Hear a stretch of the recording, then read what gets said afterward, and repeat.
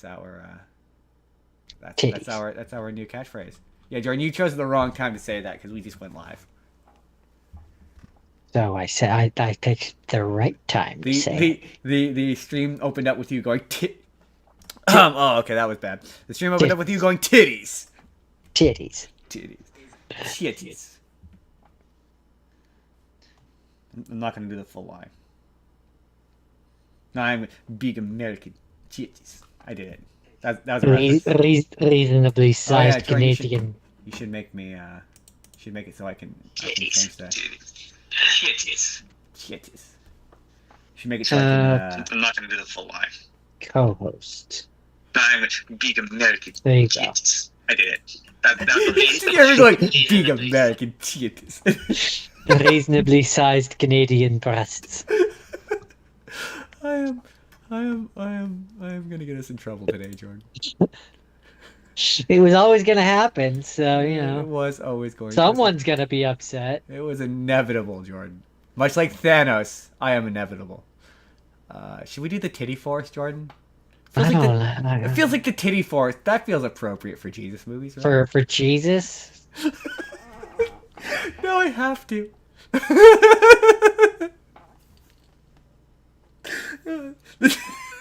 The titty force for Jesus.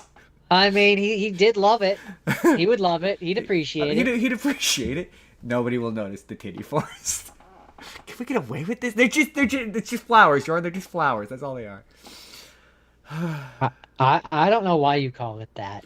I just see the plants that are surrounding us. Doesn't look like boobs to you? No. Okay, good. Let's keep it that way. I mean, unless the part which is us is covering up something which looks like boobs, I don't... Right here, Jordan. Over here. I don't know if you can see that on the stream, Jordan. If I can, it'll be a few seconds from now. Welcome to the YouTube preamble, where I draw attention to the fact that the vines look like boobs.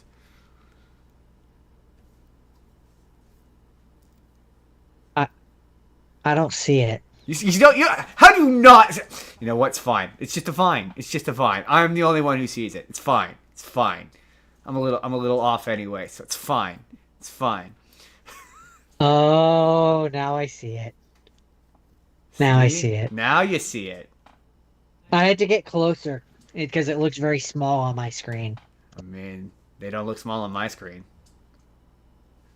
Welcome to the Spur of the Moment podcast. Oh, okay. It's a serious nice episode. Family-friendly episode. It's a serious episode. Okay.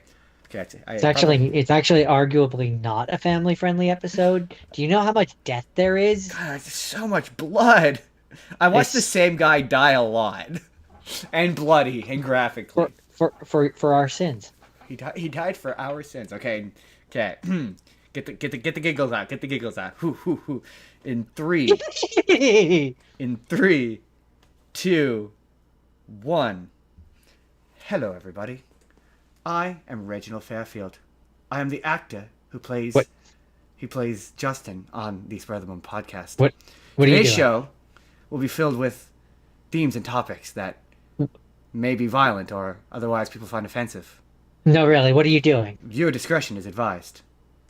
I shall not rescind back into my podcast persona. This must be a bit. What happened there? I blacked out. Right. This podcast is brought to you by the Arte Media Pantheon. Please head to artemedia.org to see all kinds of podcasts from our great friends. And if you'd like to start your own podcast, they can provide you with the tools and resources to do so there. So please head to artemedia.org. That's ARETE media.org. That beginning part was weird. Yeah. Welcome to the Spur of the Moment podcast, everybody. I'm your host. I'm Justin. And I'm joined as always by my co-host. And I'm Gregory Forfield. I don't. See, I can do it too. I don't know what we're doing here. I don't. He's the incomparable Jordan. I'm Justin. We're not played by actors. On today's show. News, Jordan, the news. We're going to talk about the Spider-Man trailer. Today is going to get weird. gonna get weird. It's already gotten weird. On today's show, movie news first. We're gonna talk about the Spider-Man trailer. We got Minions casting news, something about Megan Fox and Demi Lovato. The Batman. We got Sonic the Hedgehog 4 news. We got Minecraft movie news, and then it's the most controversial episode ever we've ever done. The most controversial episode ever so far. And so far. And we're gonna do the disclaimer now. No, should we do the disclaimer now or wait till we get there? We're gonna wait till we get there to do the disclaimer of many. You know what the topic is because you've probably seen the thumbnail, but you're not gonna find out what it is. I'm not gonna tell you. I'm gonna make you wait 3 days. See what I did there, Jordan? I did. See what I did there? I just. See what I did? Anyways. And then at the end of the show, I'll give you my response in 3 days. I see what you did there. You see what we did there? See what we did there? And then at the end of the show, to end the show, we may have guests stop by. I'm gonna send out the information to them, and they're gonna come hang out for a bit, friends of ours, and we're gonna celebrate the fact that we hit 400 subscribers by once again eating spicy shit for your enjoyment. Cut to the end of the episode. That's the moment I'm gonna cut. Right there. And then the audience will see the rest of me be like, oh man, that's so spicy. The rest of you who are watching live will have to wait to the end of the show to get that, but if you're watching the YouTube video from later, you will have already seen that. Jordan. Whoa! I didn't mean to do that. So Jordan, let's dive straight into the news. Da da da da da da da da. Yeah, we'll begin with Spider-Man. Da da da da da. Oops. To make this more fun for me and more interesting, I texted you a single word about how I felt about this trailer while I quickly send people. I'll send it to them later. I'll send it to them later. I sent you one word. Tell the audience what that word was. Conflicted? That was the word. And I want believe you, Jordan, to guess why I feel conflicted. I think there's a lot of cool things in there. I think there's a lot of reverence to the comics and a lot of things that are done right. I think that you, like me, don't love that he is so entrenched in Mary Jane and the fat one's life. Well, that feels. I can't remember the character. Ned's life. That felt uncool. Yes, and. That's it. That's it. Oh, interesting. That's why you're conflicted. Oh, no, that's not the only reason. There's a lot of really cool stuff in there. I think there was also tech or something that you don't like. Interesting. Okay, so you're mostly right. That's very interesting to me. Yeah. Number one, this is the most. I know what you're alluding to. You're also saying how you don't like how there's tonal consistency issues of the fact that he goes to swear, and then gets zapped in his mouth. Oh God, I love that shit. No. Really? Because in other shows you have issues with that. No. For me, the tonal inconsistency is like if it will be when Punisher. But to be fair, I don't find any of. Yes, to a degree, it's different. To me, this is more akin to taking a Punisher from his comic and dropping him into a Spider-Man comic and having him. To me, this is what Deadpool and Spider-Man should be. Like when they eventually, and there's an interview with Tom Holland where he says it was exciting to take an R-rated character and mashing him down to be a PG-13 character. That's fun.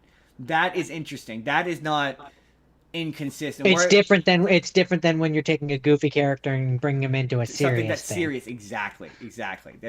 I know it's maybe hypocritical, but you're mostly right. Yes, absolutely. This is probably the best Spider-Man shit we've ever seen in a movie ever. Like, I still think objectively up there. I think objectively. I don't love that. I don't love that he's in the whiny poor me phase. Objectively, the best Spider-Man movie is currently Homecoming. It's objectively the best Spider-Man movie. I will hear no other answers because it is the most Spider-Man he is. The most Spider-Man scene in Spider-Man history is that bank vault scene. I That is I the do most Spider-Man scene in Spider-Man existence. I do agree with you, but There's so much Spider-Man shit that the looks phenomenal in this. but the just to real quick, it's hard for me not to say that first Andrew or not Andrew Garfield. Tom Holland, No, Tobey Maguire. the very first The the Spider-Man the movie. problem the problem It's hard not to say that that's not like because that's that would be if he quipped and joked more. Like that's the only thing that yeah. separates it from being the best. I'm just saying It's no a because close second. It's a because of the close time second, in but which it's it came definitely out second. and like because of where comic books were at the time, it was the best we were True. gonna get at the time. And If he joked and quipped more and there was more physical shit, I'd be with you. But currently as it stands in the rankings, it is indisputable and inarguable in my opinion. Homecoming is the best Spider-Man movie. Flat out, full stop. This looks like it will usurp that though. Like the best Spider-Man shit I've ever seen is the bit so much of this is the best Spider-Man shit I've ever seen, but the bit between him and Punisher is the most Spider-Man shit in a movie ever. Ever. yeah, Ever. Hands down. You're correct. I hate the fact that MJ and Ned are in this. Hate it. Hate it so much. Cannot stand it. I hate the fact that he's still pining at. There's a 4-year time jump, and you're still pining after these people. Like it's like if you're gonna have him pine over them, it shouldn't have been a 4-year time jump. I hate the 4-year time jump. I hate that. I hate that all the best Spider-Man shit is gonna be seen in a montage. That's awful. And I agree with you. I hate sad sack Peter Parker. He's not a sad sack in the comics. Like in that Insomniac game, he's not like a sad sack the entire time. Yeah, he has moments where he's sad, but he's not a total sad sack. I hate that.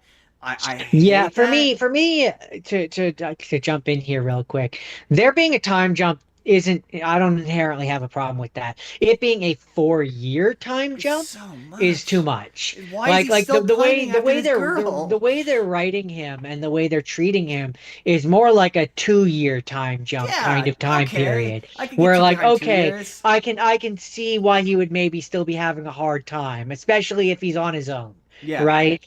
That after 2 years, okay. After 4 years, people have gone through high school in 4 years. That's a right. long time period. You change a lot in You four know, years. if for to still be pine, and I get the situation in which they broke up is traumatic, and the Sure. situation in which he broke up his friendship with Ned is traumatic. But it's Right. I hate that so much of the plot of this is contingent on him pining. I'm really hoping that this is just a case of it's a small part of the movie, and it's only in the Yeah. beginning.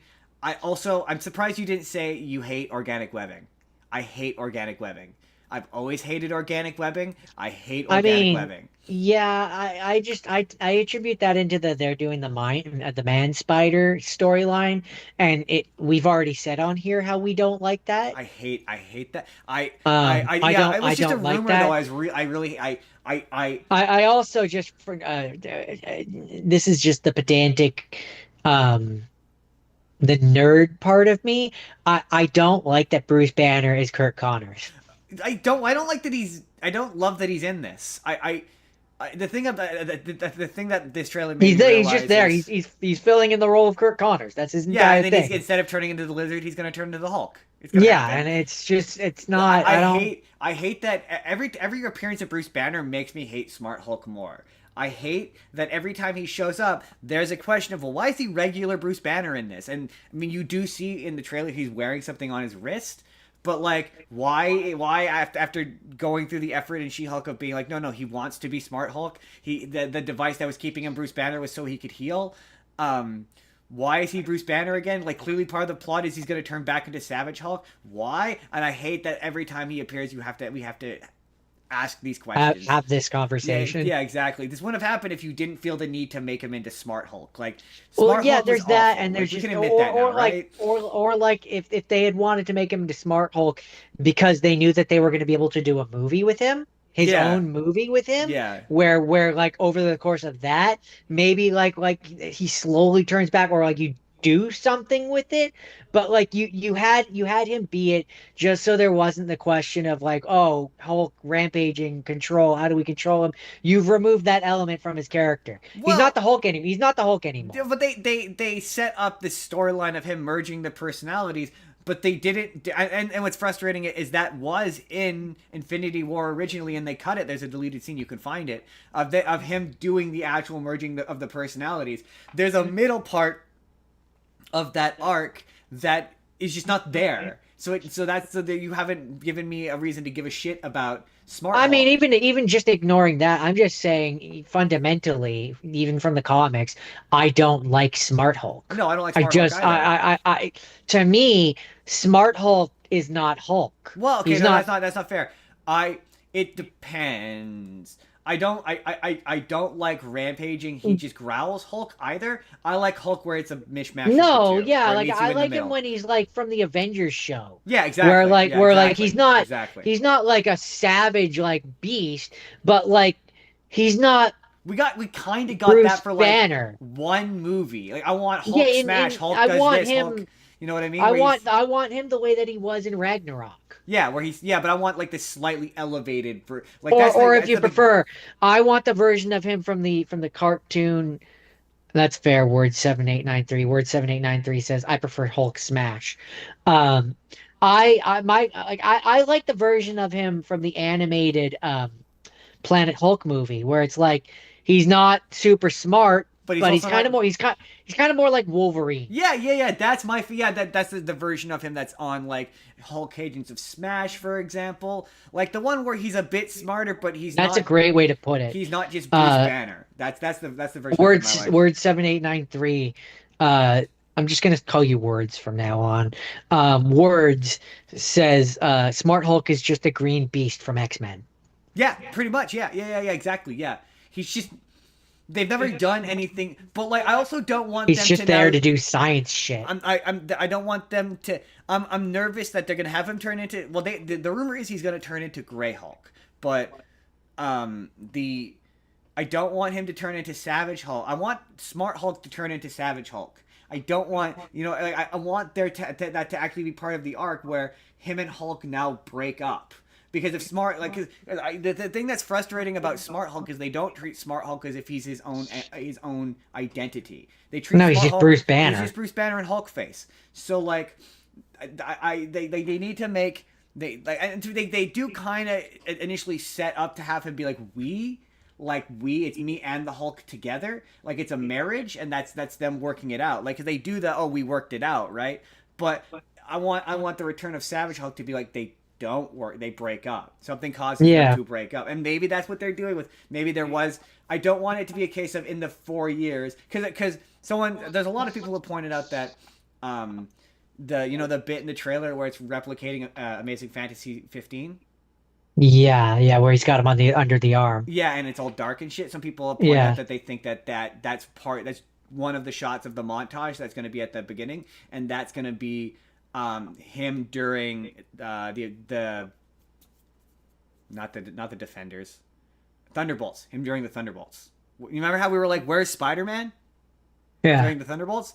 That shot is people are theorizing of what he was doing during the Oh, Thunderbolts. interesting. And I'm Interesting. like, okay, that's cool. I'm down with that. That's cool. I like Yeah, that. That's cool. I mean, there's so and much that, shit in this trailer to like. Like there's so. I mean, Oh my there's god. there's so many references. I love Scorpion. Scorpion looks Um, phenomenal. He's he exactly looks what I want him to dope. be. He looks a lot like the one from the show, which is exactly Yeah. what I said they should do. I'm like, that's the best way to do a more realistic looking Um, Scorpion. He looks phenomenal. Like there's a lot of really stupid criticisms I've seen which have been irritating me, which is like people are like, oh, it looks like it's too jammed packed. It should be. That's the thing that people like. Anytime anyone says that, like if it's like, oh, you've never read a Spider-Man comic then, because Spider-Man comics are always jam-packed. There's always I mean, yeah, like, in different- a good Spider-Man comic, there's like he'll 4 or 5 fight. villains he fights. Yeah, like in 1 minute he'll be fighting Scorpion. Next minute he'll be fighting Mysterio. Yeah, Next that's minute he'll what be a fighting Spider-Man Doc Ock. comic That's is a like. Spider-Man. He is a slice of life guy where he's that's his Yeah, life. like You're that's seeing like it. what I've realized has begun to irritate me is the complaint that oh, the complaint about the new Avengers, it's just going to become a cameo fest. I've seen that so many times. I fucking hate it because it's obnoxious.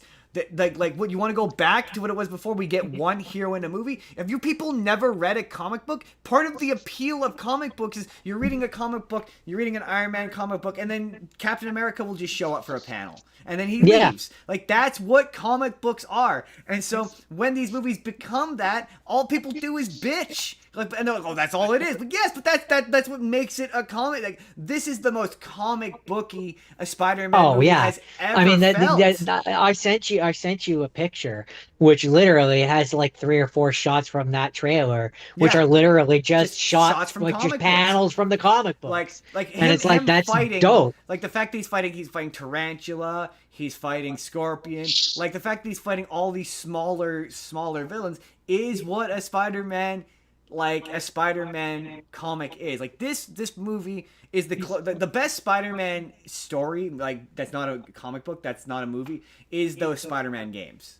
Like, to this day, they are the best Spider-Man movie. Now that being Spider-Man said, television show. Like, there's the one shot where Spider-Man is fighting against, and I'm gonna show my ignorance here, the Red Ninjas. Yeah, that's the Hand. They're supposed to be the Hand. So there's a theory that I don't know who they are. They are, you know the Teenage Mutant Ninja Turtles. Yeah. You know the Foot. Yeah. They're what the Foot is making fun of. Oh, interesting. And they're a Daredevil thing. They are a Daredevil thing. Yeah, they show up. So I was gonna say, because there was a thing that I saw going around where that one shot where Spider-Man is fighting a bunch of them. People think that Daredevil's in it. Yeah.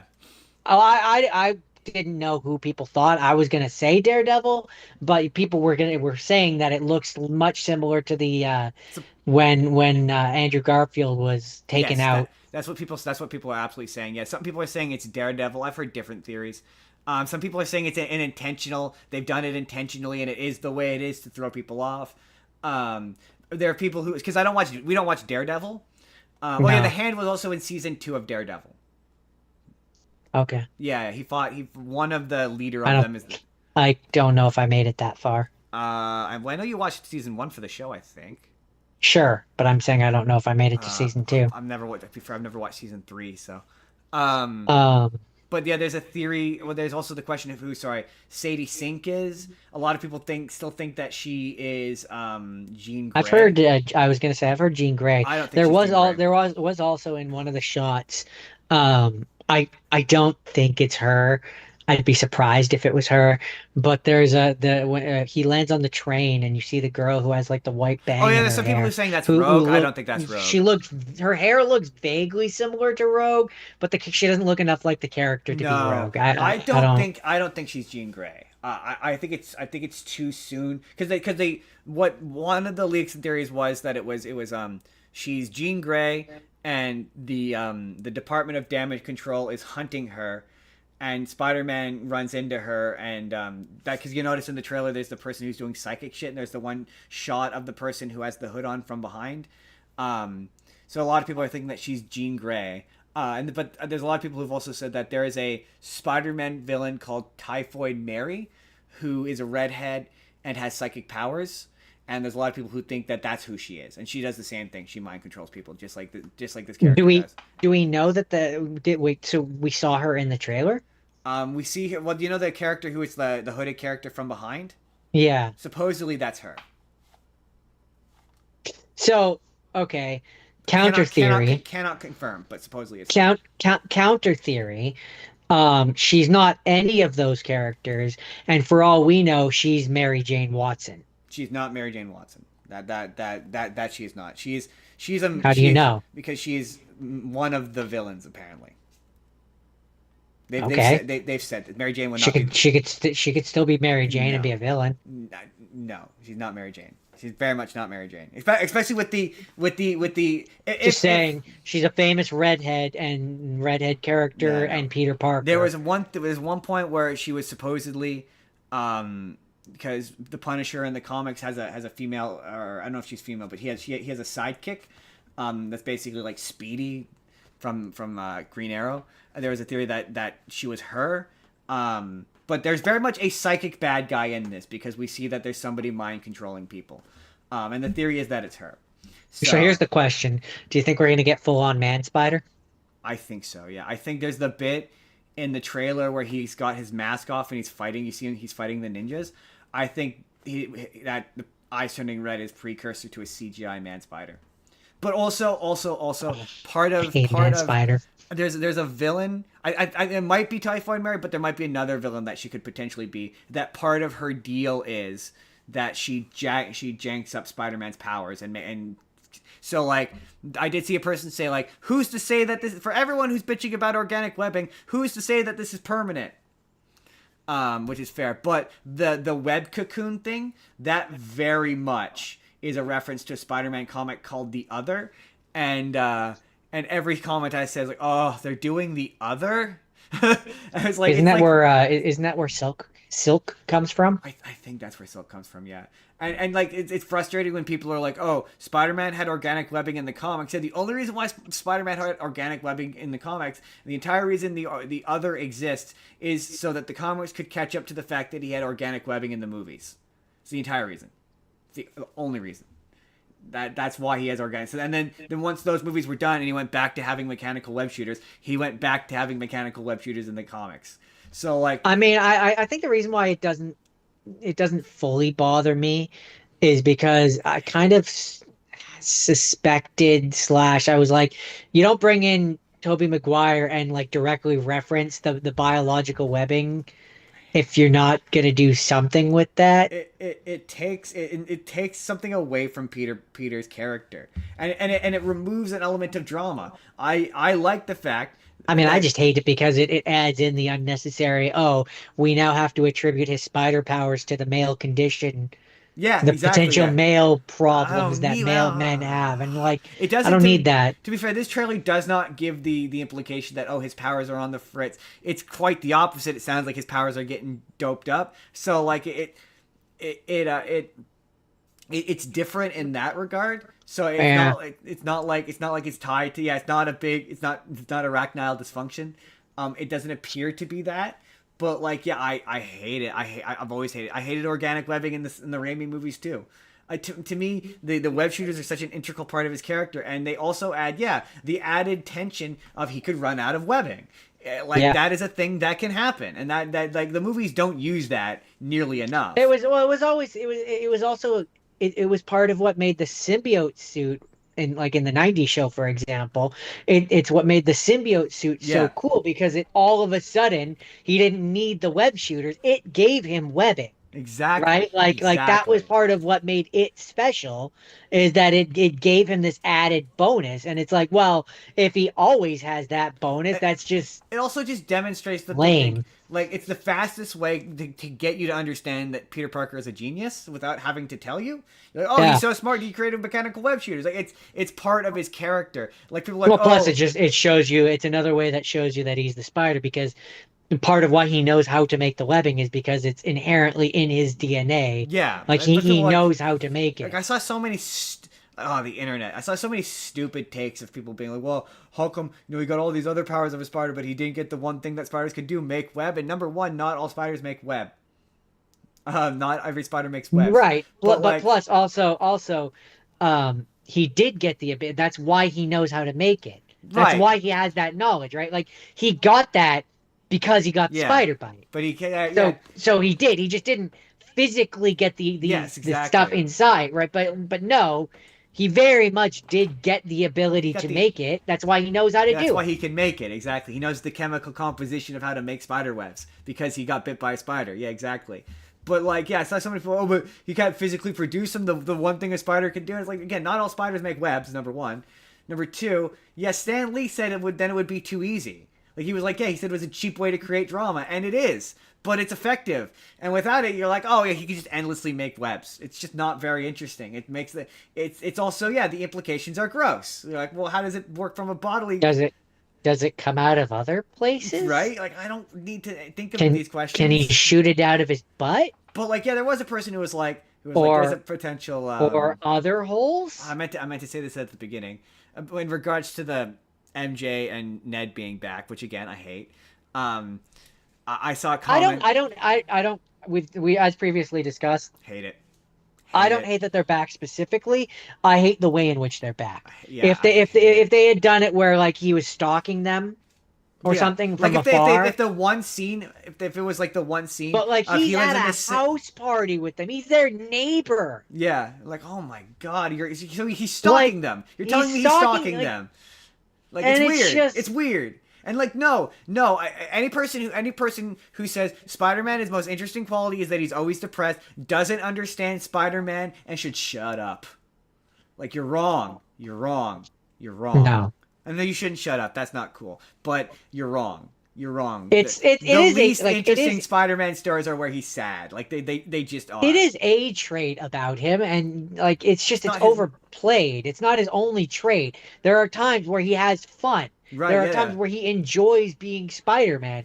The point of what makes Peter Parker and what makes Spider-Man the character is he is the most relatable character because yes, he does have suffering and he does have like Yeah. moments But which like make him human, but that doesn't mean that like okay, if like the first 30 minutes he's sad and then he gets over it, then yeah. that's a fairly accurate Spider-Man thing. Like if Peter But Parker like is sad and he having puts the on the mask and entire he's not a huge bummer, then sure, all right, okay, cool, that's then fine. I'm fine with that's that. Spider-Man. That's That's Spider that Man.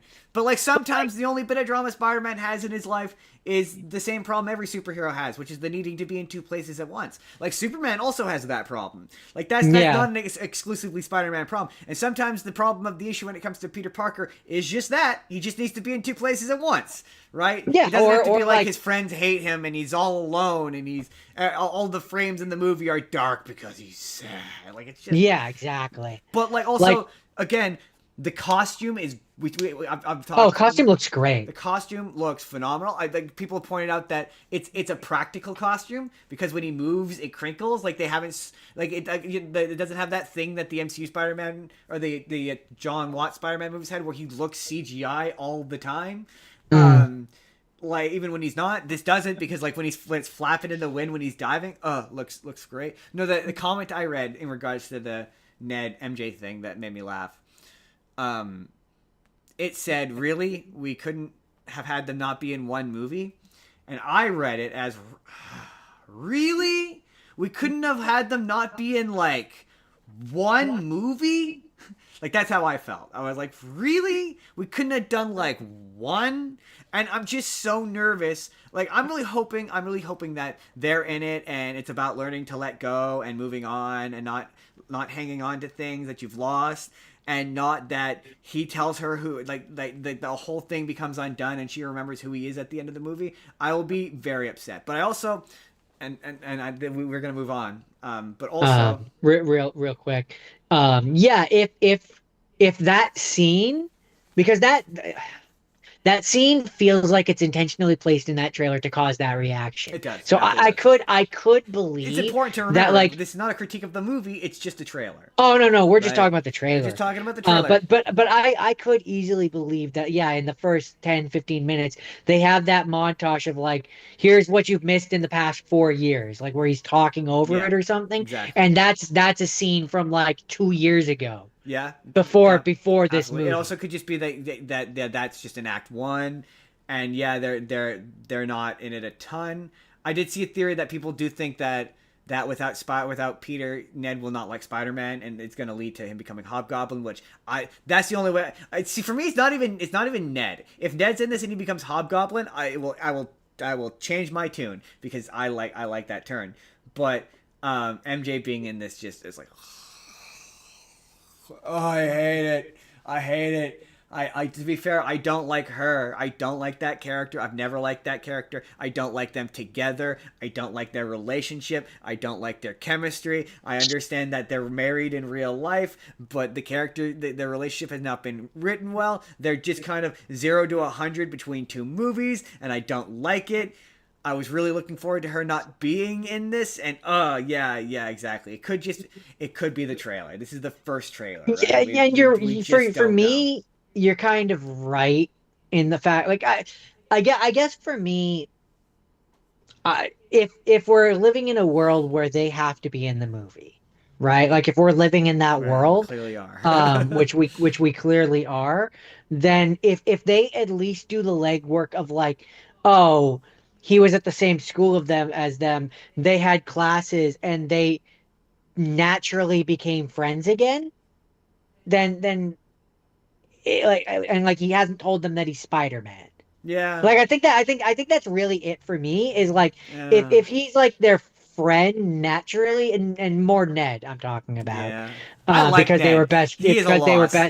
because they were best friends, right? Yeah. Like so like if it's like a thing where like they were in classes together and then they're friends but now not friends from high school but like new friends but not new, like you know what I Yeah. mean? Like Yeah. Yeah. Yeah. if they set it up where they naturally build that friendship up again because they were friends once, so it makes sense that they would be friends Yeah. again, then I could learn to live with it. Really, for me, it's the he can't tell them that he's Spider-Man. No.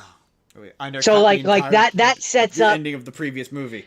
that sets up to me, yeah, Ned becoming Hobgoblin is they're now friends again, but Peter knows he can't tell him stuff, and so there's that divide of like maybe he's taking pictures of Spider-Man in this universe or something, and he's like, oh, you have time for I Spider-Man, but you're always bouncing out on me, I'm not right? Like I'm well the Ned Leeds version of Hobgoblin is not he doesn't he gets mind no, wabbing. no, but I'm saying that we have this is the MCU version. It Yeah, would be if different. I honestly I'm never for changing characters, but like I'd be cool with just making him the Green Goblin. He's this universe's Green Goblin as opposed to the Hobgoblin, and then that's a like he's still a goblin, but it's a and then this is the way we do the goblin thing because yeah he's missing a goblin, and I don't think I I don't think any of the No Way Home versions count as that being his Green Goblin. Like I think he deserves a Green Goblin. His own Green His own Goblin. Green Goblin, yeah. I think he deserves his own Green, and just like I believe he deserves his own Doc Ock, and like there's no, I don't think it should be like oh no, Alfred Molina is his Doc Ock. I don't think he should I, get his I own don't Doc know. I Ock. don't know how you could say that when they're not. I That's not his. He comes from a different I more universe. mean like don't be like oh Alfred Molina Doc Ock also looks like Alfred Molina in this universe. Like don't do that. Oh, no, don't do that. Don't do that. Don't do Not that. only, not least of which, because then you lock yourself into an ancient actor. Exactly. But Don't do that. But yeah, there's so it would take a. I saw someone say there's no bad Spider-Man movie. He truly believes there's no bad Spider-Man movie, and I'm like, no, I'm never having a bad time in a Spider-Man movie. There's never been a Spider-Man movie where I was like actively upset. Just yeah, sometimes perplexed by the choices, but never actively upset. So like, yeah. but so But much of this that's looks that comes down to because phenomenal. I love Spider-Man, so Like I'm a fairly easy lay. the action, like this is the cleanest Spider-Man. I'm sorry, John Watts, he was not good at directing action. Like, yeah, it was some of the better Spider-Man stuff, but the Russo brothers always did Spider-Man better. But this is the best Spider-Man probably has ever looked since maybe the Raimi movies. Like, perhaps Yeah, some of the Amazing Spider-Man he too, looks but good. the fighting looks like the game. Like it looks like. But yeah, I said this on Threads. This is where I said that bar none, the best Spider-Man story, best Spider-Man movie television show is that game. Like the best, the most emotionally connected I've ever felt to a character in Spider-Man that wasn't Spider-Man, was Doc Howard. Ock, Howard. Doc Ock, No, Howard. Howard. Doc Ock. Yes, but I'm saying yes, but the most emotionally connected I felt towards a character in that is Howard, the character Howard. Like I got emotional when you swing back in the second game and he's gone. Like that to me, there's no moment like that in any of or when you're sitting on the bench when Spider-Man's sitting on the bench chilling with the person the girl's grandpa and it's just them hanging out, just chatting.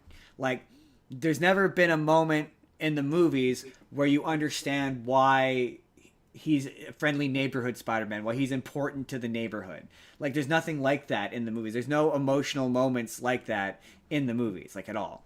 There's nothing remotely comparable to that mission where you're letting Howard's pagers No, go. but I mean to be fair, you're describing the difference between a long game, which is able to have a lot of small moments like that, and a movie which has to have a narrative driven, Sure, focused on but the. I would make the argument. I would make the argument that Number. That's why I compare. That's why, while I do agree with your comment about that and et cetera, et cetera, I mentioned Doc Ock because Yeah. he's in the main narrative, Yeah, and but I think they do a better job with that oh well, character in the yeah. I mean, game yeah, absolutely. But um, my point is, than like any of them on the movie like screen. even in even in television, there's never been a moment like, and but you could accomplish that. You could introduce like early on in the movies where he's just out doing Spider-Man stuff, and you introduce a character like Howard, and you have it where he appears throughout like 2 or 3 movies. You see that character in small scenes, and then the third movie you find out he's gone, or you have a moment where Spider-Man's at his lowest and he goes to visit and Howard's gone, and then it's impactful. Like to me, Spider-Man, and that's why I'm excited for this movie,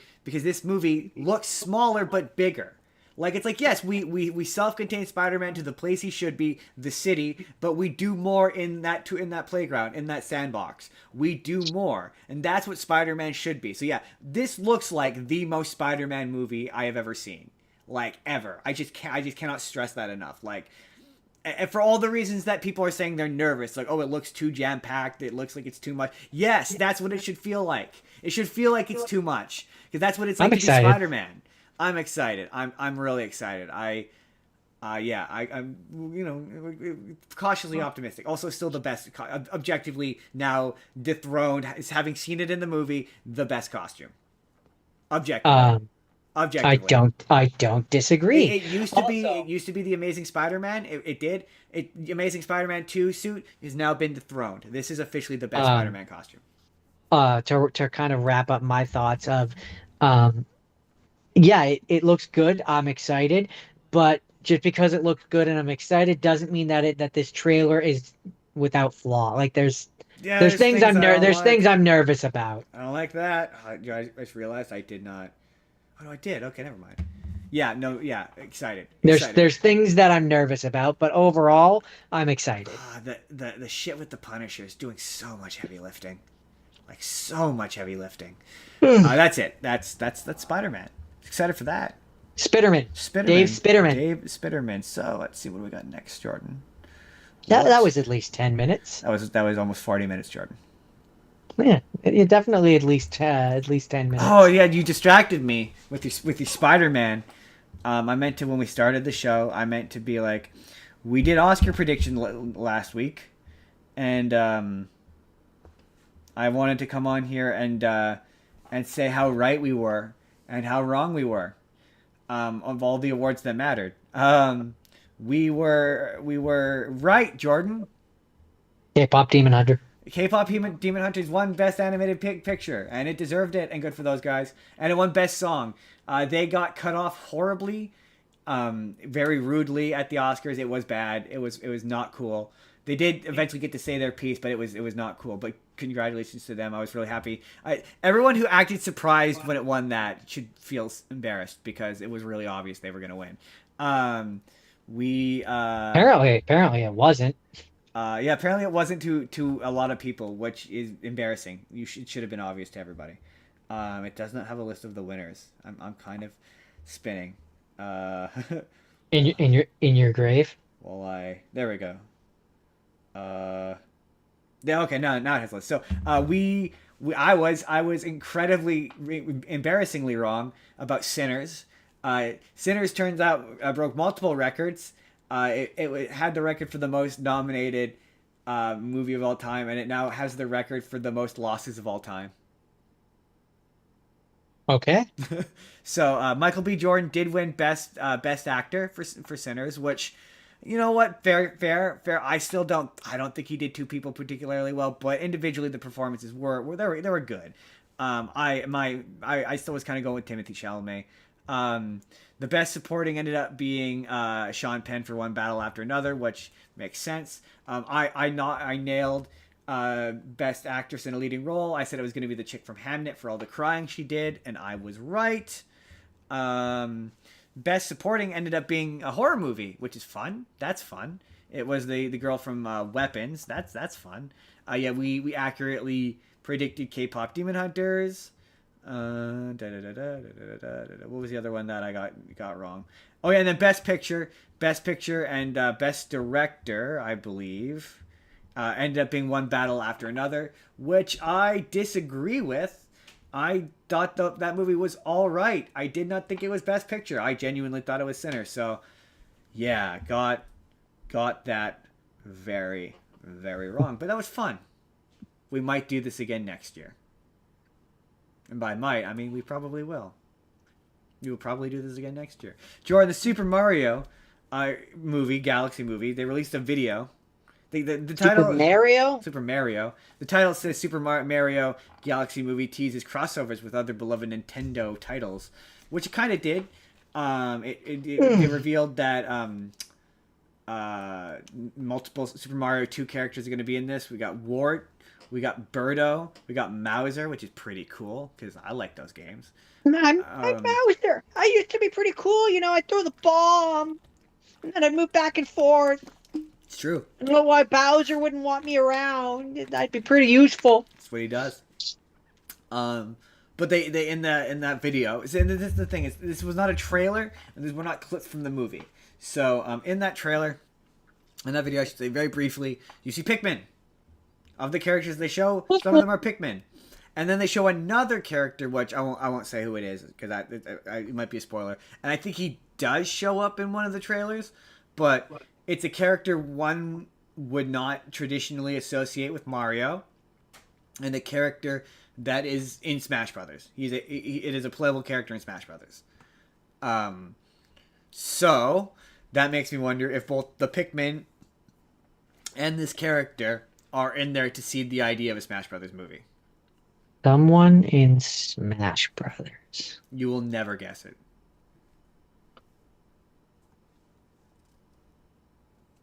Donkey Kong. It's not. I mean, he was in the first one. It's not Donkey Kong. I mean, I could Dr. Mario. It's not Dr. Mario. I could tell you. Master Hand. It's not Master Hand. I could tell you. Yeah. I can tell you who it is. No. If I wanted to know, I would look it up myself. But yes. So I think they're seeding the idea of a Super Smash Brothers movie. Would make sense. It would make sense. Question is would they have Sonic show up? I don't know. Movie Sonic. I mean, it would be pretty rad if movie Sonic showed up. That'd be kind of rad. That would be rad. I personally, I much prefer that Mario, but the movie Mario, walk out of a portal into Sonic 4. Out of a ring portal. And it's just Chris Pratt with a Mario hat on. I mean, that would also be funny, but no. It's animated Mario. It's animated Mario. I do enjoy the implication that Crossworlds game, that's all like everything is part of the Sonic universe theoretically, because they all go through the portals, the Crossworlds, the racing game. Oh yeah. Because they all the portals you go through are the Sonic the movie portals. Technically, yes. So Mario could theoretically walk out of a portal. That'd be fun. I'd be down for that. Jordan, they announced this officially has a release date. There's another movie they also announced. But walks out of the portal and is like, "It's a me, Mario." And then because it's Ben Schwartz, he'd be like, "Just so you know, you're a video game where I come from." Very cool. That's what he would do, because that's what Ben Schwartz is. That's unfair. I like his Sonic. Yeah, you know what? We might as well do Sonic next. Actually, we'll do the Sonic news next. Jordan, they officially revealed they put out a trailer, said that they'd started making Sonic 4, and they officially announced that he's coming back. Jim Carrey's coming back. Oh. He's coming back. Man, the man who would do no sequels is doing a lot of sequels. Man, he sure loves Sonic for some reason. Really love Sonic. Really love Sonic. I think our theory is, well, okay, until he shows up in a trailer and he mugs to the camera, I'm operating under the assumption that we're probably right. Our theory is right, and he's probably a computer voice. Yeah, that's my theory. That's my theory, because it makes the most sense. Yeah. Jordan, because like the last that we saw of the character, they kind of set him up to be dead. He's dead. But So also, to have like, it we didn't see a to have it body, so to have it be a Dr. Giro situation where he had a backup computer running all this time, and it slowly built Metal Sonic yeah. so that in the future Metal Sonic could exist just to come back in time, Or and conversely, like they do. then like he sets it up where it's like it's the Eggman protocol or whatever. So it sets it up so that in the future it will be able to build the Metal Sonic, and then the Metal Sonic is built and set back in time so that it can save Dr. Robotnik. That would make sense. And then he doesn't die. Yeah, that makes sense. Yeah, Yeah, that would make sense. Yeah, in fact, that makes like the most sense. he Is saves him. He saves him like right in the moment where he would have Yeah, died. where he would have died, and then that's why, because Shadow is apparently also in it, and then then you save Shadow. That way Shadow can live as Yeah, well. Yeah, that would make sense. Honestly, that's probably what it's gonna be, because I'm just. it just It makes just the makes the most most sense. Yeah, sense. exactly. Yeah, Like, how would you yeah, save him? Well, yeah, he would have it uh, set. He'd be super smart and have a yeah, protocol set up to make absolutely. sure that he always Yeah, survived. and then it just slowly builds Metal Sonic over time, and then that makes the most sense. Certainly, either that Especially or because you do Robo Robotnik from the Sonic that, movie. I mean, you could do that too. Because it's Metal Sonic, Um, that would be a fun. I mean, they're certainly gonna do. You might know everything I'm going to do, but I know everything you're going to do. Strange, isn't it? They're gonna do that line, right? They're gonna I make mean, Ben they Schwartz say have that to. line. They have There's a to. funny clip of him doing it in an interview once, and it was really funny. Oh yeah, that's Yeah. funny. Yeah. I mean, they have No, to, right? they They have have to. See, I to. think it would be funny if you made Metal Sonic talk and he had the voice from Sonic the movie. That'd be funny. Just a British accent for inexplicably for no See, reason. while I do think that would be That funny, would be very funny. I mean, if they're doing true Metal Sonic, he won't have a voice. But what would be kind of cool is if like one of the voice actors from the game, or Jaleel White, That would also be or funny. like one of the most, like one of the iconic voices of Sonic came and did Metal I Sonic. do kind of want Jaleel White to show up in one of these movies, and I just want a scene where Sonic saves him, and he just Jaleel White as Sonic goes way past cool, and Way past and cool. uh, and Ben Schwartz Sonic is like, I like that. Can I I have might that? I might use that. Yeah, that'd be funny. That'd be fun. I mean, they had an origin for the shoes. Why not have an origin for the catchphrases? Jordan, they announced the release date. Apparently, they're making Incredibles 3. Jordan. They also announced this Lilo and Stitch 2 officially, and I was like, don't care. But apparently, it's coming out June Uh, 16th, 2028.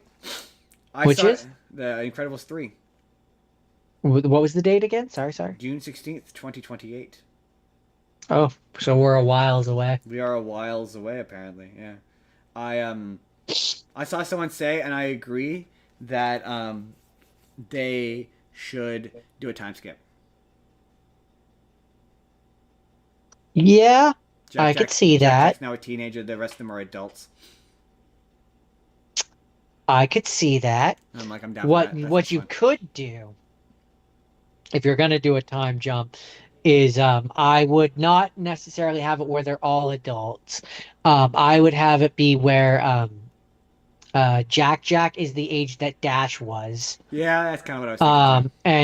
I would make it where Dash is either just about to graduate high school, or um, On the cusp of being a responsible on the adult, I cusp of guess. being, yeah, Yeah, yeah, you're not a responsible adult when you and turn 18, but still, you get my point. yeah, and then Violet could be in college or university, Yeah, that's about that's an age I'd be okay with. But I do agree they should do a time skip. and then Bob and Helen Parr are divorced. No, I'm joking.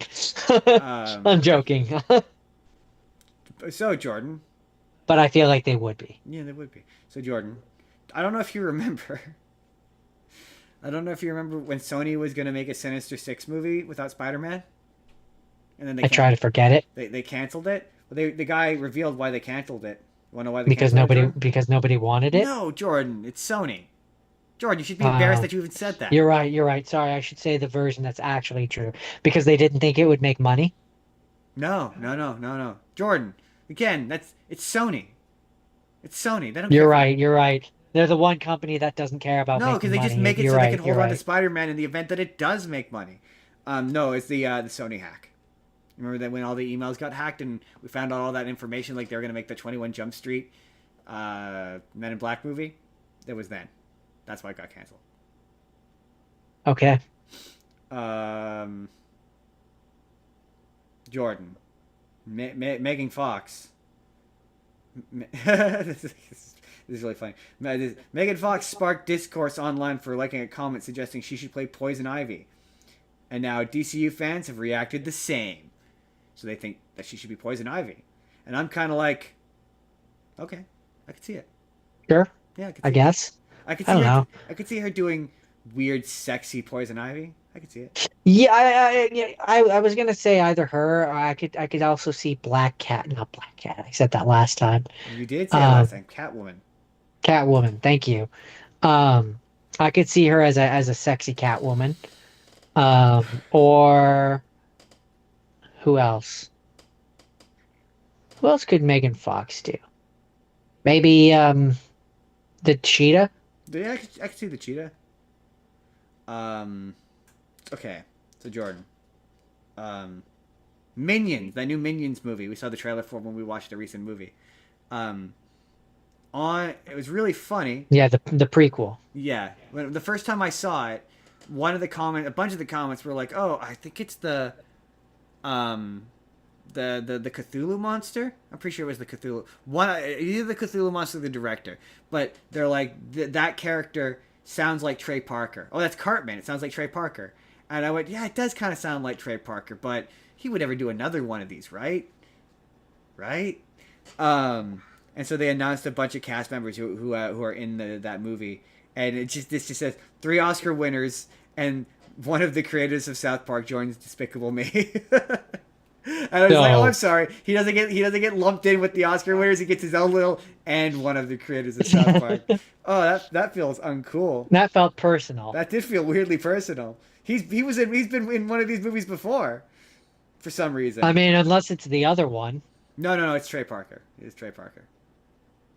No, but I'm just saying it said and one of the creators. Oh, that's so true. It's like, Yeah, that's true. Like unless it's the other one. Yeah. The other one chose to do this one for some reason. I don't know why. That is still one of I'm stoked that he's doing it. Like it's weird that he is, because the first time he did it, he did it so his daughter could watch. Yeah, it. He was like, yeah, my kids can't watch the stuff I make, so I might as well make something that they can watch. And then he was like, my favorite. Oh, I'm gonna have to see if I can find it, but my favorite clip during the promotional campaign for that movie is the interview where the person's like, why do you think everyone likes the Minions? And he's like, it's because they're pitched at the correct audio frequency so that it tweaks your inner ear. It's like 2 to 3 semitones. He's like, it's what the Canadians are tweaked to on South Park. It's like it's a particular audio range, and not because they're cute or adorable. This is because they're tweaked at this correct audio thing that it tweaks the dopamine rush in your brain. They're designed to tweak your brain. Yeah, they're designed that way. It was really funny. So cynical. It was so cynical. It was like, I respect it. He's here for the paycheck. He's not wrong. He's here for the paycheck, and he knows it. He knows it, and he's not willing to admit it, or he's perfectly willing to admit it or demonstrate it. So Jordan, all these past Disney stars they're feuding, Jordan. They're feuding over the Mount Rushmore. Yeah, the Mount Disney. Rushmore thing, and it made me laugh because it made me realize I have no idea how many presidents are on Mount Rushmore. It's like every time they go, "Who's your Mount Rushmore?" and I'm always like, "How many people are on a Mount Rushmore?" Is it 4 again? or 5? It's apparently 4. It's 4. 4. Yeah, okay. It's 4. But I every time that question comes up, I'm always like, I can't do that because I can never remember how many people are on Mount Rushmore. I was like, I'm Canadian. Get off my back. I was like, I know it's 4 or 5. I just couldn't remember which, because one of them I think is Washington. One's Lincoln and one's Lincoln. I think one of them is Benjamin Franklin. Now this is embarrassing. We're gonna have to Google. We're gonna have to Google now because. Hey, no, it's not embarrassing. I'm not American. That is true. That's fair. You know, that's fair. I'm Canadian. Get off my back. Now, like, if there was like a Canadian Mount Rushmore, which had like a bunch of our prime ministers and we didn't know, yeah, maybe I would agree that's embarrassing. Joke's on you. I barely know any of our prime ministers. Right? And that's kind of the point. Anyway, apparently it's George Washington, Thomas Jefferson, Theodore Roosevelt, and Abraham Lincoln. That is who's on. Yeah, okay. Okay. Who? All right. What? We're okaying as to who's on Mount Rushmore? Yeah. Oh yeah, that's who's on Mount Rushmore. Jordan. Jordan. Um, that got me wildly distracted away from the question, which was, who is on your Disney Channel Mount Rushmore? I have my answer. Hillary Duff. Hmm. Hillary Duff. I'm trying to think of the ones that I watched growing up. Raven Simone. Um, Interesting.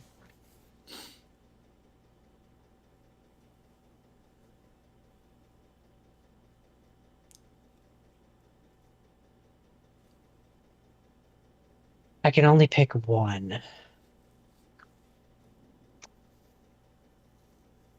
I guess I'm gonna say that they're the same person. Um, the Sprouse twins. Okay. Okay. Fair. I'll allow it. I'll allow it. Um, and Miley Cyrus. Interesting. Interesting. Interesting. Interesting.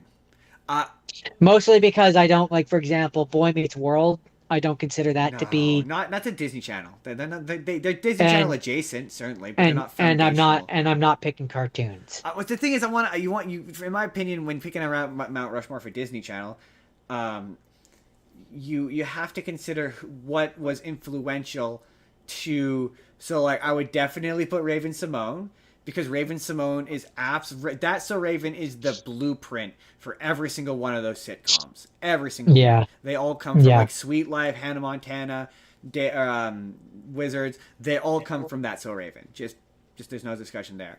Um, Hillary Duff because again Lizzie McGuire same thing for that show like without She was Hannah Montana before Hannah Montana was Hannah but Montana. that wasn't a laugh track. I would have said like that's Life with Derek before Life with Derek is Life with Derek. Like it's a single camera sitcom. It's not. I more meant because blonde white girl. Oh, I mean that too. But in terms of it being like it's the queen of the single camera laugh trackless sitcom on Disney. So it's like without one of them, but Shia LaBeouf on there. But I'm like, but no, without Hillary Duff and without Lizzie McGuire, there is no even Stevens. Like, Hmm. and then who did I say? I said Raven You said Simone. Raven. You said Lizzie. I said Hillary Duff. Definitely Miley Cyrus. Yeah. Miley Cyrus is that era of Disney Channel. She just is. Again, without her, there is no Wizards. There's no Sweet Life. There's no none of that. And then who's my fourth?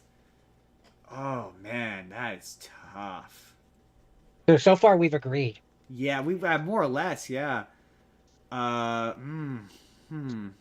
Because we've 3 out of 4 so far, we've got the same. Yeah. Yeah. I think. I don't know. I don't. Who's my fourth? Hmm. I guess maybe Selena Gomez. Maybe Selena Gomez, and that's only because um, Yeah, I don't think Wizards she is goes still on there. around. But I don't think she goes on there because you don't get Wizards without Miley. Like yeah. she exists Well, because of yeah, Miley. exactly. Wizards exists because because of Selena She Gomez was on Hannah was Hannah Montana. Montana. Yeah, exactly. That's the whole reason why Wizards exists. Oh That's why man. that's why I gave it I to want it the to be like Sprouse maybe I twins. want it to be someone modern because like obviously, but I just don't know anyone modern. Like you've got Austin and Allie, the guy who's on there whose name I don't know. I guess Liv I mean, Morgan. I don't know. I suppose, sorry, thinking about it, I suppose you could put Girl Meets World on there, so you could Maybe. put like Corey I guess and them, but but not, see, I don't think any of the Boy Meets World people are anywhere near as influential as like not yeah, they are, but just not in the same not way. the same way. Yeah, Not to Disney Channel. no, like yeah, I can't. So who's your fourth? I'm trying No, to. you have to think of it off the top of your head. I had to think it off the top of my head. Hmm. Yeah, no. You you can't Google. No, I'm not googling. I'm just trying to remind myself of who is from the Justin Timberlake. I'm gonna go Justin Timberlake because Justin Timberlake. that's going all the way back. That's the Mickey Mouse Club era. Like that. Okay. That's really the start of. And I mean, he went on to influence so many things in so many different insane. I would have also taken Britney Spears. I think she was in the Mickey Mouse Club. She's also in the Mickey Mouse Club, but yeah, it's hard to discount the Mickey Mouse Club. I'm just trying to think of the eras I lived in, and I'm like, yeah, there's no one else really from early on from when I like that from the Lizzie McGuire era that I'm like I'm trying to think of. Maybe Christy Carlson Romano. Like I would certainly put her over Shia LaBeouf. I would not. One of them put Shia LaBeouf on there, and I would not put Shia LaBeouf on there. No. Would not. I would put even Stevens, but that show is just as much Christy Carlson Romano show as it is, and she has had way more of a blueprint, way more of a footprint over at Disney. Like she's Kim Possible, Cadet Kelly, whereas he did like one movie where they said the R word a bunch, and no, let's be fair. He also dug a bunch of holes. Oh, and he did Holes. Yeah, that is true. He also did Holes. Forgot about Holes. Gotta be fair, Completely forgot about Holes. Let's see. I think that was technically Disney. That was technically. Damn, we're gonna cut that. Cut that. Jordan. Snip, snip. They revealed who is playing in Minecraft. Minecraft 2.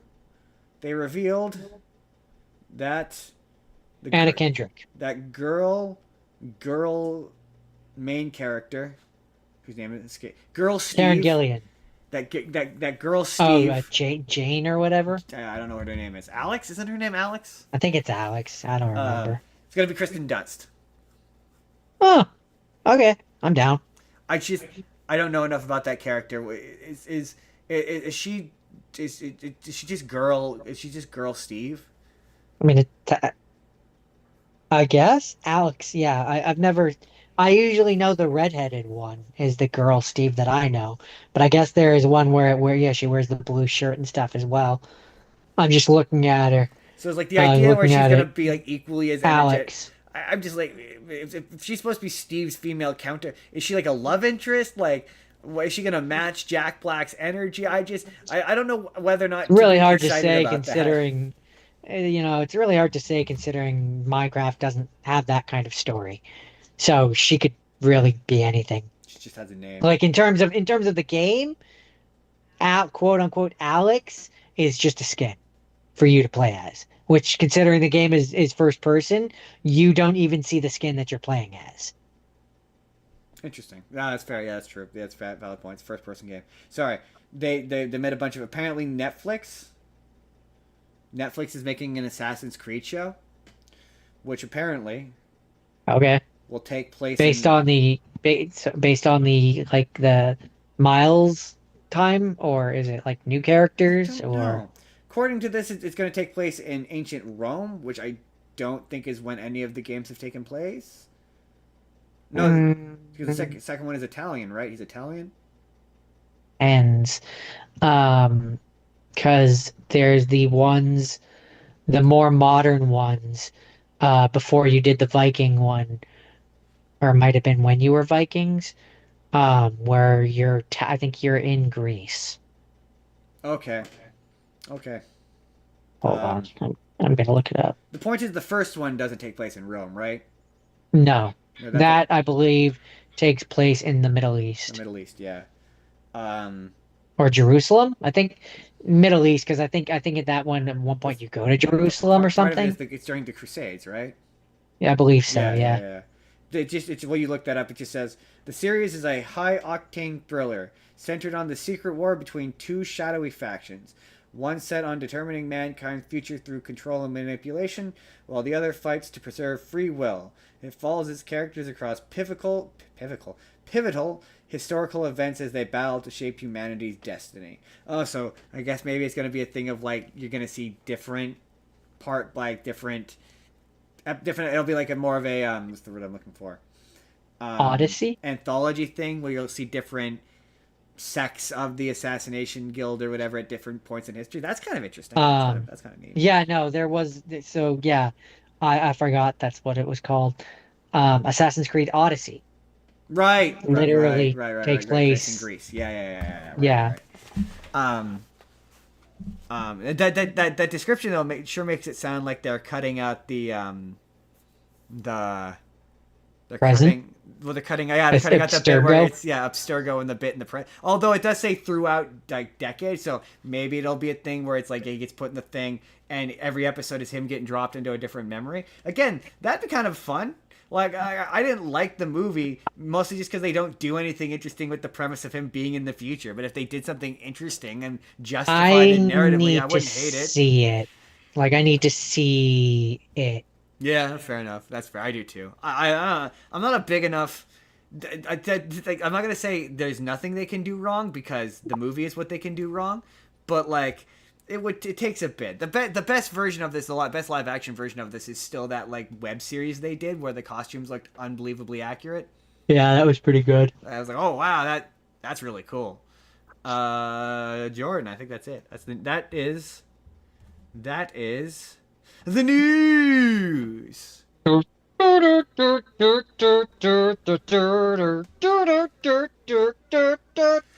Jordan, an aside, did you see that video of Donald Trump trying to teach people how to do the Donald Trump dance?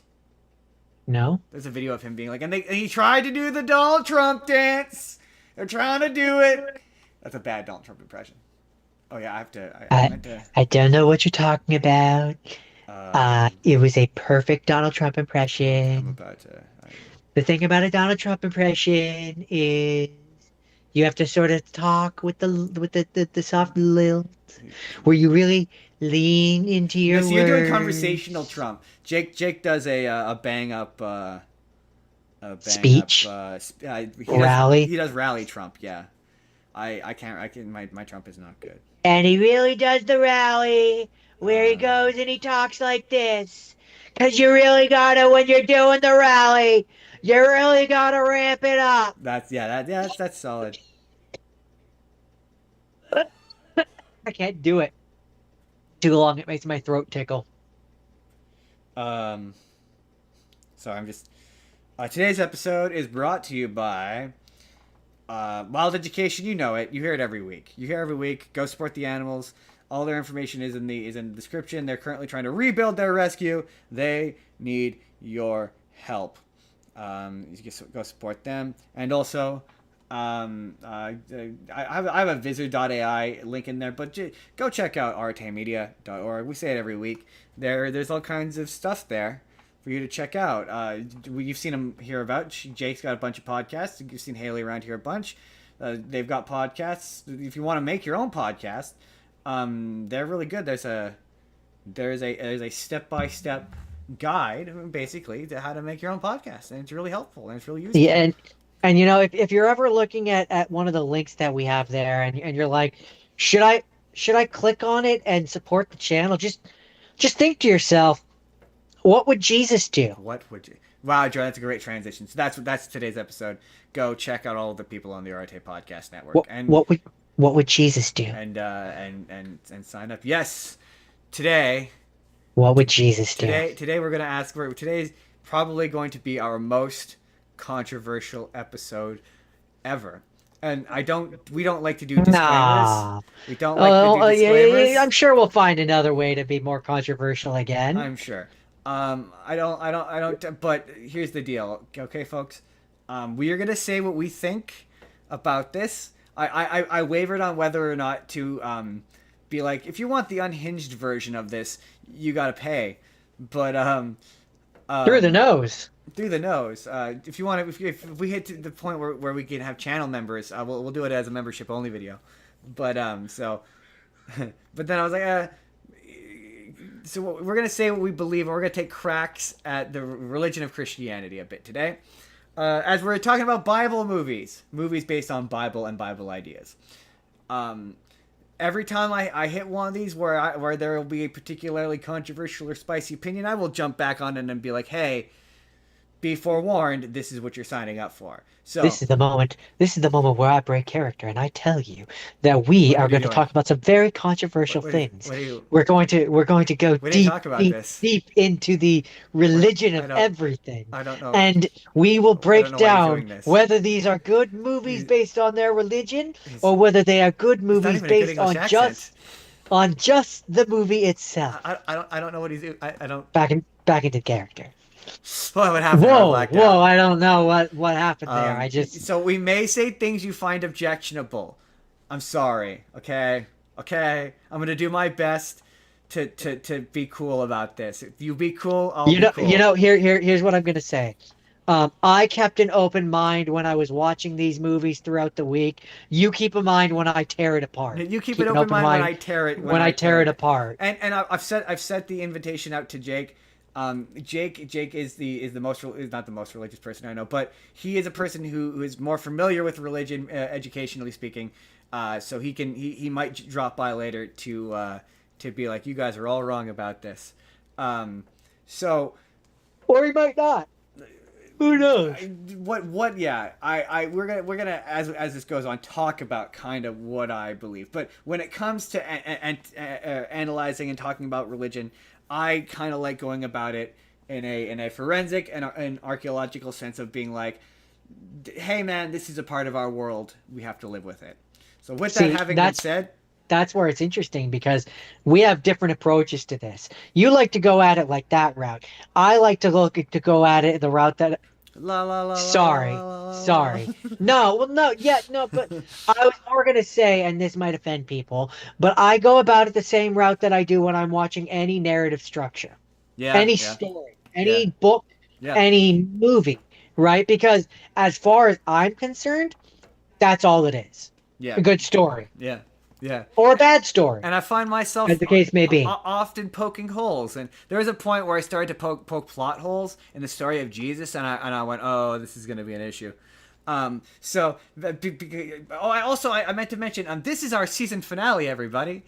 So this might be our series finale. This could possibly be our final episode. It'll be fine. Worst case, we delete it and we scrub it from the internet. Yeah, it's true. We could ultimately decide to scrub it from the internet. So I figured, being that. This was, before we get too famous and people start taking clips from it and it's forever stuck on the internet. I figured I would go first this week, and I would put my foot in my mouth first and say the awful thing first. I will say that I definitely went on a journey this week. Let he who is without sin throw the first stone. I can't throw stones. Oh. No, I can't. Me neither. There's a lot that, as this week went on, that became apparent to me about myself, my relationship to religion, and what I know about religion. Sort of changed. I became aware that I knew less about the story of the crucifixion and Jesus and all that than I Jesus thought. Of Nazareth. Yeah, than I thought. I knew way less, and so it was very interesting to learn about this and to see like the same story told a couple of different times by a couple of different people and a couple of different teams of people, and to see how they saw things. That was a very long intro to be like, the first movie I watched this week was The Passion of the Christ. Oh, we're going hard in. Okay. Yeah. Wow. We're diving head fucking first into this. Not even beginning with a softer thing. No, we're okay. not. No soft touch up in here, because the Passion doesn't believe in a soft touch, Jordan. Maybe let me tell you, first, the Passion doesn't believe in a soft touch. But also, I don't want to use the word favorite, but like, I realized at the end of this week I had a top 5 Jesus movie list, and this is definitely on it because I appreciated it for not its authenticity, because I don't think it's authentic by any sense of the imagination. But look, we're not going to tell you the story of Jesus. You know it. If you don't know it, educate yourself. Pick up a Bible. The big notable thing about this movie is that it is stupid violent. Like, it is stupid violent. It is shockingly violent. Like, even I went like, oh my. Funny story from my childhood with this movie. I think I've told this before. But when I was a kid, when this movie first came out, my grandmother and my aunt went to watch this movie, and they came back, and my aunt was utterly horrified and completely traumatized. And my grandma just kind of shrugged and went, nah, that's what happened. And she was completely unfazed. And it always should be upsetting my mind, because this is a woman who refused to watch Kiki's Delivery Service because she was a quote witch.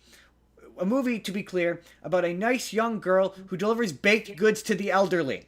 And the only thing she does that's remotely like witch-like at all is ride a broom, which she theoretically could do if it was a mechanical broom. How do you know it's not a mechanical broom? It could be a mechanical broom. And technically talking to a cat. Sure, but like I watched If we're being pedantic. I watched this, and there was another guy who he posted, and he called this movie art. Art. He was like he akin this movie to basically like having a religious experience. So like I went into this with some high expectations, and like, oh my god, it's too much. It's too much. It's entirely too much. Like I don't understand how. Like I will never, if I ever see a Christian complain about something being too violent, I will never be able to take them seriously, because I will be like, you people like the passion. See, this is gonna set the tone for the rest of the show, Jordan. You think Catholics watch that movie and whack it?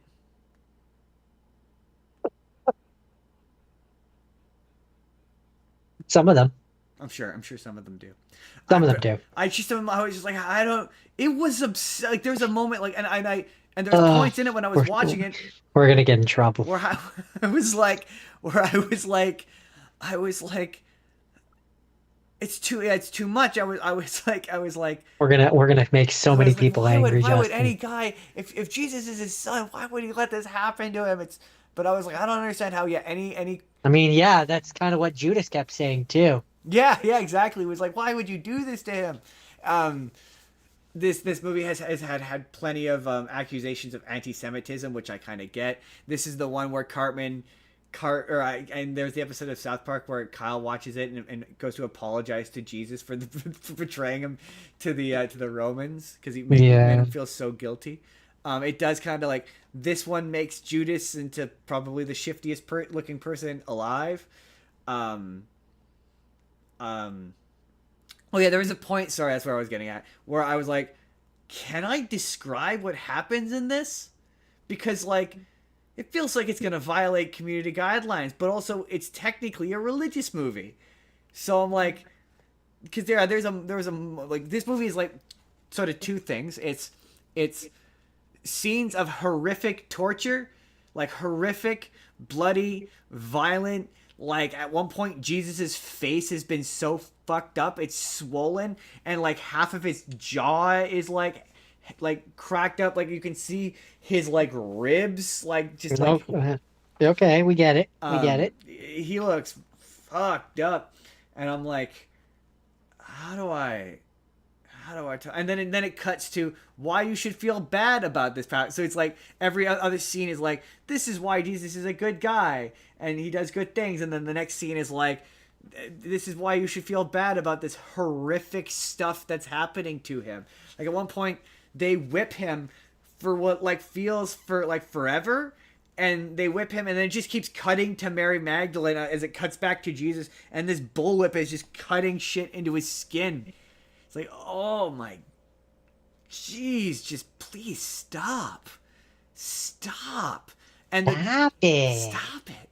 The thing I appreciate about it, though, that I liked, is I discovered my favorite category of Bible-connected movie is where it feels like it's approaching it with a sense of kind of reality.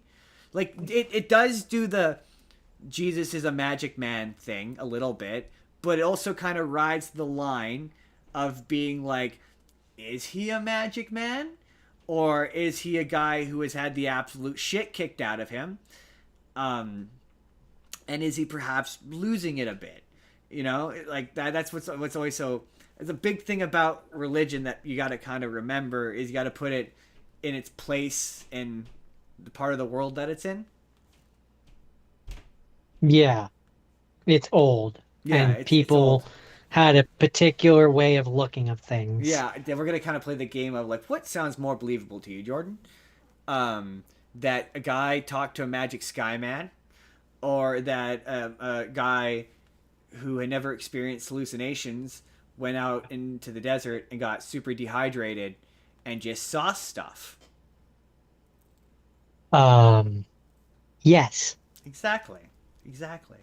Um, but yeah, this movie is upsetting.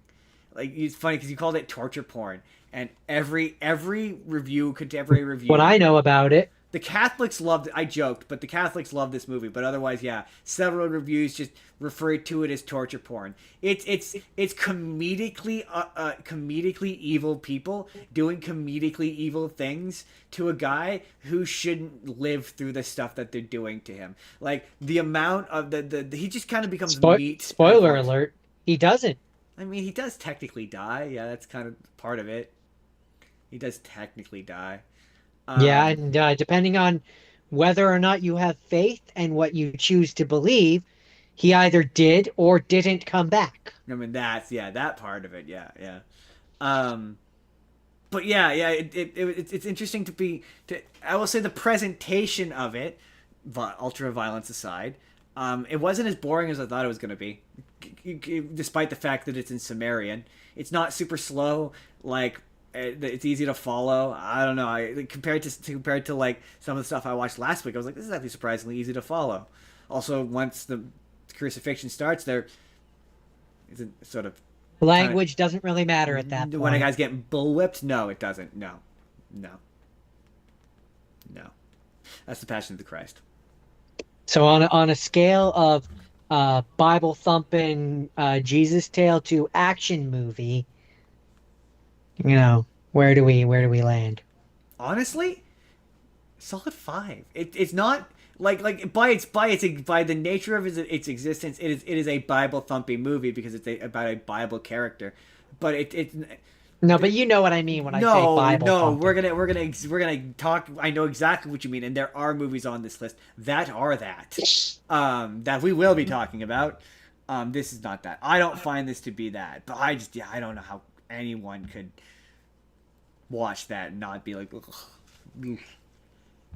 So after that, I guess unless you have something else to say about the Passion. I have nothing further to say about Passion of the Christ. Okay. My first rapid fire, it was far softer, and by the sounds of it, more pleasant. It's called The Miracle Maker. It's sometimes subtitled The Miracle Maker, The Story of Jesus, Jesus. which, and I didn't know this until just now, was a Welsh-Russian stop-motion animated film. Oh. So the version that I watched was apparently dubbed. Oh. It was originally in Welsh or Russian. I don't know, but Both? Had to be both? I suppose it could. It's not It both. it tells the story of the life of Jesus from the perspective of secondary characters such as his disciples, the high priests, and in particular Tamar, the daughter of Jairus. Yeah. Most it's fun fact about most Jesus stuff. It's usually told from the perspective of another person. Who, fun fact, was previously unnamed in the Bible. Oh. So I guess this was the first time that she got named. How dare they? And so, story aside, I like the animation in this. Yeah. Some of these movies I showed you one of the scenes, and I like how like when it's in the kind of, so it'll do this thing where like it'll give flashbacks, or Jesus will be telling like a story or a life lesson sermon, whatever, or like when Jesus has visions or spiritual encounters, it'll go to like 2D animation, and it's really pretty 2D animation. It looked cool. I was like, oh, that's neat. I like that. And then when it's in the moment and it's like the reality or what have you, it's in stop motion. Yeah. And I just, animation wise, I thought that was really neat. Yeah, I found the best movies this week were the ones about Jesus. That's fair. I think maybe because his story is the most, especially the end part of it, is the most like I don't know, Um, sensical. I don't know how to put it, but they're just the most so well made, I guess. I don't know. so this is where I have to say the thing that might bother some people. Um, one of many, I'm sure.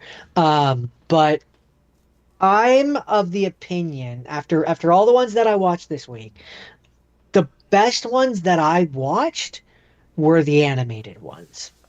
Fair. That's fair. I Um, cannot say the same thing. and for me, I think that's because sorry, but when I hear the story of Jesus or Noah or Moses or any of them, it's a fairy tale.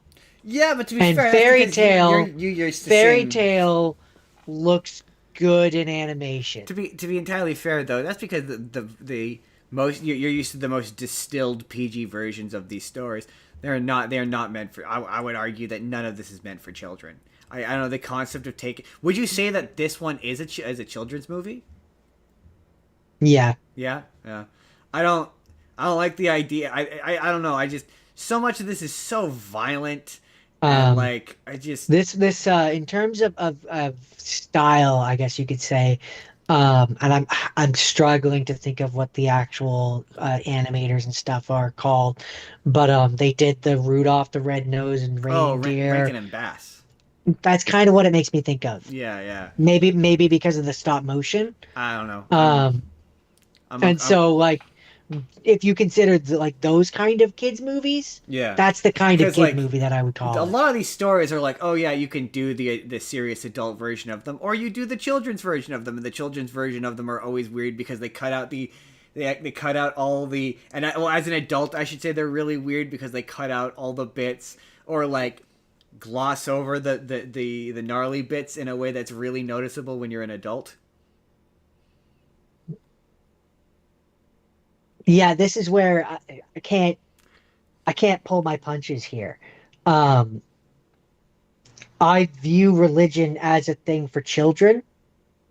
Oh, that wouldn't go quite so far. Um, well, just in terms of the reason it exists is to historically, I'm treading water here, Justin. This is hard. Yes. Historically, the reason why religion exists is to explain things to people that need something explained to them. And to me, that's what you do with children. No, I mean, You no, I you mean, fabricate a thing, or you tell a thing that explains a thing that they can't understand. yeah, but That's what religion is. what Jake said this yesterday. When it comes to like, to be fair, you're when it comes to religion, you are imposing or you are putting forth your 20th century idea of how the world works onto a people who don't share that same outlook. So like the idea Right, would but no, start. Hold on, let me finish but in the this idea. Hold on, instance, let me finish. before you go too far, but in this instance, I'm not talking about the stories in the Bible, like the people in the Bible. Right. I'm talking about the idea of the reason why I see the medium of animation being better for these. Yes, is because the child version of these to me is it's If you want to be like it conveys the message of what the point of indistinguishable. if you want to make that because like like Jake said this and the thing you gotta remember when it comes to these biblical movies and stories is number one it's a story from a story from a story from a story from a story from a story from a story, you know what I mean? It's a 50,000 year game of telephone.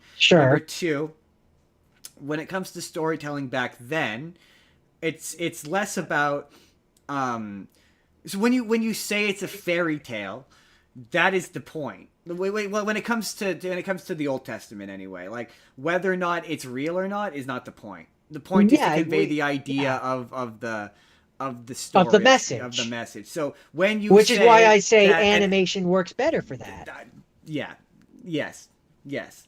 I get what you're saying. Where it's like yes, in terms of conveying the idea, they wouldn't care that it was animated. Like if you were to, I mean, they might because they'd be like devil thing, but grand scheme of things, they would be like art. That's why early Christians adopted art, is because it was a way to convey The message the of God. message of what they needed to. Yeah, so you're not wrong.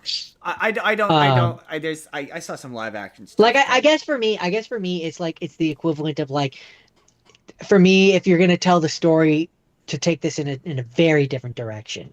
For me, if you're gonna tell the story of like wizards and dragons and magic, to me, animation works better because you can do things that you just can't do in reality. I So mean, from a purely movie making standpoint, if you're doing like the parting of the Red Sea, for example, oh yeah, you're gonna yeah, have a hell of a lot of an easier time doing that yeah, in yeah. animation than you will in live action. But with Jesus, we're gonna get into Jesus. But with Jesus, I'm more interested in Jesus. Well, with the Hebrew stories, they're not they're not real. They've been pretty well definitively been established to they didn't happen. Like maybe there was a Moses that maybe existed. Like there has to have been there because there was a foundation of that religion. So the foundation came from somewhere. So there was maybe somebody, but the guy who did Parting of the Red Sea. we're gonna get to him, but he doesn't exist. He wasn't real. But that doesn't Well, matter. again, I It's believe not that there maybe important. was, but like it's like, yeah, you're playing telephone tag of like it's 4 or 5 different guys who saw him from afar who didn't actually know him and are just saying the things that he wrote on Yeah. his commandments or on the thing, Right. whatever. Like, Exactly. um, We but to got bring it wild back away. to the Miracle Maker, We got well away from um, the point. well, the point was that I think these movies, especially from the ones that I saw, Oh, that's what I was saying. all the best ones were in animation. Yeah, but when for me, not that I don't disagree, not that I disagree with that, but the ones where it's like, okay, we're presenting this in a way of like, okay, this might be actually how it happened is also interesting to me. Where it's like the ones where it's like It's not for me. the ones where it's like the ones that are more historical, I guess, are more interesting to me. The passion notwithstanding, where they're more because you're like, oh, okay, yeah, this makes me go like, okay, let's remove the mysticism from this. Let's remove the fact that you, as whether you want to admit it or not, you believe in wizards and magic. Let's remove that from this and be like, okay, no, these are real people. Let's ask the question, how do they really react to this? Because when you present me with the version where he's like, and then he did magic, where you know what, are you? That's it. Well, I was gonna say, um, for me, Because that would lead nicely into Joseph and the Technicolor Dreamcoat. well, just real quick to wrap up this, ultimately for me, um, it comes down to the ones which lean more on reality to me, are more boring because they are more preachy. See, They are the I don't ones find they always are. they are the ones that I have are.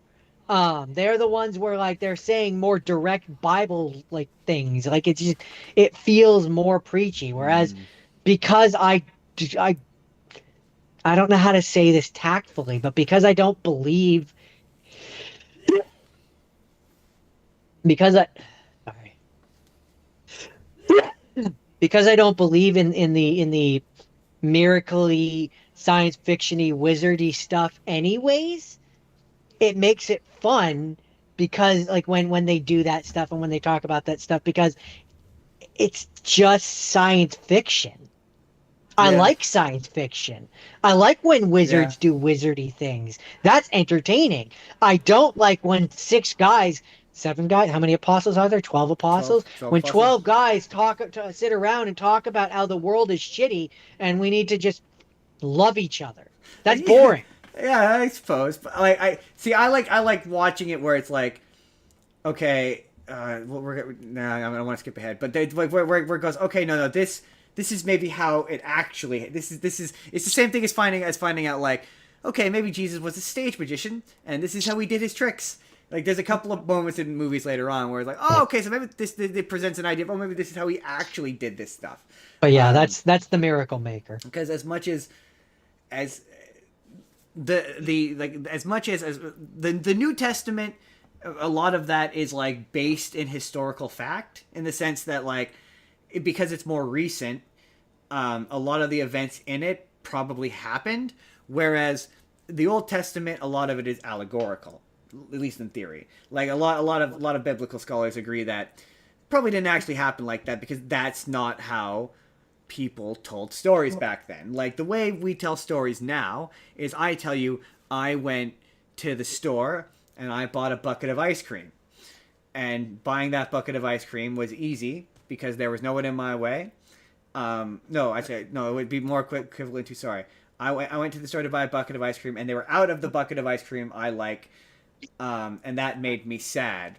And I had to learn how to accept that sometimes we can't have the bucket of ice cream we wanted. Sometimes we have to learn to let change into our heart and have a Right. different bucket of ice cream. Whereas if I were a person from ancient Greece, So instead, I got vanilla. I'd be like, I went to the store to purchase a bucket of ice cream, and there was a 7-foot tall man there who stood between me and my bucket of ice cream, and I slayed him, and I slayed him, and when I got there, there was no bucket of ice cream, because that conveys that I'm really upset. That's how storytelling works. So when you're like, so this is Joseph and his amazing Technicolor Dreamcoat. We have talked about the story of Joseph before when we talked about Joseph, King of Dreams. Joseph is the guy who he had the 5 brothers or whatever who all hated his guts, and they sold him into slavery, and he winds up in Egypt where he works for the king, and the king puts him in charge, and he becomes a big deal in Egypt, and then his brothers show up to get free grain or whatever, and he's like, I'm mad at you for selling me into slavery, I'm going to teach you a lesson, and then they're all happy in the end. He didn't probably have prophetic dreams, he probably just had really good intuition about the weather. Let's talk about the thing itself. Okay. This is probably one of the worst things I've ever seen in my life. But it is hard to tell whether or not it is intentionally so or not. If that makes sense. Like, I couldn't tell if it was bad, and if it was badly written, and if the music was bad, or if it's satire. Because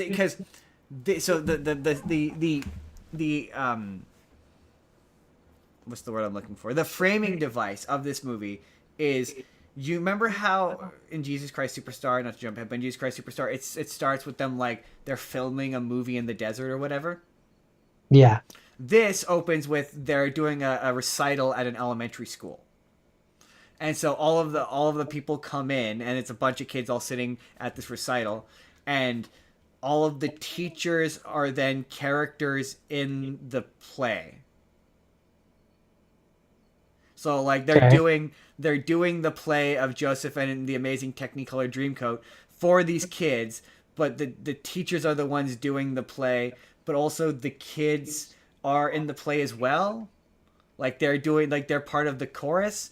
So there'll be points where like they do like a call and response thing where like the kids will sing back to them.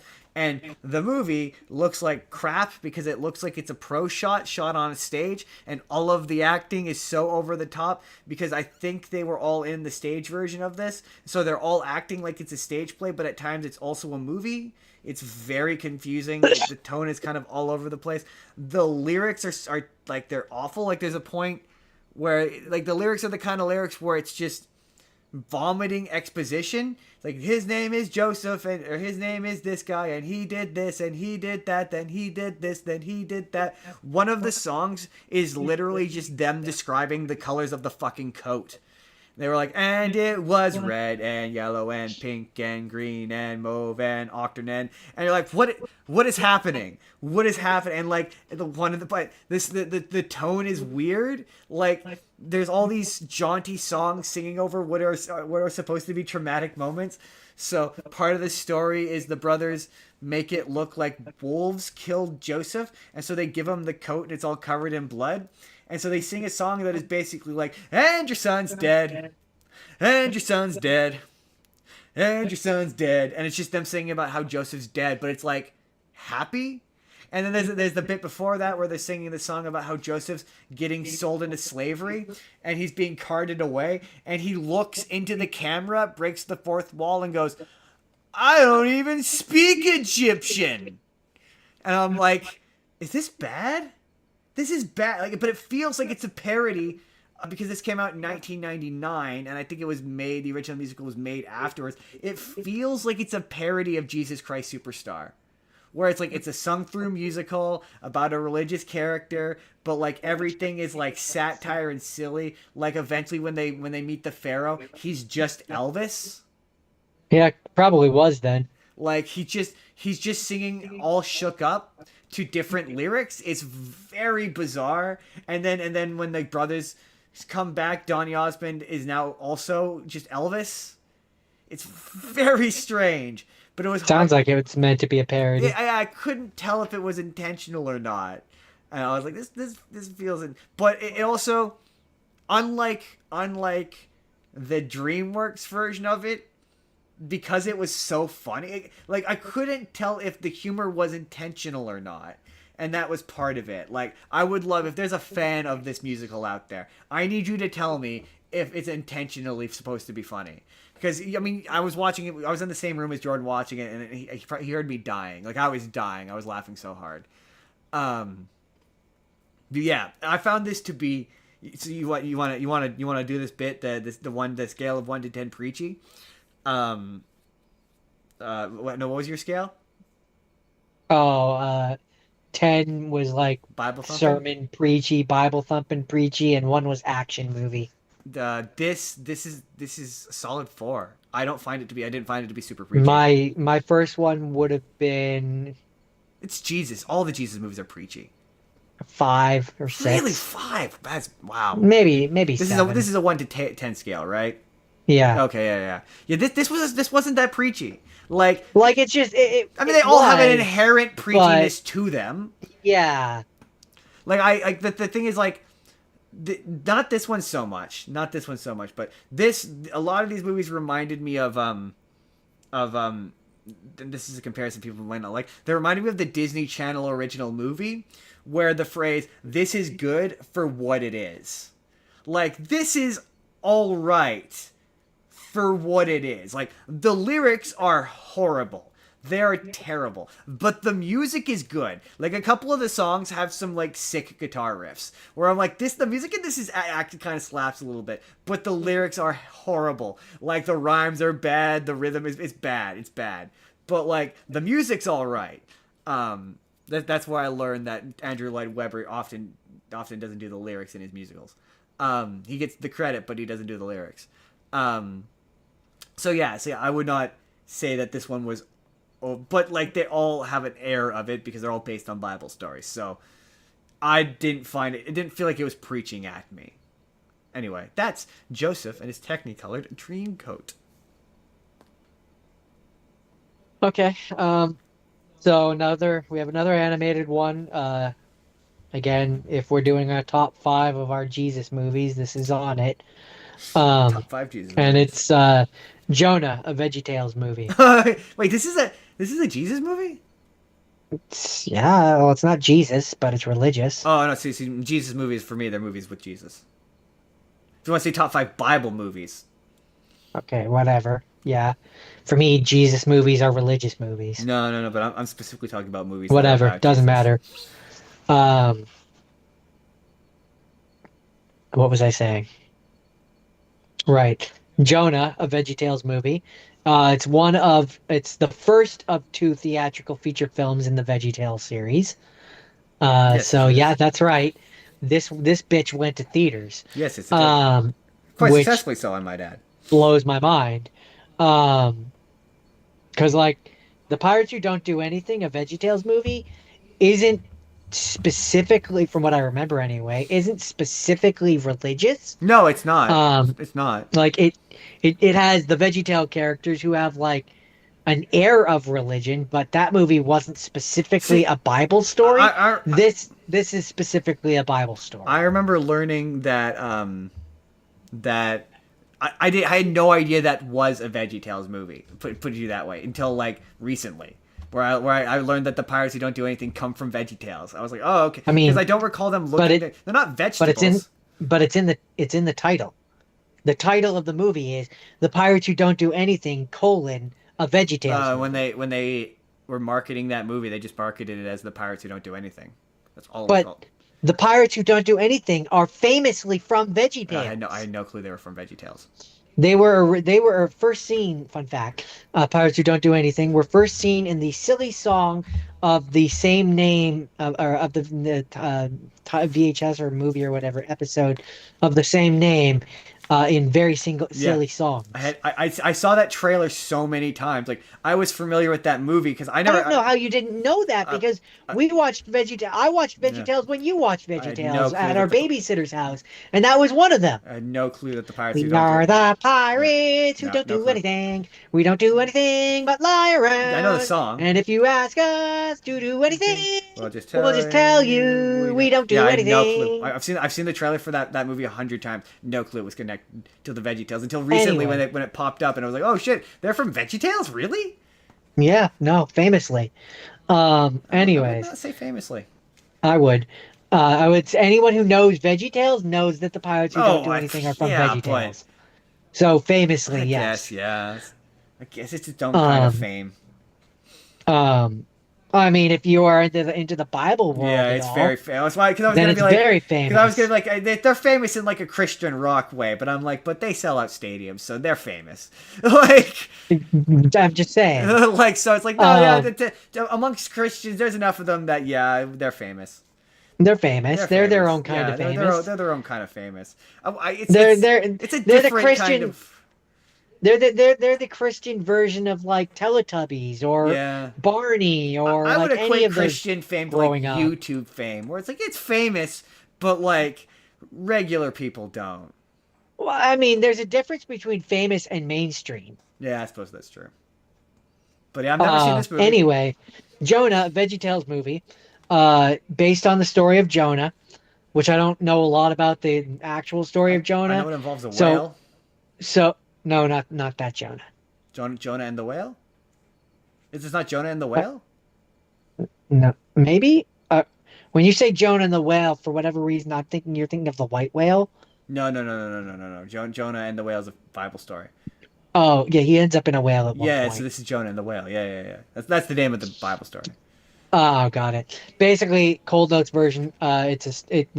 This movie in I think you're thinking. particular. I'm thinking of Captain Ahab and the whale.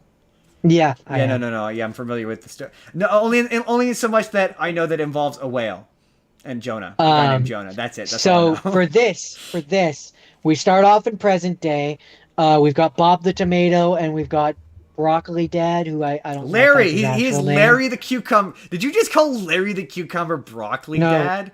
no, not the cucumber. Oh, He's the okay. broccoli.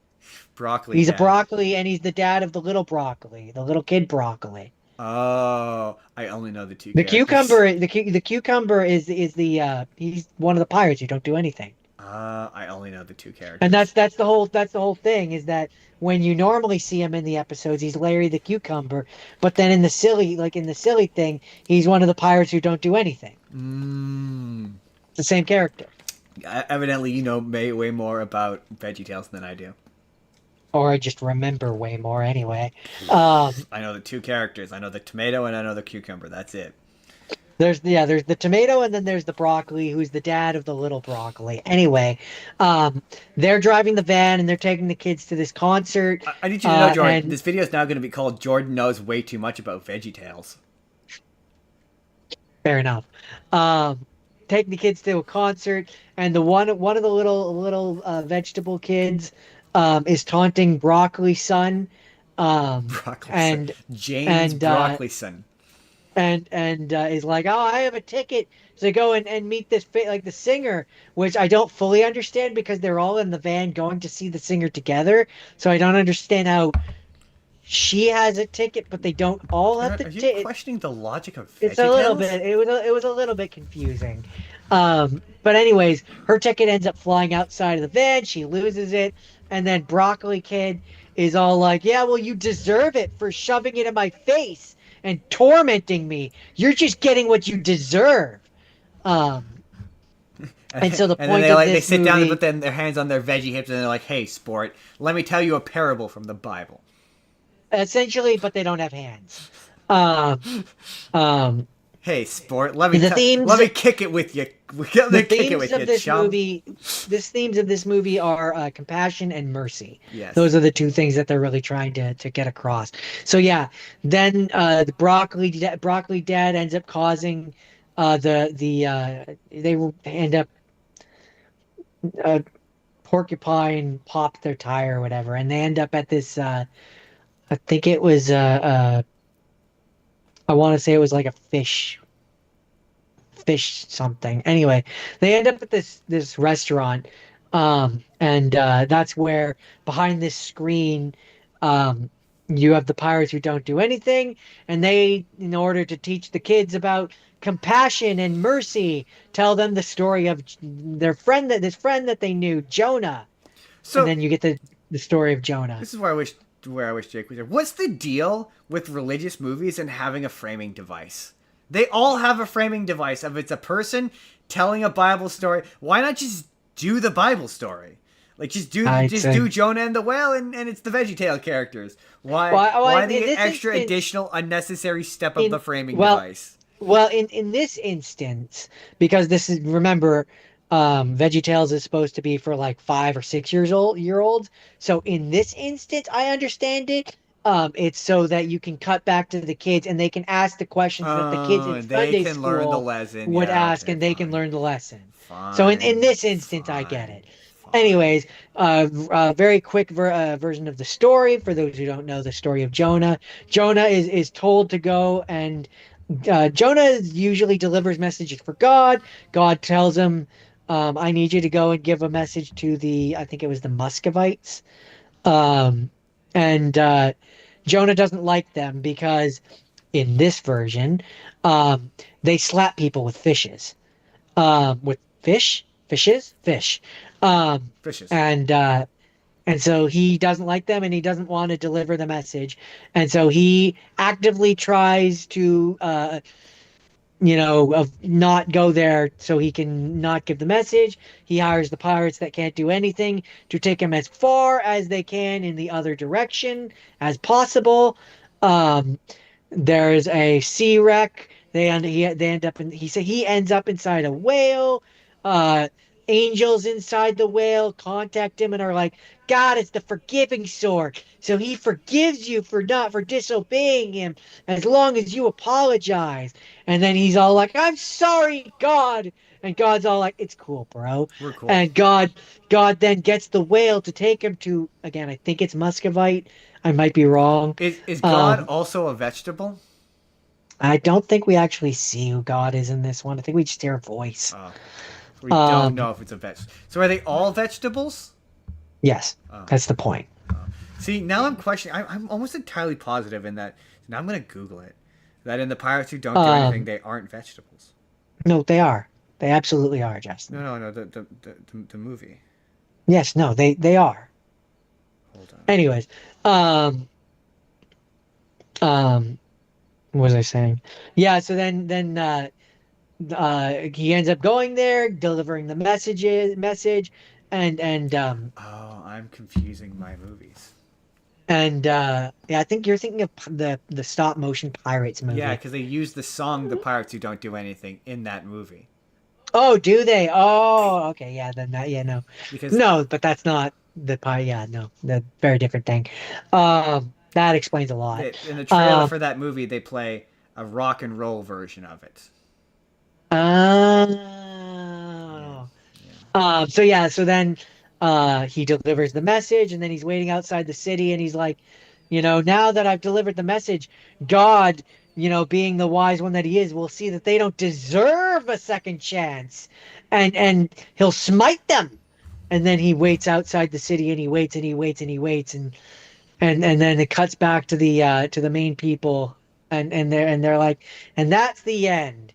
He he didn't really learn his lesson, and he kind of was a dick, and the kids were like, that's not a very satisfying ending, and they're like, what, you want us to end on like a big song and dance number? And the kids are like, kinda, yeah. And you're like, no, that's really not necessary. Oh, they're singing. No, and then they do.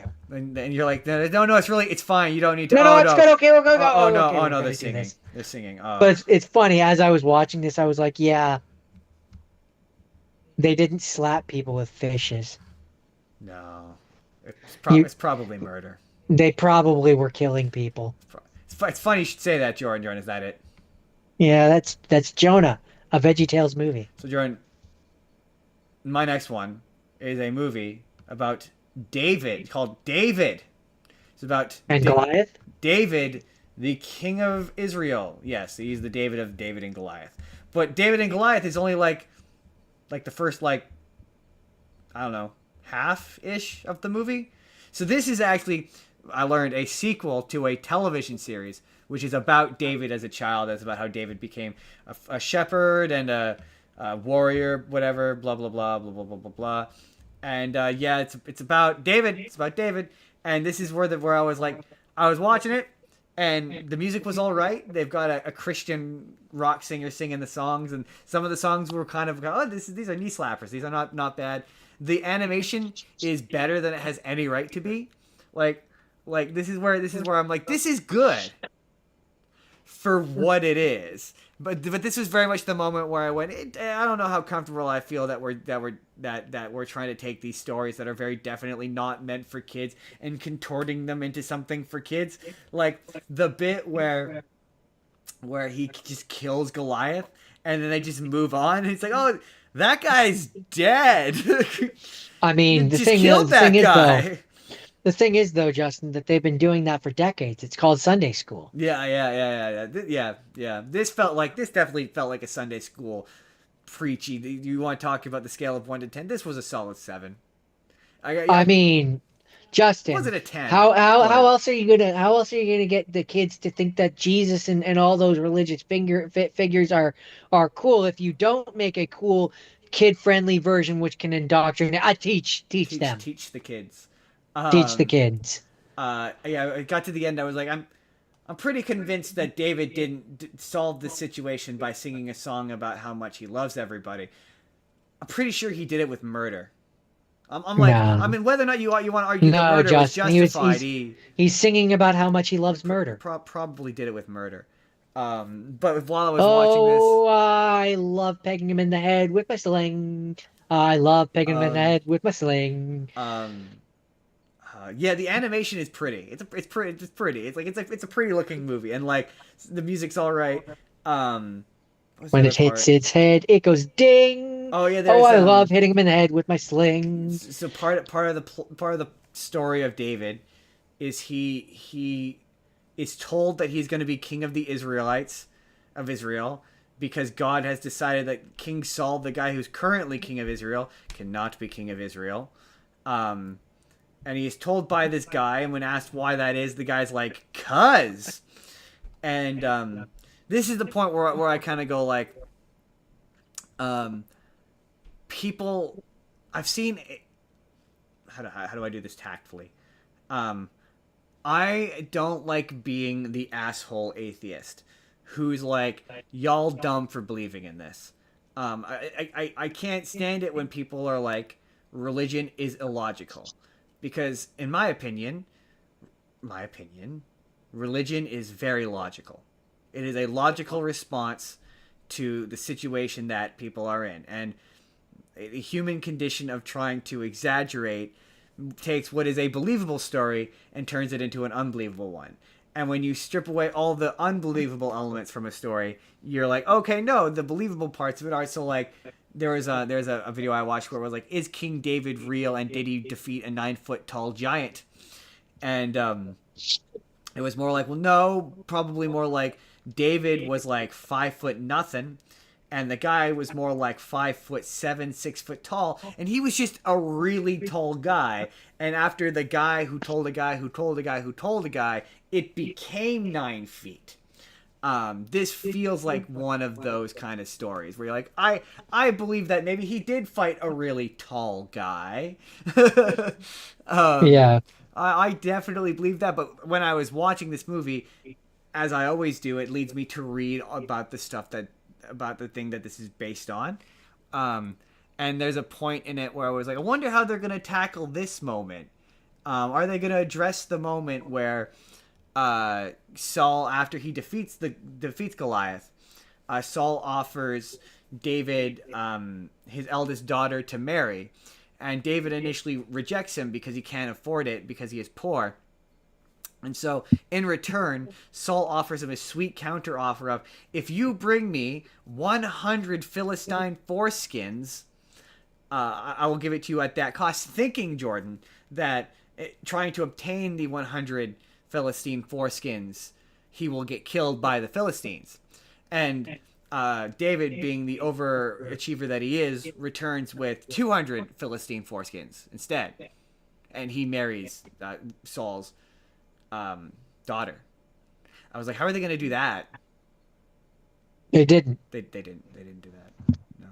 I thought maybe they were going to do like, oh, he brings like sheepskins, and it's like, oh, it's a metaphor. No, they don't. They don't. They do the bit though where Saul absolutely. It's funny because it does the kids movie bit of like, you see like, so the character the King Saul and his son died at a very famous battle. They basically, after they beat Goliath, who is a Philistine, the Philistines leave, and they eventually come back and they get into another battle. And in that battle is where Saul dies. And in the movie, they choose to represent it by having a bunch of the Philistines just like dogpile them and then say, and then they were defeated. And you're like, defeated is that's doing a lot of heavy lifting. I understand. The word defeated is it's it's doing a lot of work there for you guys. It's doing a lot of, but yeah, this is one of those ones where I wouldn't hate this if I were in the target demographic for it, but also like, yeah, there's a part of me that I'm like, I don't know, I did kind of discover that more so with the other animated Jesus movie we're going to talk about, where I found these religious movies are too safe to be interesting. So Interesting. like adhering too closely to the Bible story, it makes it uninteresting, but it's too afraid to do anything different with the Bible story or change it, because then you wind up with, or when you do, I don't understand who it's for, because a person who doesn't like the Bible is never going to watch it, and the person who does like the Bible is going to hate it, so it always winds up being bad. Yeah. Well, and I I think don't that think a there's a large happy part middle of for that, that. I think a large part of that has to do with the fact that, um, for the longest time, I don't know how to put this into words exactly, but for the longest time, the Bible is not touchable. Yeah. So like you can, and that has everything to do with the fact that too many people still think it's real. Yeah, or take it literally. Um, Too many people take it literally. yeah, well, that's what I mean. So like Fun fact, not meant to be taken literally. we can do interesting, creative, different takes on like the Greek gods, for example, because anyone who thinks that that's real has passed. Yeah, true. And so now, instead of being a devout, holy thing that someone still worships to, those have become characters, and you can work with characters. Yeah, Whereas, because Christian, and it would be the same. We keep going because the theme this week is Christianity, but it would be the same with any modern religion. Is because too many people still follow it, yeah, and to be entirely fair, can't edit because it. because You can't treat it like fiction. but the other problem also simultaneously exists, where because we can't definitively prove that Jesus existed as a person, you can't elevate him to being just an influential religious leader and be like, oh, there's mythological elements to him, because you can't definitively. So the opposite problem also exists, where you can't be like, we can't approach him from a historical perspective like you would say like Gandhi, because Yeah, you can't definitively decide he's whether or not he's real basically or King not. Arthur. Yeah. Yeah. I, Charles Dickens said something in his movie that made me go, I don't think that's true. Anyway, we'll get there. We'll get to that movie. We'll get there. You're jumping the gun. We jump at the gun. The James gun. Jordan, is that that was you? No, that was me. That was you. That's David. That's David. It's all right. God, it's all right. Like much like with all religion, our metaphor, our stories are getting mixed. It's true. That's true. That's okay. David. So, it's David. We've now hit the point where a lot of these are going to start to mesh together. We're doing the Last Supper. We've already, in terms of me, at this point, I've already experienced the Last Supper, and I will again, and again, yeah, most of mine skip over the Last Supper. I think only like one of them does the Last Supper. Usually, this one is just they skip right to the good shit. Wait, so do they still do the good shit? Yeah, I think they did a little bit at the end, but it's mostly focused on the Last Supper. Like, this hey, one kind of you're gonna betray me. You're gonna pretend that you don't know me. It's cool though. This one kind of picks up.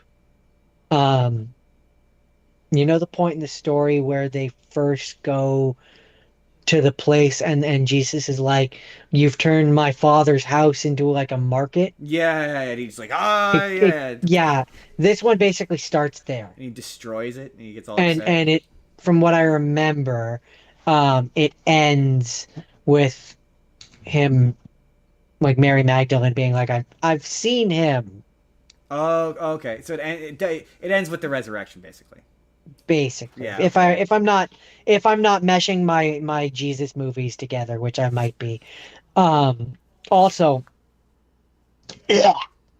pardon me, I forgot to mention. I only say this because weirdly we were talking about Spider-Man. The first movie that I watched, the animated one. Yeah. One of the characters is voiced by Alfred Molina. Really? Weird. Yeah. Weird. Just a random thing that I thought was funny. Sorry, hold on. Faulkner.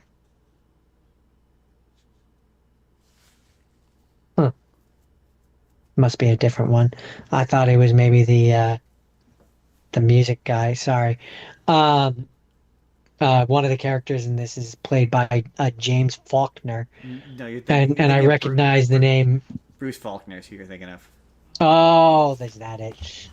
Yeah, I mean, this one, I don't know what really to say about it. This is where we enter the phase of the live action boring ones, which there's nothing that really makes me go like, ooh, this is fun. You're not learning anything new about the Last Supper. No, and it's just. I already know what happens at the Last Supper. They have dinner. Jesus tells that guy he's going to betray him. He says that guy's going to pretend that he doesn't know him, and then he's like, "I have to die." The best part of this is Robert Knepper as Judas. Yeah. Judas always ends up being the most interesting character in my opinion. He does a really good job, and I like how in this one, yeah, I would say this version is arguably like they make them more human. Not more human, but more human. I don't know how to I know word what you it. mean. Yeah, they act like how people would in that situation. Yeah. They're not elevated and so to being... like with Judas, it really just, it was like, oh, he might be crazy. Like he might have dementia. Who, Judas? Or like, no. Oh, Jesus. Judas might have dementia. Yeah. Where it's like just the way that he's playing him and the visions that he's seeing and the demons and the this and the that. Well, yeah, like and it's like with Jesus, if he's a real person, he might just have drank. Maybe the water had like, they didn't exactly have the cleanest water. Well, yeah, that's just it, right? Where you're like, okay, no, we put this in its time, and you go, okay, yeah, like. Jesus is describing they don't understand mental health and mental illnesses in the same way that we do. So like Jesus in one of these movies, if you assume that some of these movies are taking language and what he said from the Bible, and he says, "Oh, I hear voices and I see shadows," in a different context, sure sounds like he's schizophrenic, right?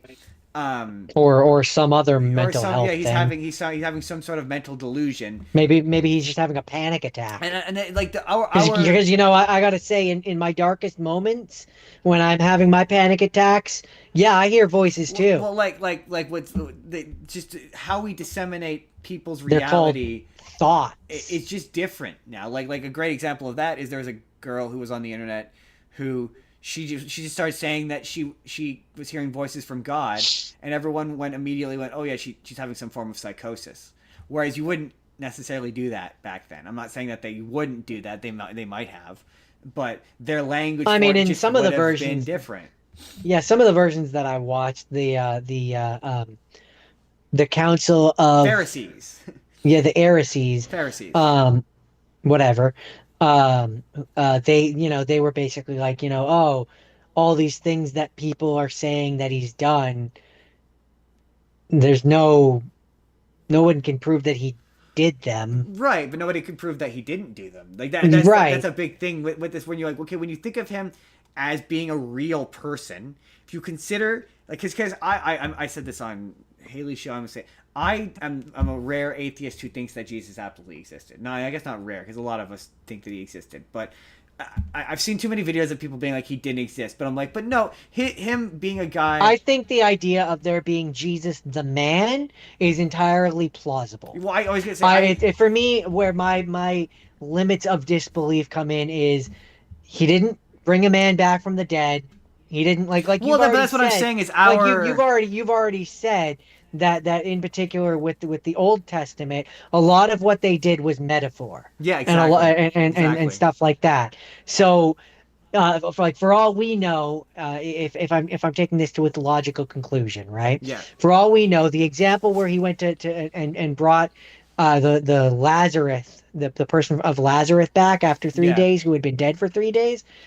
For all we know, he had shut himself away for 3 days because he had depression. People hadn't seen him in 3 days and thought he was dead. Yeah, or like And Jesus went and saw his friend and was like, "Dude, it's okay." I'm gonna mention it again when I talk about with that movie. But there's one of the movies where the healing the blind part, he rubs something on his hands first, and then he rubs it, and like we are projecting our idea of medicine and mental health and a big thing conspiracy. I keep joking about like there being like it's sort of suspicious that the guy who pretended Jesus didn't exist conveniently after his boss is dead comes in and is the leader of the organization and just kind of said that he saw Jesus come back to life. That sure seems suspicious.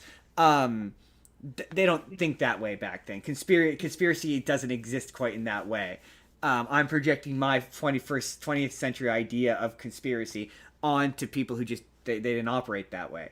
But it's like, yeah, Sure, but arguably, human greed was always a thing. no, but So they like the complicated interwoven conspiracy it just didn't exist like that back then. That's just again not how those people. But like their idea of what blindness is, like now we understand true 100% blindness doesn't exist. Like the idea that you can't see anything and it's just darkness, that's incredibly rare. Like it that does doesn't, happen, but but it's it's rare. incredibly rare. So like, but people just kind of when it comes to Bible stories, fill in the blanks themselves. So like, people go, okay, yeah, he touched a guy and he got his eyesight back. When perhaps maybe he had druidic. Because the druids were still around at that time, Oh, and paganism was definitely a thing at the were time. known for their healing abilities, and there is a theory that Jesus knew druidic healing techniques, and so he again in Well, one of people these also forget that he grew up in Egypt, yeah no, where they were known for their I don't think he their grew up in medical stuff. he grew up in Galilee, which I don't think is in Egypt, but regardless, he grew up in an era where yeah druidic healing. Yeah, he's from Galilee. I don't think Galilee is in Egypt. I know that. Well, and I know that he was born in the manger in Bethlehem, and then Bethlehem his is parents. not in Egypt though. Yeah, but I believe his parents took him there, and then when he was a young man, that's when he ended up in whatchamacallit. To be fair, nobody really knows what happened to Jesus in his childhood and young adulthood, but he might have gone to Egypt. But to my knowledge, yeah, he's from Galilee, which is not near Egypt. To my knowledge, I could be wrong. I don't want to say that with confidence in case I'm wrong, but I don't think he was near Egypt. But you could be right. This is one of those I don't know well enough to disagree According with you. to the Gospel of Matthew, this is AI overview. Take this with a grain of salt.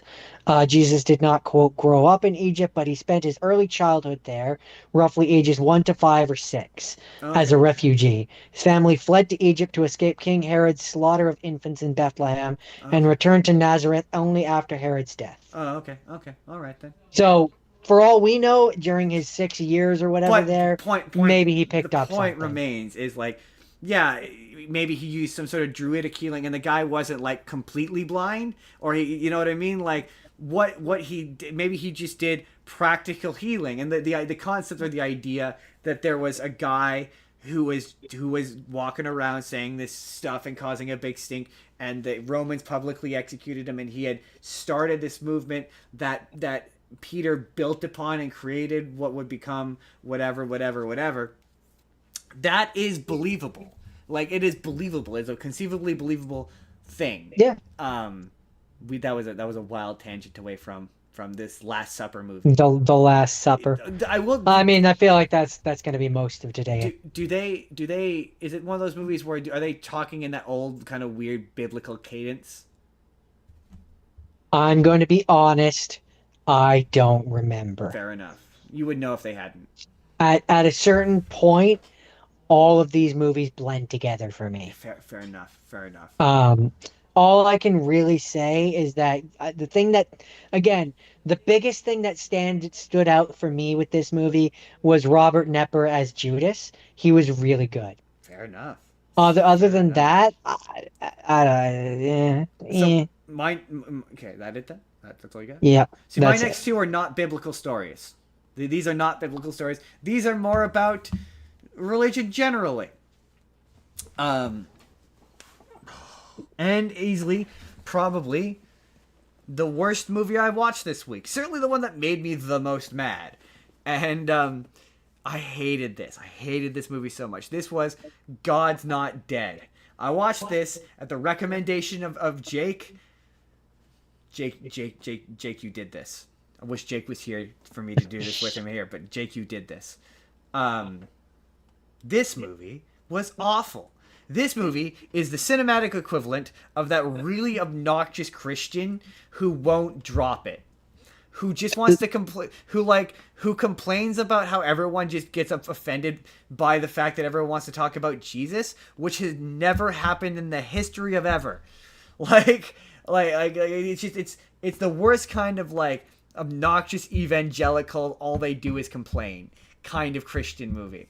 Where, okay, the plot of this is, in an intro to philosophy class, a atheist teacher, and like the worst kind of atheist, like the kind of atheist that is like, it's to the point of being over the top, but it's the kind of atheist like Ricky Gervais or Bill Maher. You know, like the prototypical like Oh, they I they know exactly what they you're want talking to they about. want to tell you that it's all gonna be nothing at the end, and that if you believing in You should that be good on Earth while you can, just for the sake of well, being good. you believing in God makes you stupid and somehow less intelligent, and I'm smarter than you. I want to talk down to you and be as condescending to you as I possibly can because I think I'm smarter than you because you believe in something I perceive as being dumb. Kind of atheist, and like I don't this gave me like the epiphany of like I don't want to be that guy. Um I don't want to be that guy. And so he challenges I he mean, just because you think it like just because you don't respect what a person thinks or feels, like there's plenty of people, religion aside, just regular people that I don't respect or agree with what they think. But there's a simple measurable rule that all humans should live by, which is just don't be a dick. don't be a dick. Don't be Like a you, dick. I don't believe in religion. I But won't hide that. I won't lie. But other people do. That's that's great. fine. Whatever. That's As long as fine. we can agree to not be shitty people, and My that's ultimately my thing is as long as you're not using your religion as a way to justify you doing shitty things, yeah. then we won't have a I problem. kind of I did over the course of this week. I kind of sort of realized that like I'm not an atheist because I question too much to be an atheist. I have no certainty. I can't stand how much certainty atheists have. But I'm not agnostic because from my perspective, agnostic is about doubting whether or not God exists. Like I doubt whether or not God exists. I have no doubt God doesn't exist. Certainly, I don't believe that the God in the Bible exists. I think the God of the Bible is a mishmash of 4 to 5 different gods who have been mashed together in a text that has been translated over and over and over again. I don't believe he's real. Now, the joke I often make is I sort of started to think that maybe I might be polytheistic because on the one hand I do believe Ooh, I do that's believe a big word for as you. in multiple gods, Jordan. I believe there is more than one God because Ooh, that's a big word for Jordan, you. because, and here's the thing, the god of weather has always been on my side. Like, there's times where I'm like, please don't rain, and then I go outside and it doesn't rain for the small amount of time I need it to not rain, and we're cool. But like, the god of money doesn't love me. Just The putting that. god The god of love has the god has of never once paid the attention to god me. of wealth and prosperity is not He's smiling not down smiling, on but me. the god of weather's got my We're back. cool. We're cool. Zeus, No, I don't think Zeus was the god of weather. he's the god of thunder. He's the That's god of kind of thunder. part of I guess weather. part of weather, but yeah, the god of that's my joke. Gaia, Gaia, we're good. Guy, we're cool, guy. But like the thing for me that makes me go like that ultimately, joking aside, makes me go like I don't.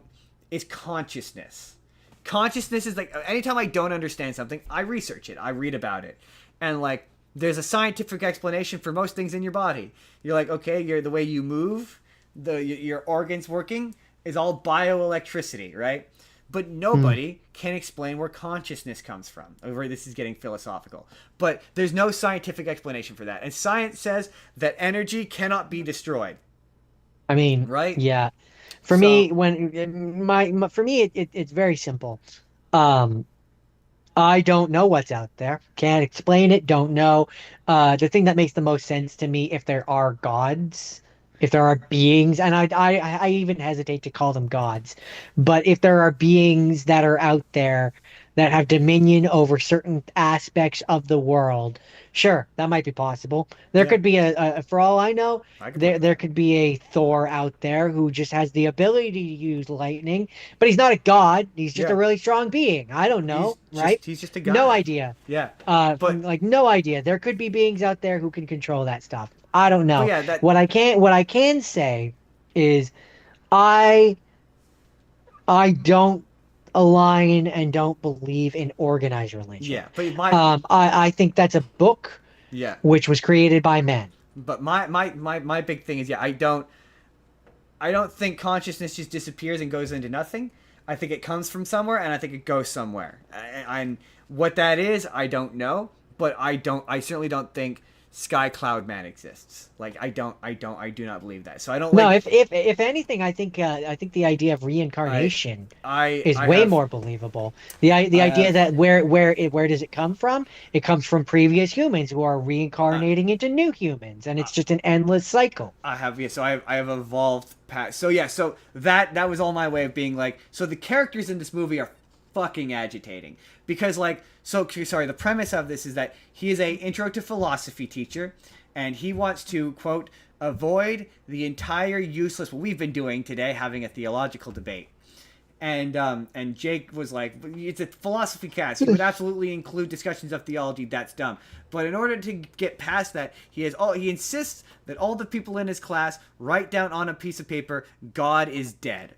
And the one kid who is the boyfriend, Teddy's boyfriend from Good Luck Charlie, refuses to because he insists that he will not give up on his faith and he must defend religion. So the teacher makes him have a series of workshops and classes where he attempts to convince him that religion is real.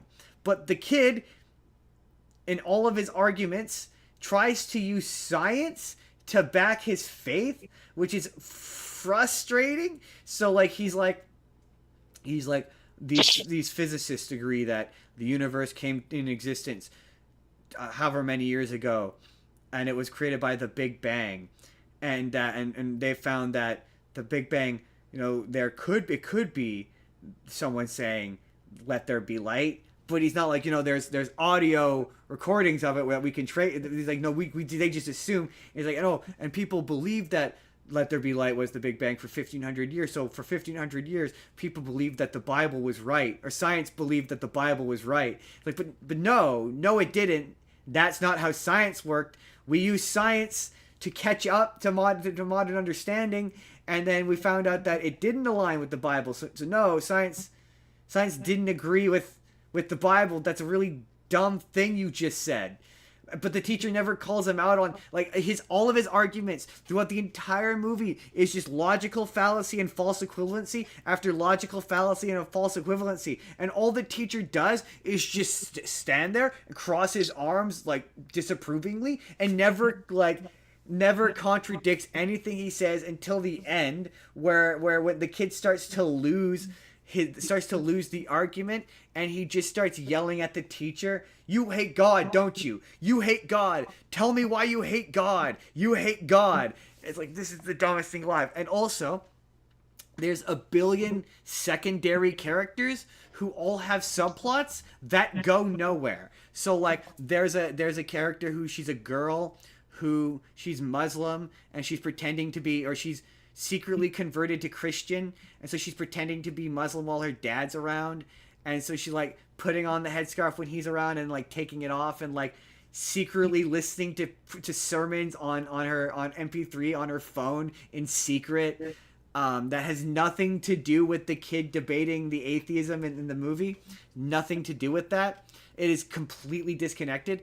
And then eventually the brother catches her listening to these sermons, and she's got a little brother, and she's like, "Don't tell Dad, please don't tell Dad." And the kid runs off, and then a couple of scenes later, set to the corniest Christian music I've ever heard in my life, the dad smacks the crap out of the daughter and kicks her out of the house, and the brother's just standing there looking sad, and it's like, dude, you ratted her out, like, you suck. You did this, like, what do you do? And there's another character where played by Dean Cain, where he's also an atheist and is a complete asshole, and he has a subplot where he's dating another girl who is she writes a blog in which she talks shit about Christianity, and early on in the movie she runs into the Duck Dynasty guy, the guy from Which Duck Dynasty. I think the main guy. She Okay. runs into him and is like, how do you feel that people say that your show is just about mutilating ducks? And he goes, "Well, I mean, I hunt ducks and I eat them, but I don't like mutilate them or disrespect them or anything." She's like, "Okay, fine, whatever." It's like, "How do you feel about people saying that all you do is pray to Jesus on your show? It's so offensive because all you do is pray to Jesus on your show." And I'm like, I'm pretty sure nobody's ever complained about that, but all right. Maybe in 2011 when this movie came out, people are like, the guys on Duck Dynasty pray to Jesus entirely too much on their show. Maybe they did, but I was alive then, and that show was pretty popular, and I cannot recall any. I mean, they complained the one time the one guy said really racist stuff, but that was kind of it. That was kind of it. That's and you find out that she has cancer. She gets a cancer diagnosis, and so she goes to Dean Cain, who, upon finding out that she has cancer, dumps her immediately. I mean, classy. And his subplot ends with people in his life convinces, because it keeps cutting back to him irrelevantly, and it gets to the end, and the end of his subplot is he goes to finally visit his mother, and he's like, "Mom, you believe in God, and your life sucks. You're here, you're poor, you're destitute, and you're dying. I don't believe in God, and my life is awesome. How do you answer to that?" And she goes, well, I believe that your life being awesome and there not being anything bad about it is just the devil trying to tempt you. And I'm like, oh, that feels convenient. That feels like a convenient explanation for. Or and then there's another bit where Oh, I'm struggling through life now so that when I go to the heaven, I can be rewarded for all of my all of suffering. my Oh, suffering. oh. And Okay, that's convenient. there's a Whatever helps you sleep at night. the the kid, he has a girlfriend, the kid who's debating. Oh no, hold on, no, let's finish all the subplots. So the girl with cancer, the girl, oh, and it all culminates in, for whatever reason, they're all going to this Christian rock concert of this group who I assume is famous. The movie treats them as though they're famous. I'm not going to bother telling you their name because I have no idea who they are. But the movie Faith acts as though plus they're one. famous. Basically, yeah, they're Faith plus one. They got a name. I don't know who they are, but apparently they're famous. They're all going to this concert, and so it keeps. Oh yeah, there's another set of characters where it's two priests, and they keep trying to get to this concert. They're going on this trip, and they rent a car, but then the car doesn't work. So then they have to stay, and then they end up going back, and it just keeps cutting back to them trying to get this car.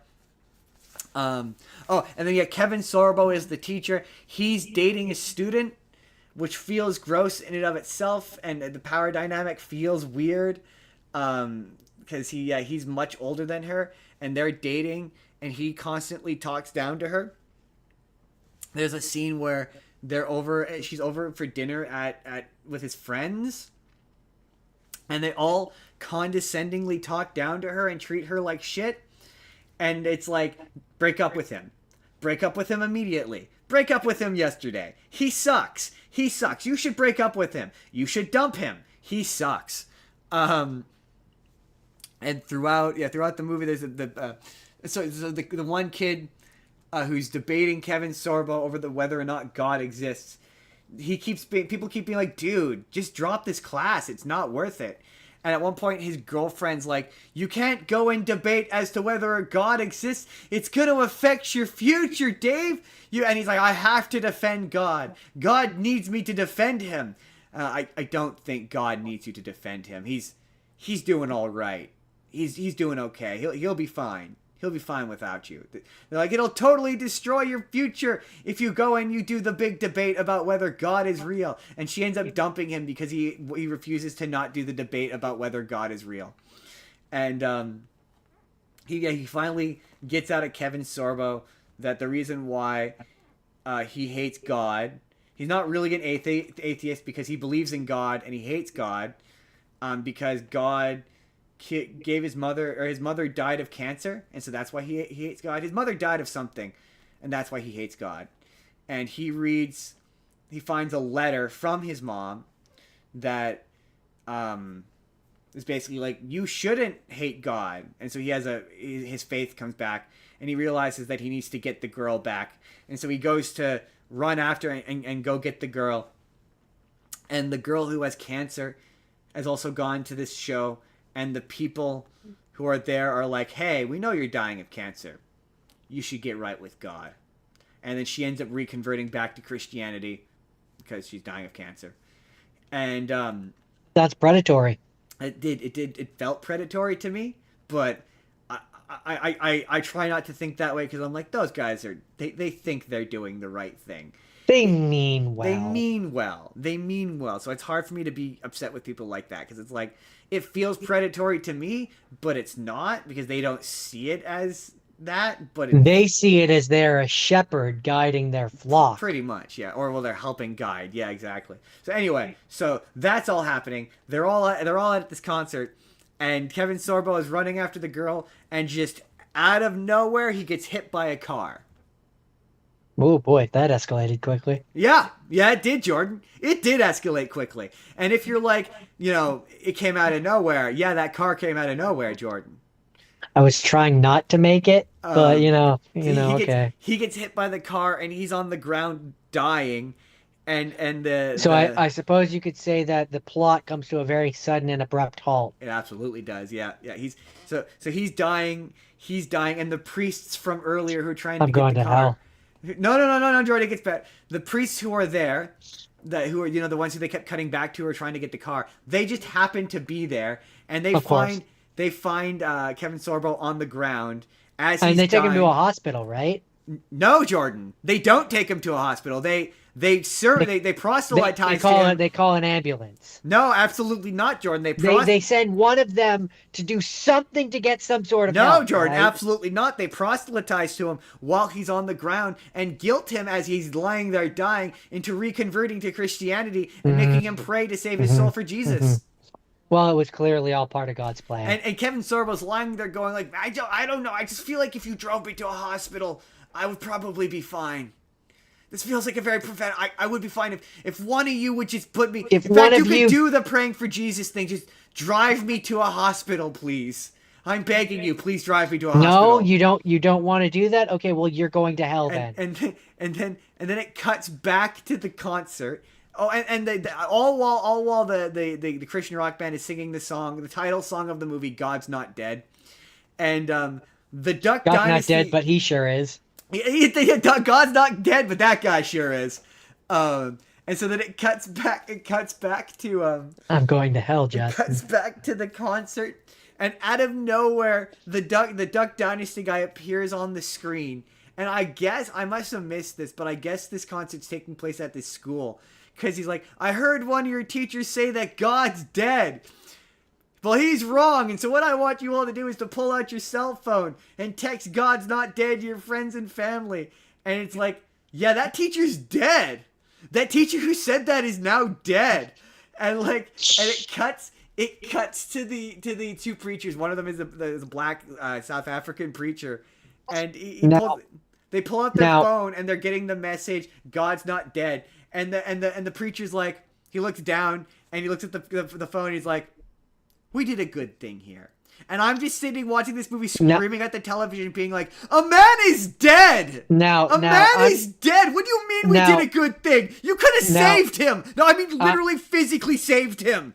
Now, I'm not going to say that God killed that man, but what I am going to say is if those priests weren't religious, they would have gotten him to a hospital. I'm just saying, he talked a lot of shit about God, got killed, and then coincidentally the two guys who didn't immediately drive him to a hospital happened to be there as he lay dying. I'm just saying.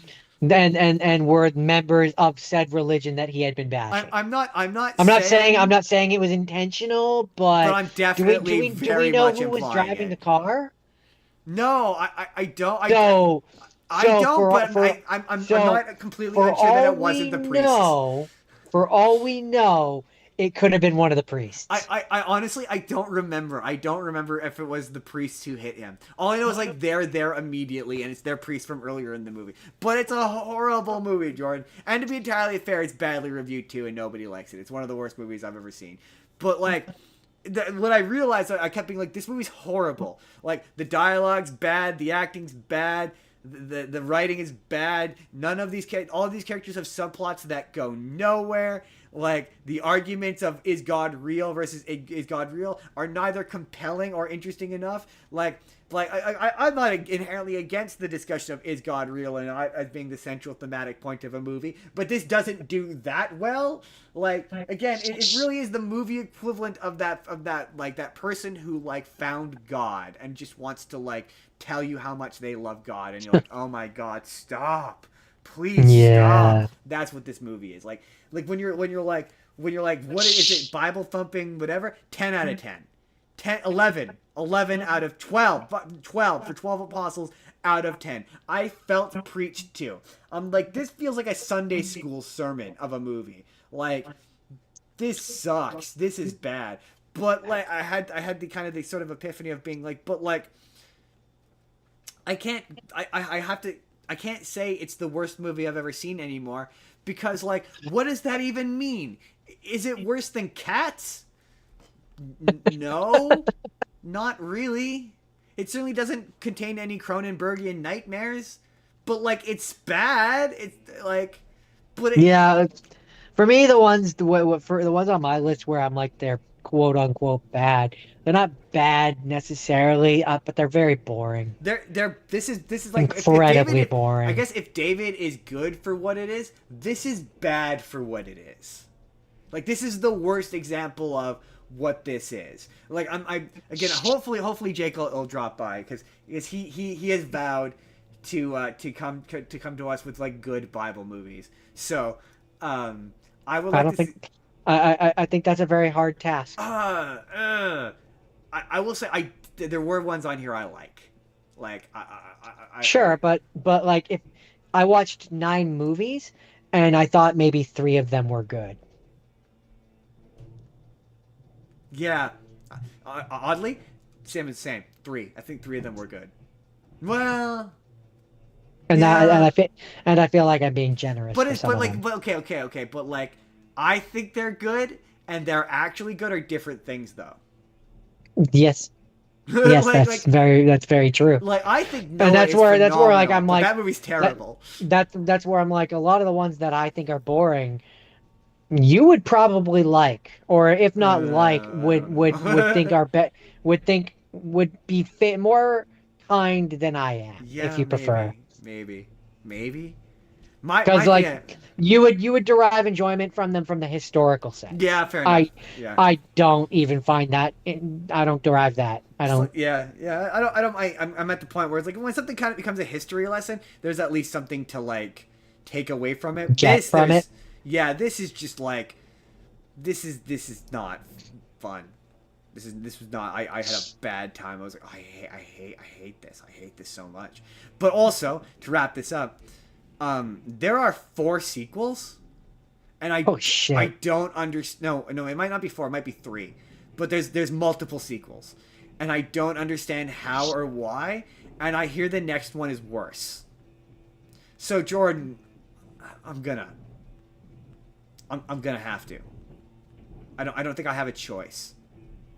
There's always a I choice. don't think I have one. I think I need to watch the next one at least. All right. You will be doing it on your own. I'm thinking of maybe doing it for say a nice thing about a bad movie. I think I might go for that. We'll cross that bridge when we're pushed over it. I feel like this was awful. Anyway, that's God's Not Dead. That God. See, the joke I was gonna say is God's not dead, but I sure wish I was. For legal reasons, that is a joke. Okay, that is a joke. A joke. A joke. A dark joke, but a joke. Okay. No one asked me if I need help. Thank you. Do you need help? Not that kind of help. Okay. All right. So my next rapid fire is called His Only Son. And it it tells the story of Abraham and how God gives him the ultimate women test. And George, to no, go to go the polite version is the ultimate wife test. sorry, the wife test. The ultimate wife test. Um uh but so okay, I was just refreshing myself and reading the plot of this thing. And apparently and maybe this is bad movie telling. I didn't realize that we kept cutting to the past. Oh, that's funny. Um, so like there's an entire part of this movie, I guess, where we're cutting to the past and seeing young Abraham before he was Abraham, Oh, when isn't this the Abraham that the entire religion's uh like based on? he He was like the first was guy to see God, see the God. sorry, hold on. All He Abraham. was Abram. He was Abram back then. Uh, For 40 years before he was Abraham, he was Abram. because yeah, I know that because they're called the Abrahamic religions, so I'm pretty sure he's the one who they all come from. I just know that I think. I just know that in this, basically, when he was a young man, he led a bunch of shepherds and set a country something free. I don't I don't remember Yeah, a lot of these stories you exactly. don't get like they Um, happen over like a long time. A lot of these but people's then stories.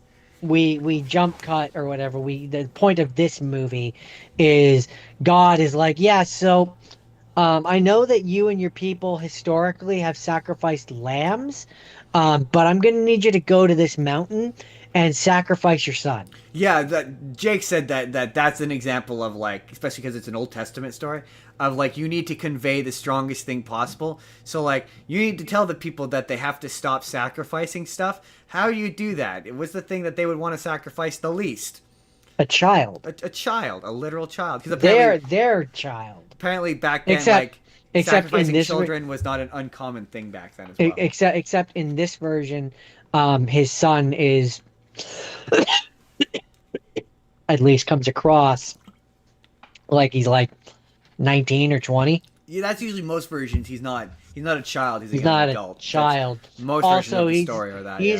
he is just very willing to be sacrificed. I mean, most of It's very strange. the people back then. That's a big thing I learned about these movies. Is like a lot of them are like willing to. Like he get they They're excited to be a messiah. him and his son get to the mountain, No, it's not true. his son is basically like, where's the sheep that we got to sacrifice? Because his dad obviously hasn't told him that he's going to be the sacrifice. You're the sheep. And in that moment he's like, yeah, so God wants me to sacrifice you. And the son is basically like, well, all right. All right then. I mean, if that's what he wants. And then as Abraham is about to sacrifice him, God is like, see,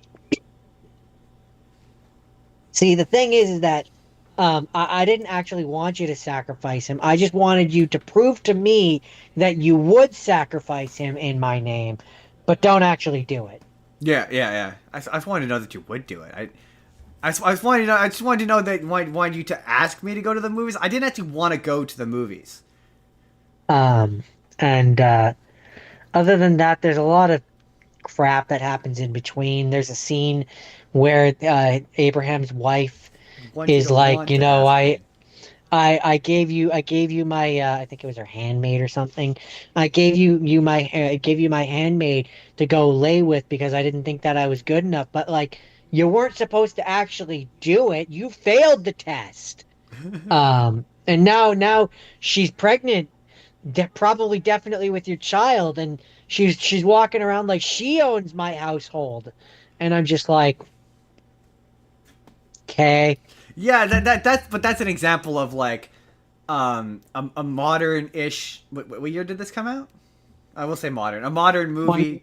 2023. Yeah. That's like different cultural practices trying to be understood through the vase and vein of modern day storytelling. Like that's just was accepted back then. But the movie acts as though it's not. Kind of. And also like marriage back like the thing is like I mean the movie is more just is saying that the wife is like she doesn't respect me and she's supposed to be my handmaid. Yeah. Like I watched a video about like Jesus and Mary getting married or whatever, and it's like it would have been more of like a contractual thing than like a love thing. In most cases, yeah. But yeah, and so there's like a scene where she's like, yeah, God said that you would be bountiful and that you would have sons. Didn't say anything about me, and he's like, no. He meant you too. Like it's fine. No. Calm down. You're included in this. Don't worry about it. You're part of the package. He chose me. I chose you. Me and the big capital God. We're good. We got this. You're part of this. Don't even worry about it. Don't even concern yourself with it. And so, yeah, the reason why a lot of these don't work for me, because I can't say that this is. Is it a lot of people talking long conversations in low lighting? Yeah. Yeah, exactly. Yeah. Not gonna be same reason why when we did Oscar movies, I'm like, yeah, don't do Oscar baity movies because that's all it is. That feels like it was an Oscar bait movie. Probably. It's like let's win some Oscars. I mean, apparently it did well box office wise. Really? Wow. I mean, crazy movies always do. They do crazy well. That's why a lot of them have like 50 bajillion sequels. I don't do this for rapid fires usually, but the number is just so different. Had a budget of 250,000, and it had a box office of 13.8 million. Wow. Yeah, those Christians, they show up, man. They even when their movies. And to be fair, we didn't watch any of the bad Jesus movies. There's some bad Jesus movies. I've heard Son of God is terrible. Yeah,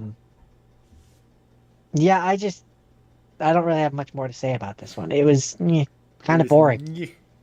That is fair. A lot of these ones I just kind of found boring. This next one. is not based on a Is a Bible story. movie. It's not based on a Bible story. It's based on a biblical idea. It's also, I think it came out either last year or the year before. It might have been last year. This is Good Fortune. It stars The Terry Pratchett story? No. No, that's Good Omens. That is Good Omens. This was directed and written, I believe, by Aziz Ansari. Stars Keanu Reeves and Aziz Ansari and Seth Rogen. And it's now the third movie which has attempted to be like Seth Rogen, a tech bro.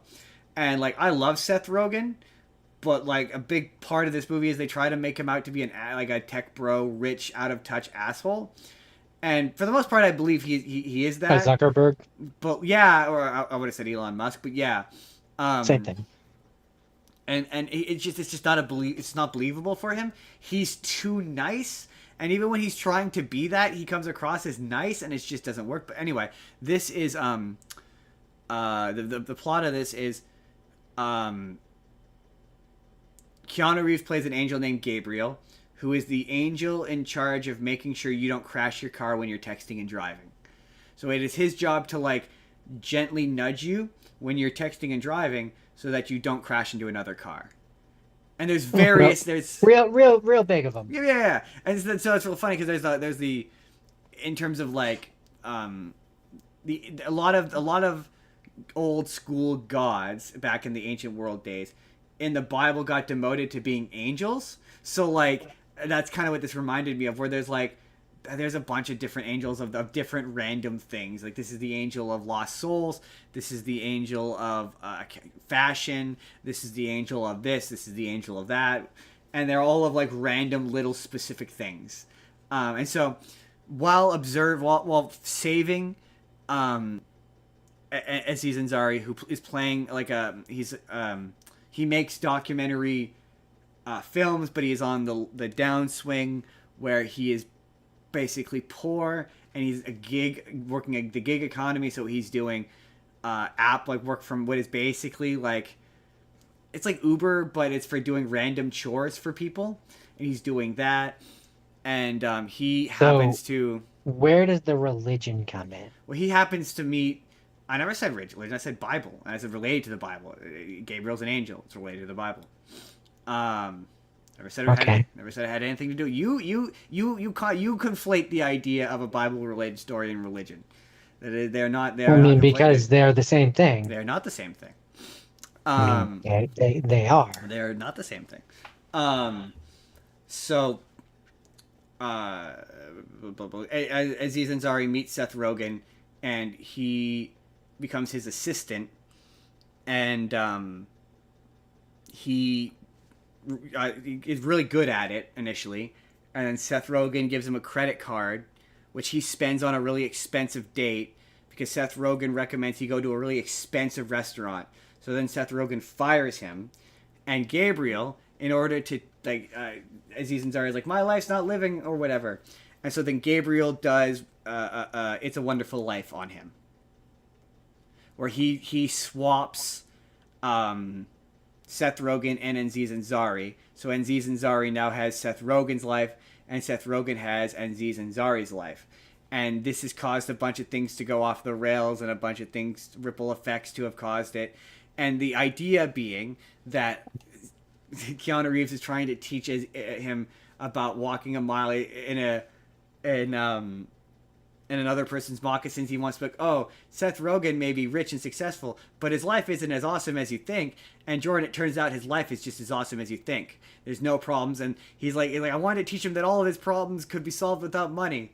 And it turns out that all of his problems were immediately solved by money. And so then Seth Rogen eventually gets his memories back and is like, dude, you have to switch back. And Aziz Ansari's like, why would I do that? Why would I switch back? My life is awesome now. Everyone loves me. I'm rich and successful. Why would I want to switch back? And why would he? And so then they go blah blah blah. Let's happen. And ironically, Aziz Ansari gets in a car crash because he's texting and driving, and winds up in a coma. And he wakes up and pretends that he's lost all of his memories so that they're stuck unswitched. and it hits a point where he's like, "Fine, I'll switch, whatever." And Keanu Reeves is like, "No, that's not. It doesn't work like that. You have to like want to go back to your life and have learned a lesson." And that's my one thing with the movie. The ending is kind of bad because it gets to the point where his justification for why his life is good is lazy and flimsy, and once he switches back, it's not like Seth Rogen like gives away all of his money, because throughout the movie Seth Rogen is now stuck working the gig economy, and he's like, "Oh, I didn't realize how hard life was for poor people, and how hard this was, and how much this sucks. It sucks to be you. I don't want to be you. I want to go back to being me. My life is so much easier." And so obviously by the end of the movie he goes back to being him. They go back to their lives, and like, Aziz Ansari's life isn't any better. All Seth Rogen does for him is pay his parking bills, so he gets his car back. And then he's like, "Oh yeah, we have to fix the app so that it treats people better. We have to pay ourselves less."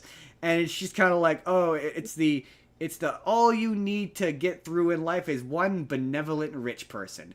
It's not like, "Oh hey man, maybe we should like spread the wealth instead Fix of the system. having five guys hoard it. Maybe we could spread the wealth around." It's like, no. The world needs to be saved by one really rich guy. That's how we save everything. It's like, oh, I hate that's.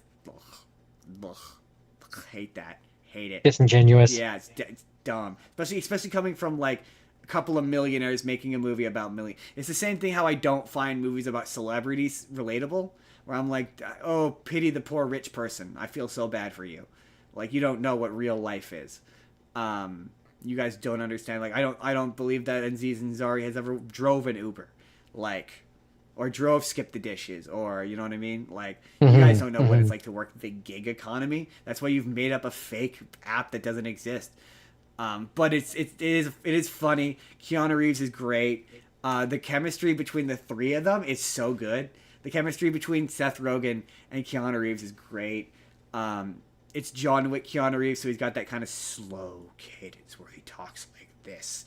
And it's him. There's a bit where throughout the middle where he's slowly becoming more human, because obviously he's caused this big problem, so he gets fired, and the only way he can get his job back is to get him to switch back, and he's just not going for it. So he just devolves to smoking cigarettes and being bitter, and it's really funny. It's really really fun movie. You would like it.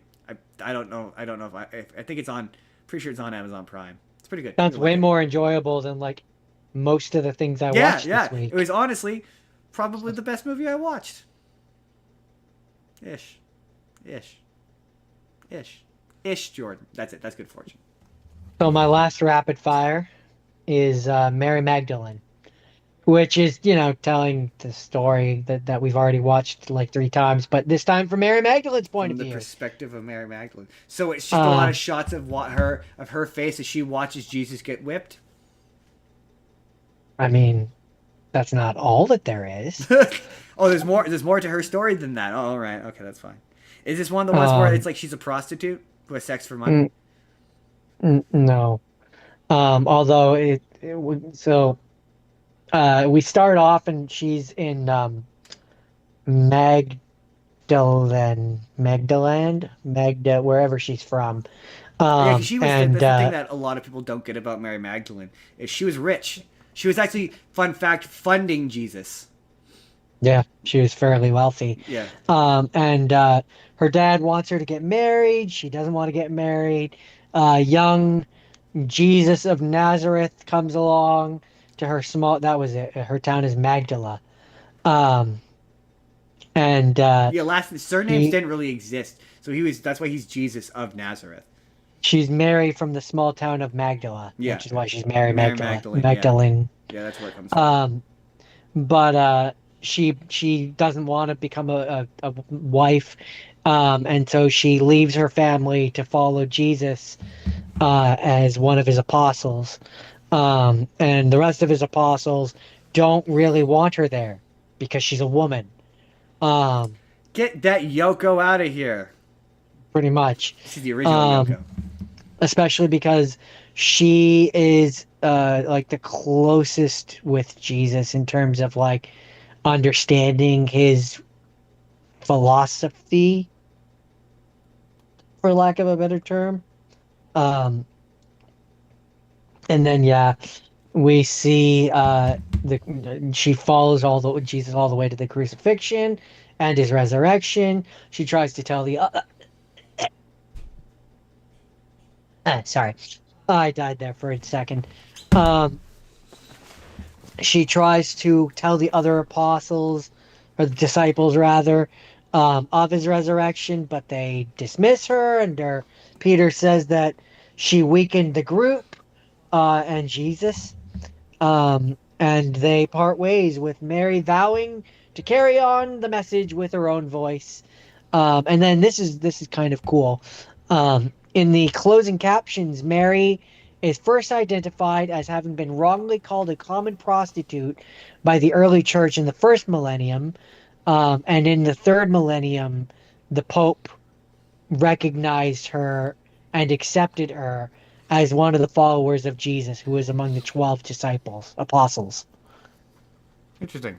Interesting. So she now, in terms of the Vatican, is They don't think officially she was a prostitute.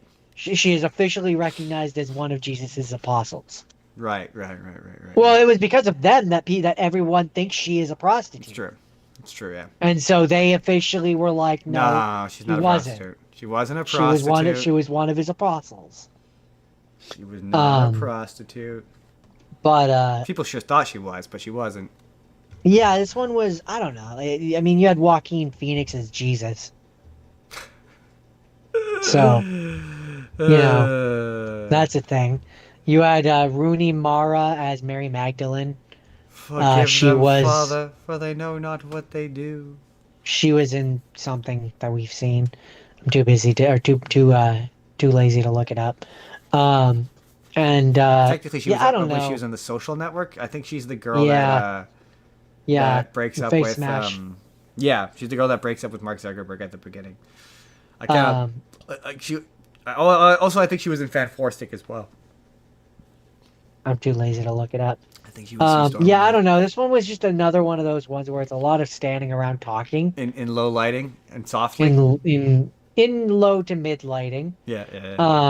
And it's just so like there's the scene, and this is like a okay, yeah, if we're looking at this through reality, like there's the scene near the beginning where Jesus shows up and says to, I don't remember, I think one of them is Judas or whatever, but the two fishermen, and he's like, try fishing over there.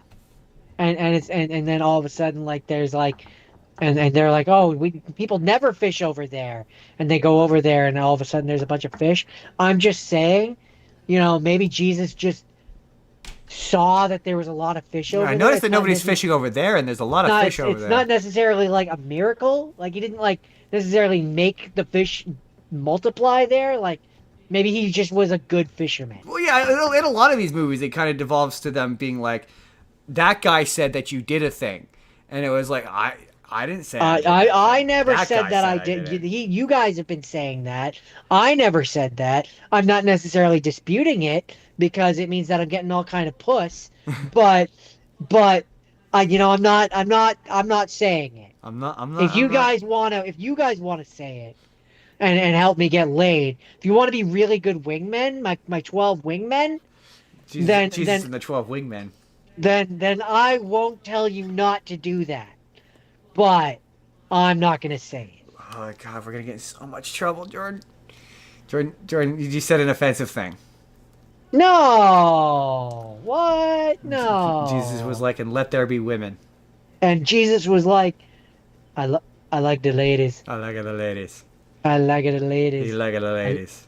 Very much. He liked the ladies very much. I mean, this movie kind of makes it seem like he's like, hey, Mary, you want to come with me? I like the ladies. Come join the band. Come wash my feet. The band needs a groupie. Jordan, is that it for Mary Magdalene? Yeah, that's it for Mary Magdalene. The band needs a woman. There's entirely too much men in the band. This is way too much of a sausage fest. Oh yeah, I went first. That's why. I'm like, why am I already on half scenes? How did that happen? Because I went first. First half scene. Yeah, you decided to throw the first stone. I did, yeah. Have seen, Jordan. Have seen. This is Exodus, Gods and Kings. This is the story of Moses. has directed and created by Ridley Scott. I don't know if he wrote it, but he definitely directed it. Starring Christian Bale and Joel Edgerton. And the thing about this is that this might be if not for the fact that the next movie we're going to talk about is Jesus Christ Superstar. I would say this is the most atheist movie I've ever seen, because like it very much tries to offer it does it's one of my more interesting biblical movies for me, because it tries to be like, okay, but maybe the mystical magical stuff happened, but also maybe there's a reasonable explanation for it that's very much baked into the movie itself, where like anytime anything remotely mystical seemingly happens, there's a character to be like, but actually here's the thing. So like there's a point early on where like they try to explain away all of the plagues like logically in a way that makes you go, you know what, those are all very valid points. Like he's like I can't remember what starts it, but it's like something happens to the crocodiles in the Nile, which is why the water runs red, which taints the water, which kills the fish, which makes the toads come out of the water, which poisons the food, which makes people sick, which causes famine, which causes people to die. And they go down the list of all the very reasonable ways that that this could be resolved. Or like there's a point where Moses goes into the desert, dehydrates himself, and just starts to see God, and God takes the form of a child who looks suspiciously like the son he abandoned. Because a part in this version of it, which I don't know how I'm going to go ahead and just take a wild assumption and be like, this is not like the original story at all.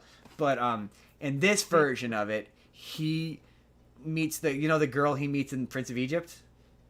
Yeah, that's the wife from the Bible. Yeah, that's Zipporah. He meets Zipporah, and they have a son, and he decides, and it's a lot of like, oh yeah, you take things for granted as a person who has modern conveniences of like, he leaves his family to go free his people in Egypt, and it's basically like, yeah, probably never gonna see you again, but I have to do this big important thing. Bye, son.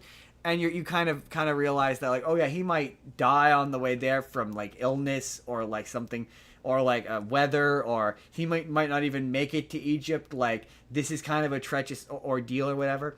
So yeah, he goes out into the desert, hallucinates, and God appears to him in the form of someone who looks suspiciously like his son. And the movie presents it as though he could be talking to God.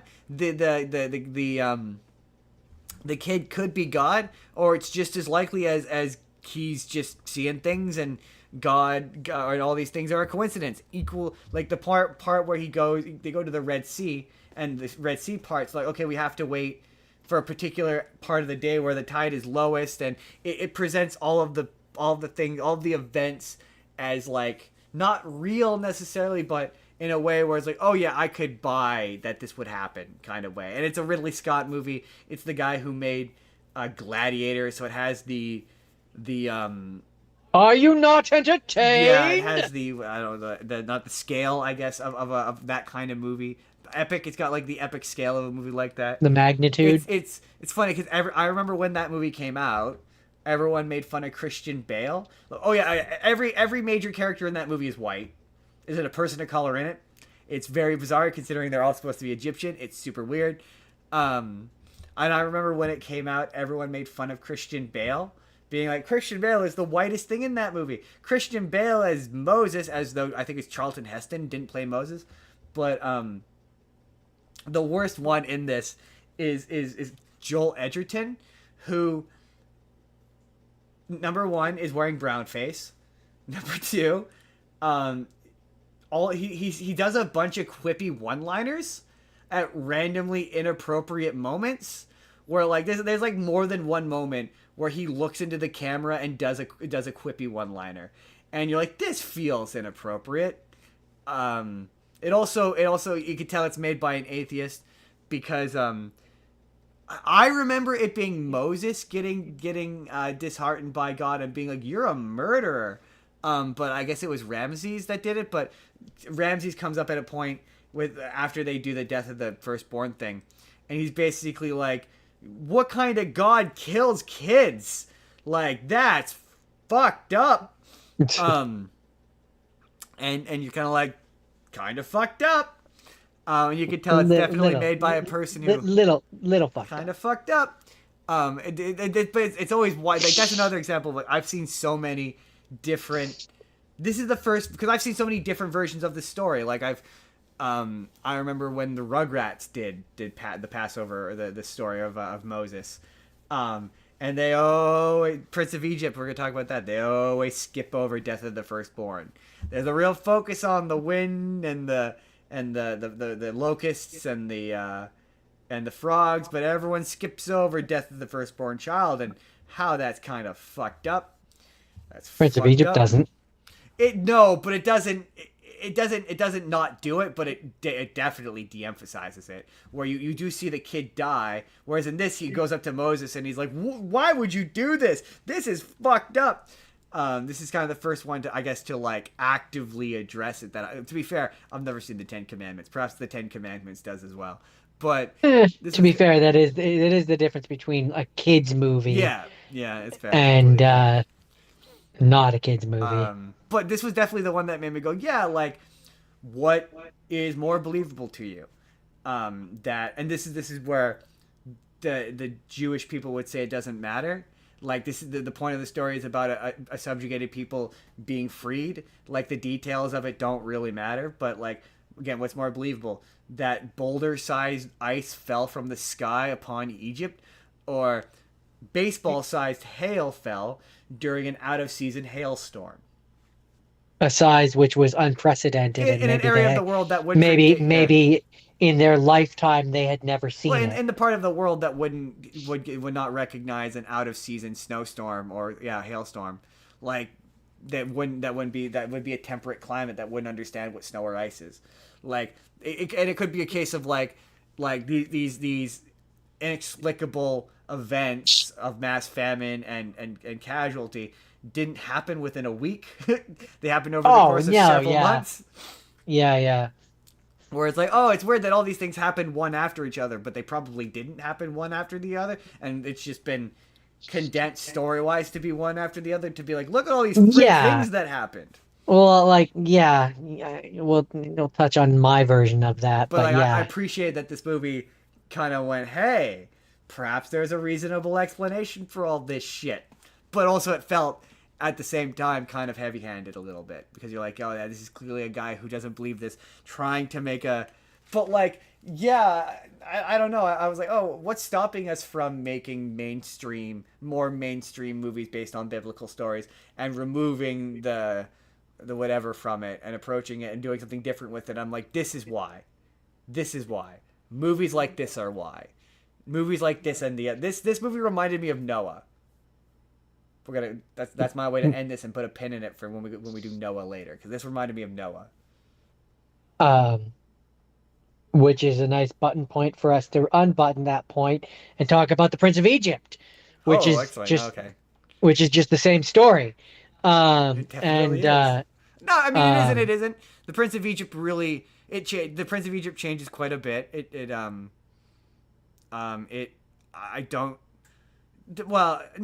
Exodus did kind of play up the brothers bit, but a lot of versions of it, him being close with Ramesses isn't really a thing. So before we kind of dive into it, so this is, believe it or not, this is the first time that I'm actually looking at the cast list of this movie. Yeah, Moses is Val Kilmer, I believe. Yeah, Moses is. There's a lot of. I'm like, really? Yeah, the priest is Moses is Val Kilmer. Zipporah is Michelle Pfeiffer. Yep. Miriam is Sandra Bullock. Obviously, I knew Jeff Goldblum was Aaron. Yeah. Patrick Stewart is Pharaoh Seti. Oh, I completely forgot to mention. Aaron Paul is Aaron.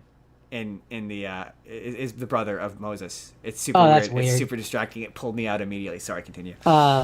Danny Glover. Speaking of weird casting, I meant to mention that. Danny Glover is Jethro. Helen Mirren is Queen Tuya. Steve Martin Hotep. Martin Short as Hoy. Yeah, star-studded cast. Yeah, this is one of those ones where it's like, no wonder did so fucking well. Yeah, well, this one does well because again it's not preachy. It's Yeah. not preachy.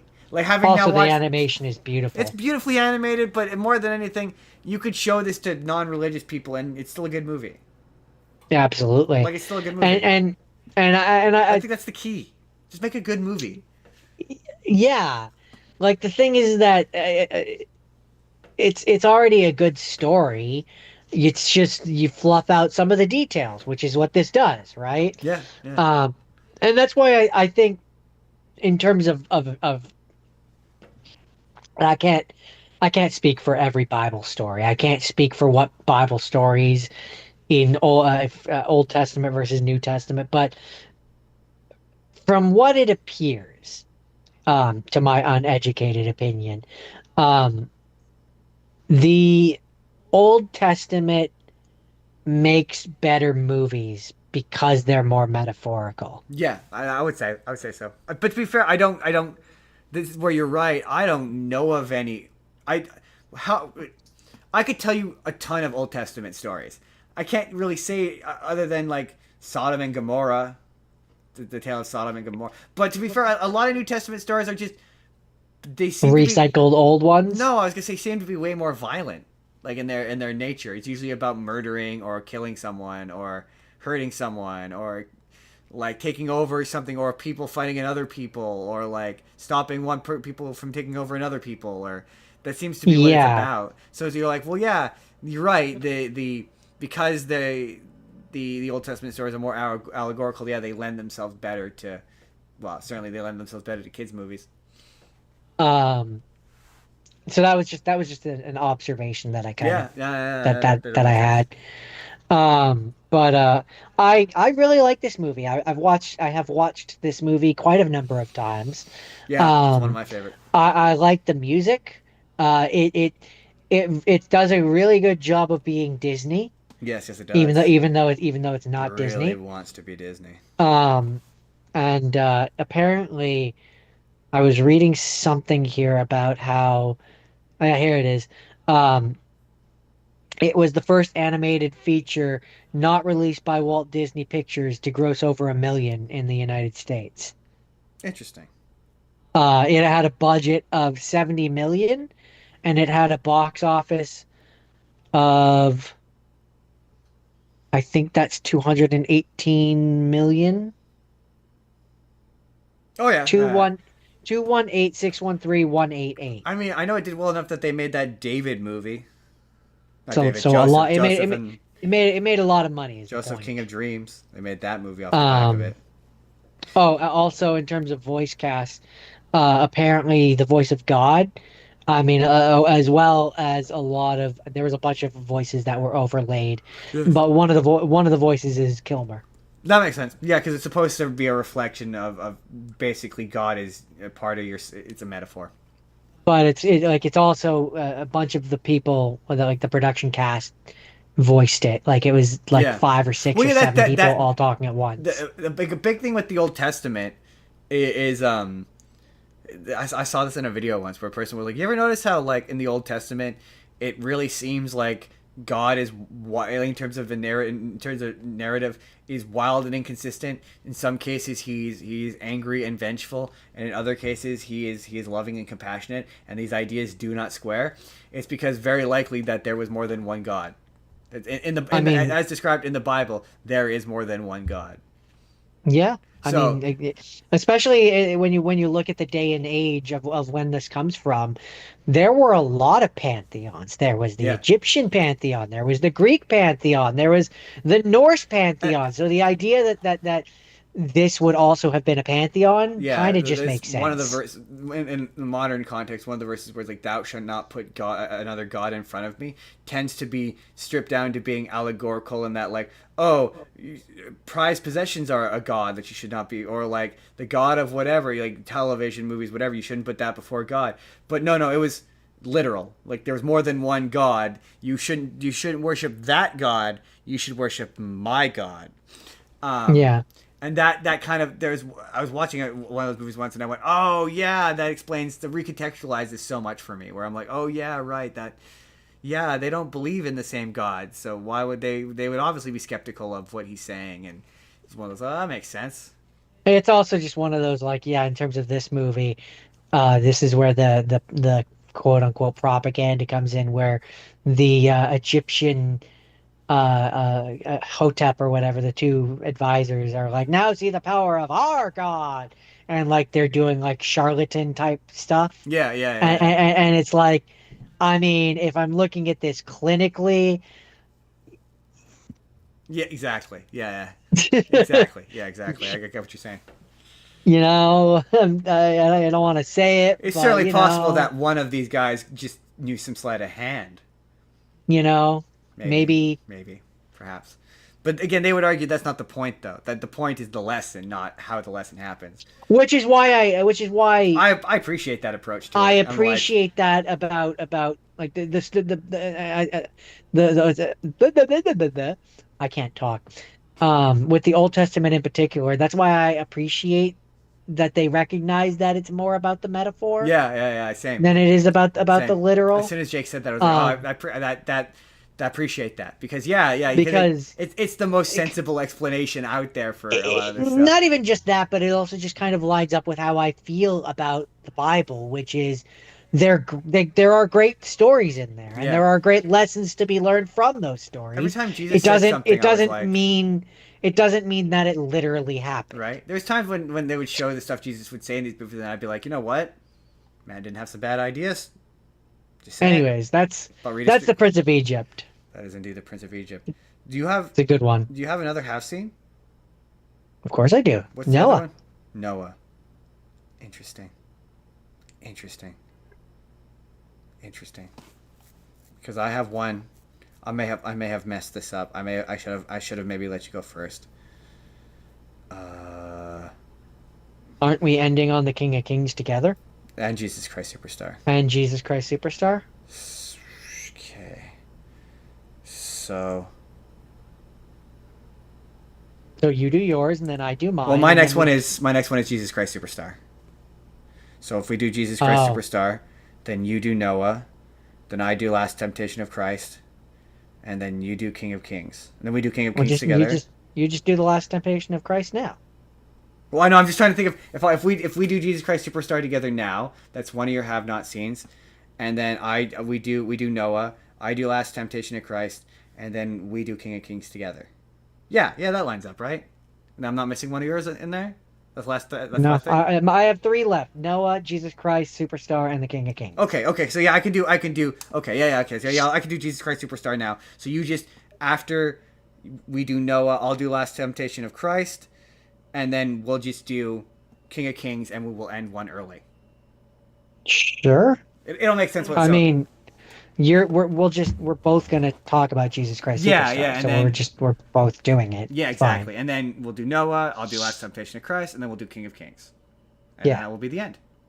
And then we'll eat a spicy And then thing. we'll eat a spicy thing, and then I'll when we're doing King of Kings, I'm gonna message Haley and be like, if you want to come on while we're and watch us eat spicy Hey, shit, you were invited. Haley and Jake. And Jake has not gotten back to me, so I'm assuming he's busy today. So he I need was. I will need you to bring the sauce I though. will absolutely bring the sauce. So Jesus Christ Superstar, Jesus Christ Superstar, heaven and So heaven, I think we heaven. both watched different versions, right? No, I watched the movie as well, but we did watch Oh, that. I watched two versions. So yes, sorry, I should have said yes. Yes, we did, but I also did watch the movie. Do you have questions? just kind of. So the version that I watched, they're out in the desert Hmm. and they're doing like the stage thing, Yes, or the movie or whatever, and they're hippies.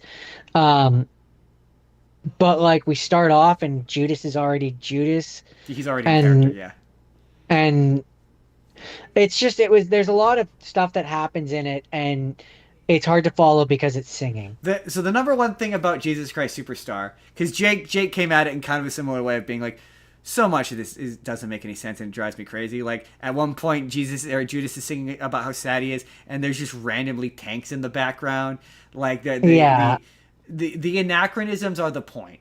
So the point about Jesus Christ Superstar is the story is always the same, but how you interpret it's kind of like when we did Shakespeare, where the way you interpret it is always different. So the staging, the staging is always different. So, and the version I watched took place in a dystopian kind of retro futuristic city where Jesus is now the leader of a bunch of revolutionary kind of like leftist kind of communist kind of guys. It's about that more. Whereas the movie is more about like hippie beatniks in the desert. Apparently they actually filmed it in Israel. Apparently. Really? Yeah. It blew my mind. One of the things that blew my, I mean, the big thing that blows my mind about this is that they perform it in churches. That blew Jake's mind as well. He went, I also can't believe that. I'm like, I can't believe they do this in churches. I still can't believe it's that. Incredible because the gratifying thing was having Jake be like, no, you're right. Like the big thing about this, my big controversial opinion on this musical is it's a pro Judas musical. It's the story of the passion told through music, through the perspective of Judas, and it comes at the angle of treating Jesus as though the movie kind of equates it to being celebrity, is how Jake put it, and I kind of agree with that. It equates it to Jesus is a famous celebrity who has developed an ego and doesn't want to do the thing that he knows that he has to do, and whines and bitches and moans and complains about it the whole time. It's interesting that you say celebrity. I do see, but for me, it's sort of the equivalent of to bring it to religion. It's sort of the equivalent of he's like one of those TV priests or super priests or whatever. I mean, that's celebrity to a degree. It's the same basic idea of like someone a larger than life figure. The sin of pride, if you will. Who has become obsessed with his own self-image and cares more about how he comes across to people and what people think of him rather than and this musical more than any Jesus. This is probably my favorite Jesus thing because it makes Jesus look like an asshole. Because it makes him look like a guy who is human and has human feelings about things, and who still ultimately does the thing that he's supposed to do, but feels a way about it. And that makes it interesting. It makes that this is the movie that made me go, oh, maybe Jesus was a real guy. Like, yeah, the idea that like he was a guy who just was making a lot of noise and he was affecting the movement of these people, and they got scared of what he was saying and what he would cause them, is so much more believable as a real world story than what comes out of it. And this movie is the best representation of that. Where like, oh yeah, it presents instead of presenting Judas as being a sneaky, conniving opportunist who feels guilty and shameful because he sees his friend get violently executed, violently tortured. It presents him as being kind of more human and a guy who was like, he's like, oh, like in one of the versions, they're like, oh yeah, you could take this money that we're giving you and do exactly what you want to do. Go help the poor. You can go take this money and help the poor. Why don't you do that? The best number in this musical is the opening one, in my opinion. It's my favorite. Hands down my favorite. I feel like it's one of those ones where in order for any of that to stick with me, I'd have to watch it a few times. I have to be honest.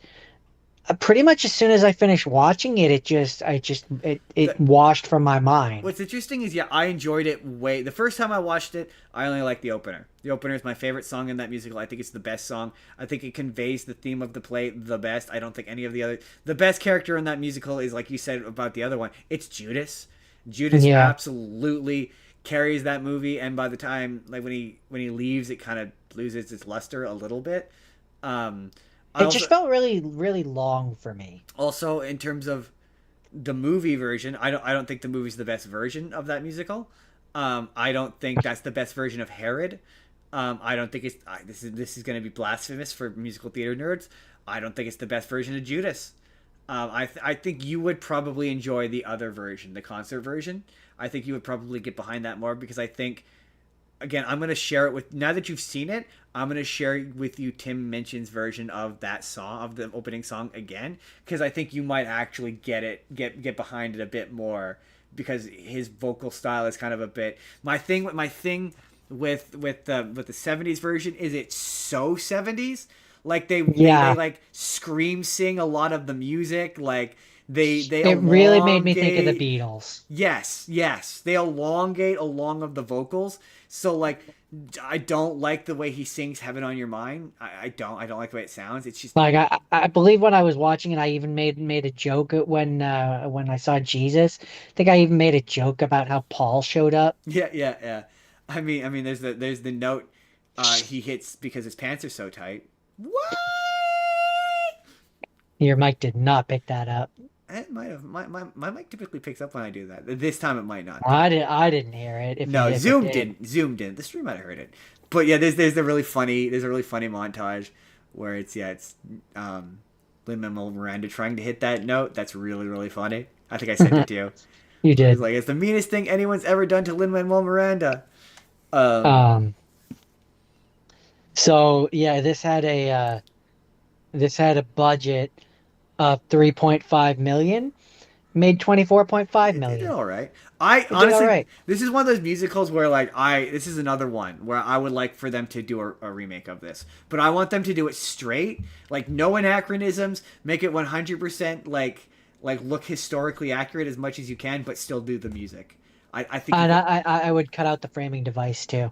yes, well, yes, that's what I mean. That's what I mean. Do it where like don't do it where it's like people doing the passion in the woods or whatever, and that the first 2 minutes is them put. But part of that's the thing is that opening overture that that exists to explain to set up the framing device. So like the movie that musical kind of needs a framing device. I don't know if maybe there's a better framing device you could do that's more engaging than that. I don't think it needs one. I think you I could just don't jump into disagree. it. I never said it needed it. I don't disagree with you. What I'm saying is like a purist of that musical would say, but that's part of it.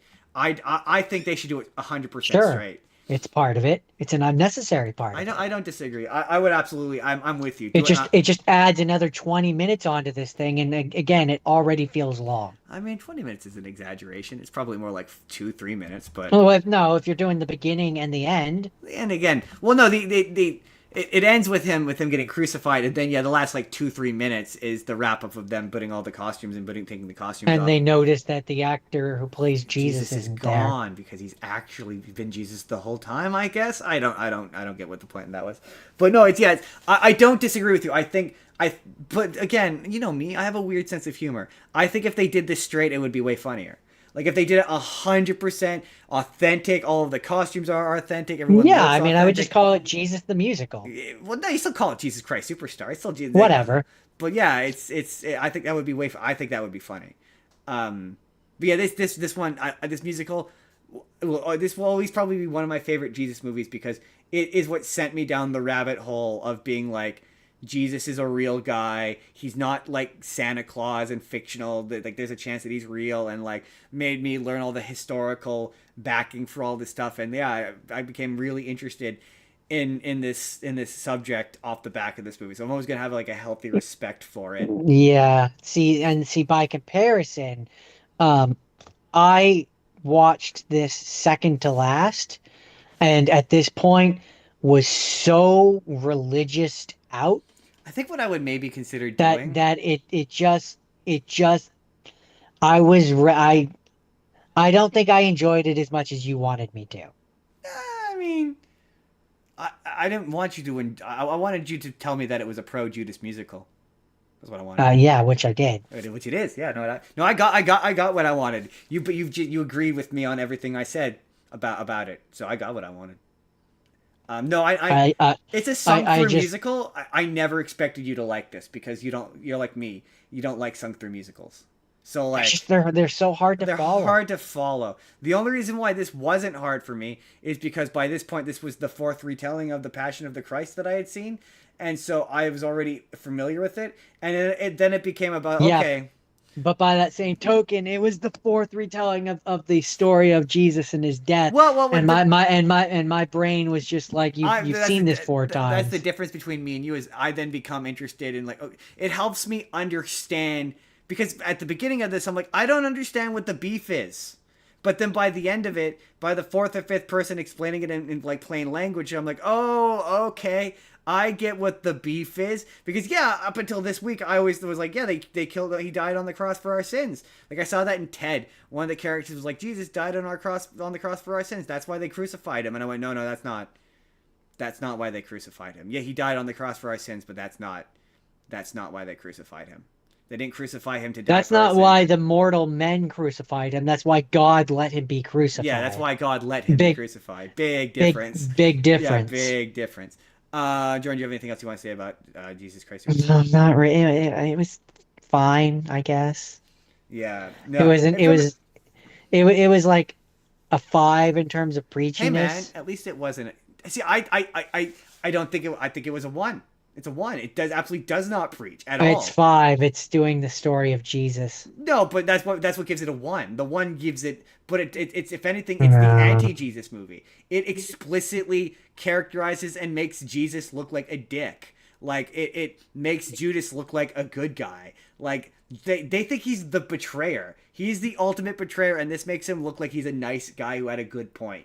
Like, which I'm not saying he didn't have a good point, but this absolutely paints him as having a good point, which is antithetical to Christianity and Jesus and religion generally. So no, if anything, it's the anti-religion movie. Like I say, it is. I can say pretty comfortably the most atheist movie I've ever seen about Jesus. Like that's where I'm like, I cannot believe they do. That's where I'm gonna wrap up. I cannot believe they do this in churches because of how much it is mean to Jesus. Like again, unless they alter it. Yeah, unless they so by that notion, you're right. It is always going to have a default air of religiousness to it because it's based on the story of Jesus. But that's where I'm like 1, a solid 1. If any movie is a 1, it is a 1. It is the oneiest of 1s.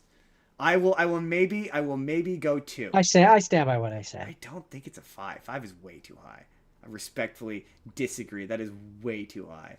Way too high of a number. Yeah, I'd be interested. Maybe if when we do musicals again, I'll get you to watch or I'll suggest you watch the other version of it that I watched and see if you like that one better. Because I like that. It would be a hard sell. Because truly, I like that version better. I think it's better. I think all the vocal performances are better. I think it's as of now the best version I've seen of that musical.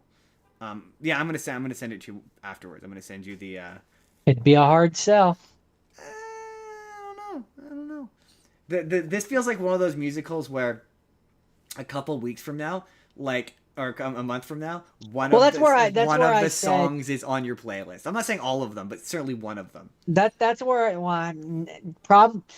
in this instance probably not, because I really don't remember any of them. Fair enough.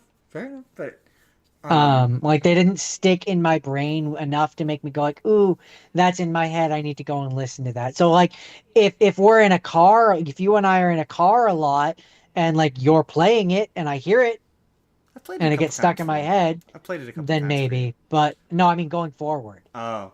Yeah, I feel like you're gonna get behind Heaven on Your Mind. That's gonna be the song that you get behind, like I did. Like that's the only song I like from that musical, truly. Like this time that I found more that I kind of dug. Like I like what's the buzz, what's happening. I kind of got into that a little bit, but yeah, there's only I really only like the one song, and that's because I think it's like, yeah, it to me explains the problem with religion in like a single song, like. The you really do believe this talk of God is true. You're when we began, there was no talk of God. You are a mortal man, and like as this has gone on, you've started to believe this idea that you're God is the most believable explanation for God and Jesus I've ever heard. Like that was like an epiphany moment for me, where I was like, oh yeah, when you put it like that. You're dating your own con. Right, that's what it sounds like. That's what this movie is. This movie is you're dating your own con, the movie. Or the musical. That's what this is. And like, yeah, you kind of got to put it in, it's like it was made in the 1960s. And like, it's like it's mid-nom, they're all cynical. Like, you have to understand when it came out. But that to me, like, that is what, yeah, it's a religion in which a guy dated his own con. That's where I say, like, if we had done a week where it was musicals, yeah, maybe you should have done this one. And you got me to do this. Well, no, I couldn't. This was a have not seen. No, but you could have done it as a rapid fire, but I couldn't because you were doing it as a have seen. Yeah, but you could have still done it. We had to link it up. We could have both done it as a rapid fire, and then we would have done it That first. no, no. This was always a have seen or have not seen. But yeah, you could But absolutely no, done it first. if I had done this and even then, no, at that point, it would have had to be the first one that I watched. It has everything to do with the fact, yeah, it's a sung through musical. I always knew that you were going to gravitate towards a sung through musical. No, I've never done so. Yeah, to me, this was the musical itself's not the most interesting part of this. The most interesting part of this is the subtext, and the Judas. Judas is the most interesting part of this. Everything else is chuffa. Superfluous. Do you have anything else to say about Jesus Christ Superstar? No. Should I jump into Noah? Noah, my God, Noah. Is that a yes? Stop, listen, and listen to me. God went down to the tree. Oh, Noah. No, you don't recognize that? No. I'll show it to you later. You might if you see Noah. it. So Noah this movie is bad. Yeah. This is the movie when anytime I'm like, why don't they do creative things with Bible movies? This is why. This is why they don't. But at least it was interesting to watch. I mean, again, what's your poison, right? Like that's the thing is like, as a person who is not a religious person, I fucking love this movie. I had quite a good time with this movie. It's so much fun. Like there's it's fun because it's bad. Dope action scenes. You've got like war. You've got like Russell Crowe wants to stab a baby. Russell Crowe wants to stab the baby if it's a girl. Stab that baby. You have the weird angel like rock guys. My favorite story from this is the first time we watched this. The first time I, for some reason, insisted we watch this in movie theaters. You hated this. It's funny you're saying. It's funny that you're saying you like it now because you hated this the first time you watched it. I remember we had like a 40-minute long discussion about how I kept being like, "No, this movie's good actually," and you're like, "No, this movie's horrible." I think I hated the Rock Angels, but I'm never gonna forget. I'm pretty sure, which I still think are stupid. But just in a week of like over serious drama filled, like realistic Jesus movies, it's just this was a breath of fresh air. Yeah, like again, I'm never gonna forget the old ladies sitting in front of me. And the minute they said Rock Angels in that opening narration, them both going, "Nope. I'm out. And just getting up and walking out. Fair enough. And I was like, I remember us being like, fair enough. Fair enough. No, that's fair enough. I get I think you and I watched this one alone. We did. Yeah, we did watch this one alone. Yeah, this was just me. But it is one of the fun. It's so funny. It's so unintentionally funny. Just him skulking around. The entire second half of this movie is super funny. It is super funny. It is unintentionally funny. Like Russell Crowe's performance is unintentionally hilarious. It's also incredibly, and this is just a result of the Bible, but incredibly uncomfortable implications. I mean, yes, there is. So God kills and wipes the slate clean, shakes the etch-a-sketch of earth, floods the place, and presumably kills everyone except for this one family. And even ignoring that and going back to before that, when you have Adam and Eve and they had 3 sons. Yeah, don't think about it. Who populated the earth. Don't think about it. Stop thinking about it. And you're making it weird. Stop thinking about it. Yeah, I'm just saying. But to be fair, in this movie, to be fair, Noah is like, okay, so I'm gonna kill my wife, and then you're gonna kill him, and then he's gonna kill him, and then I'm gonna kill myself, so that there's no humans left. Oh no, yeah, in this Jesus, Noah very much is like, there's going to be no humans left. Yeah, that's the point. Yeah, I'm gonna kill you. He's gonna kill him. But I'm saying at the end of it, after he has decided to not kill the babies, and there's 2 girl babies. Yeah, don't think about it. Think about it. There's 2 girl babies. I notice you're still thinking about it. And 1 family. I notice again. I notice you're still thinking about it. Stop thinking about it. And they're all related. Stop thinking. This is part of you thinking about it. Stop thinking about it. But I mean, Stop the thinking about it. Bible, The Bible is you weird. know, in the Bible, it does say, if it comes from the same tree, the fruit shall be bountiful. Does it actually? Apparently, Does it act? Does it? I can believe that it Does does it? because there's a lot of incest in that Bible, I Justin. mean, I mean, Jake mentioned that yesterday. I went, oh yeah, no, Adam and Eve. And he went, no. There's other examples. And I went, oh, all right then. Noah's family being one of them. Definitely seems to be one of them. There's just a lot of uncomfortable And implications. you wonder why they believed in a guy in the sky. There's a lot of uncomfortable So genetic implications. diversity wasn't really a thing back then. No, yeah, they're genetically as pure as can be because they pretty much are like right from God, Right? It's just But yeah, no, this is definitely. I'm the kind of guy where, yeah, there's points when I was watching a couple of these where I'm like, why have we never made mainstream attempts at doing Bible stories? And then I remember this movie exists, and I'm like, oh yeah, no, that's why. That's yeah. why. Because who is this like who is this for? And don't say me. Who is this for? Like You. it's not making people who've read the Bible happy because it's so wildly inaccurate and fucked up. It's not making people who don't like the Bible happy because it's weird and fucked up. Like it just seems to be for me. Like it's only for me. It's the only explanation I have. Yeah, I mean, I don't know, man. It's All I purely know is that purely for me. this had a budget of roughly between 125 to 160 million, and it made 359.2 million at the 160 box office. 160 milli? Yes. That's a lot of milli. On the upper scale, on the lower end of the scale, it says 125. Yeah, I think it bombed badly. I don't know. It depends on what you consider bombing. Made 359.2 million. What's the budget again? The range is it's between 125 to 160 million. So it's like kind of basically broke even, It seems like it basically broke even. which Um, not great for a movie that expensive. yeah. Test screenings. Interesting. In mid 2013, Aronofsky and Paramount began sparring over Final Cut. Paramount wanted to test unfinished, unscored, and alternate cuts of the film. Paramount proceeded to test screen, I just don't know why would you prompting bring on Darren Aronofsky. worrisome responses from largely religious audiences Yeah, in of course they October. didn't like it. After much discussion and compromise, the studio announced that Darren Aronofsky's version, not any of the studio's alternative versions, would be the final cut of I can't Noah. believe that. That shocked me. But yeah, because they went. The Uh, only people who were gonna watch a Noah's Ark movie are. I remember the marketing for this movie was so weird. Like there's a poster.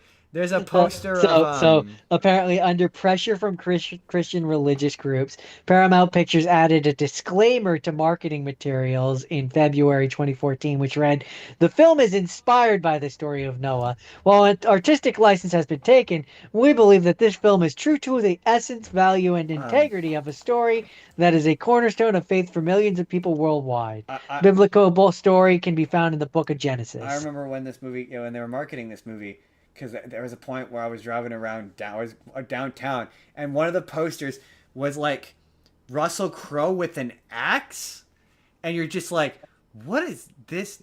This is making this look like a very different story. It's all I remember. It's like this. They're trying to market this as though it's like an action movie, and yeah, this is an example of like no one wins here. Like the people, they clearly when they're making this, they're like, okay, we need to get the Bible thumpers in there, and Darren Aronofsky's like, no, I'm Darren Aronofsky. I want to make this weird and upsetting because that's my whole deal. And I just don't. Why would you hire Darren Aronofsky to make a Noah movie if you're trying to appeal to the Christian audience? That is a weird and nonsensical choice. This movie is His just it's thing is bad. he's fucked up. That's his thing. He makes fucked up movies. Apparently, the film also generated controversy for its perceived environmentalist political messaging. What? and extensive use of extra biblical sources for inspiration, You would think that it such would be as such as the Book of Enoch. you would think the fact that Noah's pro-choice would Wasn't allowed. Apparently, it wasn't. It wasn't. It was denied release in China. apparently, Jordan, the fact that Noah was pro-choice was not controversial. Apparently. Jordan, he wanted to abort that baby. No, that's not true. No, sorry, I lied. He didn't want to abort the baby. He wanted to wait till the baby was born, and then, so he didn't actually technically want to do an abortion. I mean, plus, he only wanted to if it was a woman. Oh, If that it is was a true. girl, That is female. true. That is true. So that's Noah. It was an experience. Um, One. one experience. No, I mean one on the scale of one to Bible thumping. One. Hard one. Solid Yeah. one. I would almost argue it's 0. Yeah, but Jordan, if Jesus Christ Superstar, a movie would, I feel like if No, that one has to be 1 because it's literally about Jesus. This is barely Noah. Oh, that is true. That is true. 0.5.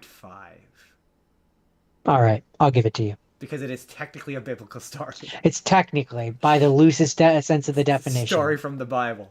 It says 0.5. Well, by the loosest sense of the word. Yeah, man, that movie's unhinged. I think I'm the only one who likes that movie. No. I enjoyed it. Yeah, but you didn't used to like the movie, so I guess I'm no longer the only person who likes that movie. It's changed my mind. You're now the second person who likes that movie. But again, that it could be because I was just so worn out from actual Bible things that having a not Bible thing was just a breath of fresh air. There's a lot of times it was really funny where I went to read about the movie and the reviews were way harsher on it than I was, which I thought was funny. Where I was like, where like Passion of the Christ, for example, is like a 30% on Rotten Tomatoes, and I was like, really. Wow! Like I always expect their numbers to be way more inflated than they are, but I guess people are just so harsh on Christian-based movies for some reason. I don't know why. I do know why, but I'm not gonna say it. That was no. I guess that makes it my turn, doesn't it? Well, it's technically. I mean, yeah. Wait, unless we're doing King of Kings. No, I've got one more. You got one more I got other one than more. King of Kings? Yeah, I got one more. This is so okay. So this kind of goes for King of Kings as well, but the more I don't know how to describe it, but like we talked about this before when it comes to like movies about Shakespeare where they talk with that like Shakespearean old English cadence. A lot of Bible movies do that where they have that like they don't talk like modern people. They talk like it's got that sort of like old school kind of dialect. You know what I mean? Yeah. This is The Last Temptation of Christ. And this is the movie that dares to ask the question, Jordan. What if? What if, but Jordan, what if Jesus fucked? I'm not touching that one. Jordan, but this movie does. Well, I mean, more specifically, Mary Magdalene does. Touch it. No, there's a big part of this movie is Jesus just upset about the fact that he's a virgin. By it you mean His penis, obviously, Jordan. Ah, His cross. Sorry, his cross. I should have said his cross. There's going to hell. We are very much. There's a plot point where they mention the fact that Jesus is a virgin, and he's really insecure about it, and it's kind of funny. But like, so this is not really no, but just don't you know that's the game he runs. He tells all of the people that he wants to sleep with that he's a virgin, and only you can help cure him of his virginness. I'm pretty sure that's an episode of Family Guy. And that yes, it is. That's exactly what I'm referencing. You got the reference. Good job. But yeah, no. This he's using it to try and sleep with Peter's wife Lois. This is not based on the Bible. That's the most important bit. This is based on a book from like the 1950s called The Last Temptation of Christ. And the basic premise of this is at the end it goes through Jesus's life as it normally would. It's I think 2 hours and 40 minutes long, and it feels like it doesn't feel like it. It's a Martin Scorsese film. So it generally has his pacing, which like even when they're long, they don't feel long, but they also do feel long. I can't think of a, like Wolf of Wall Street. You know, Wolf of Wall Street, like you feel like you've been watching a movie for 3 hours, but it doesn't feel like it's been 3 hours. Yeah, Kind of like yeah. that, or like Goodfellas is like that too. His movies are really well paced. They don't feel like they've been going on for a long time. When you're watching them, but the big difference between this and most most passion stories, is when it gets to the passion, when he's on the cross, he is tempted by Satan into basically getting off the cross and being saved by Mary, and he goes on to have a full life where he has several kids and gets old and dies. And it gets to the end, and he, throughout this alternative timeline, like at one point he runs into Peter, who is saying that he died on the cross anyway. And he's like, "Oh yeah, no, Jesus died on the cross." He's like, "No, he didn't. I'm Jesus." And he's like, no, you can't be. He's like, and besides, even if you were Jesus, it's way more beneficial to me for you to be dead.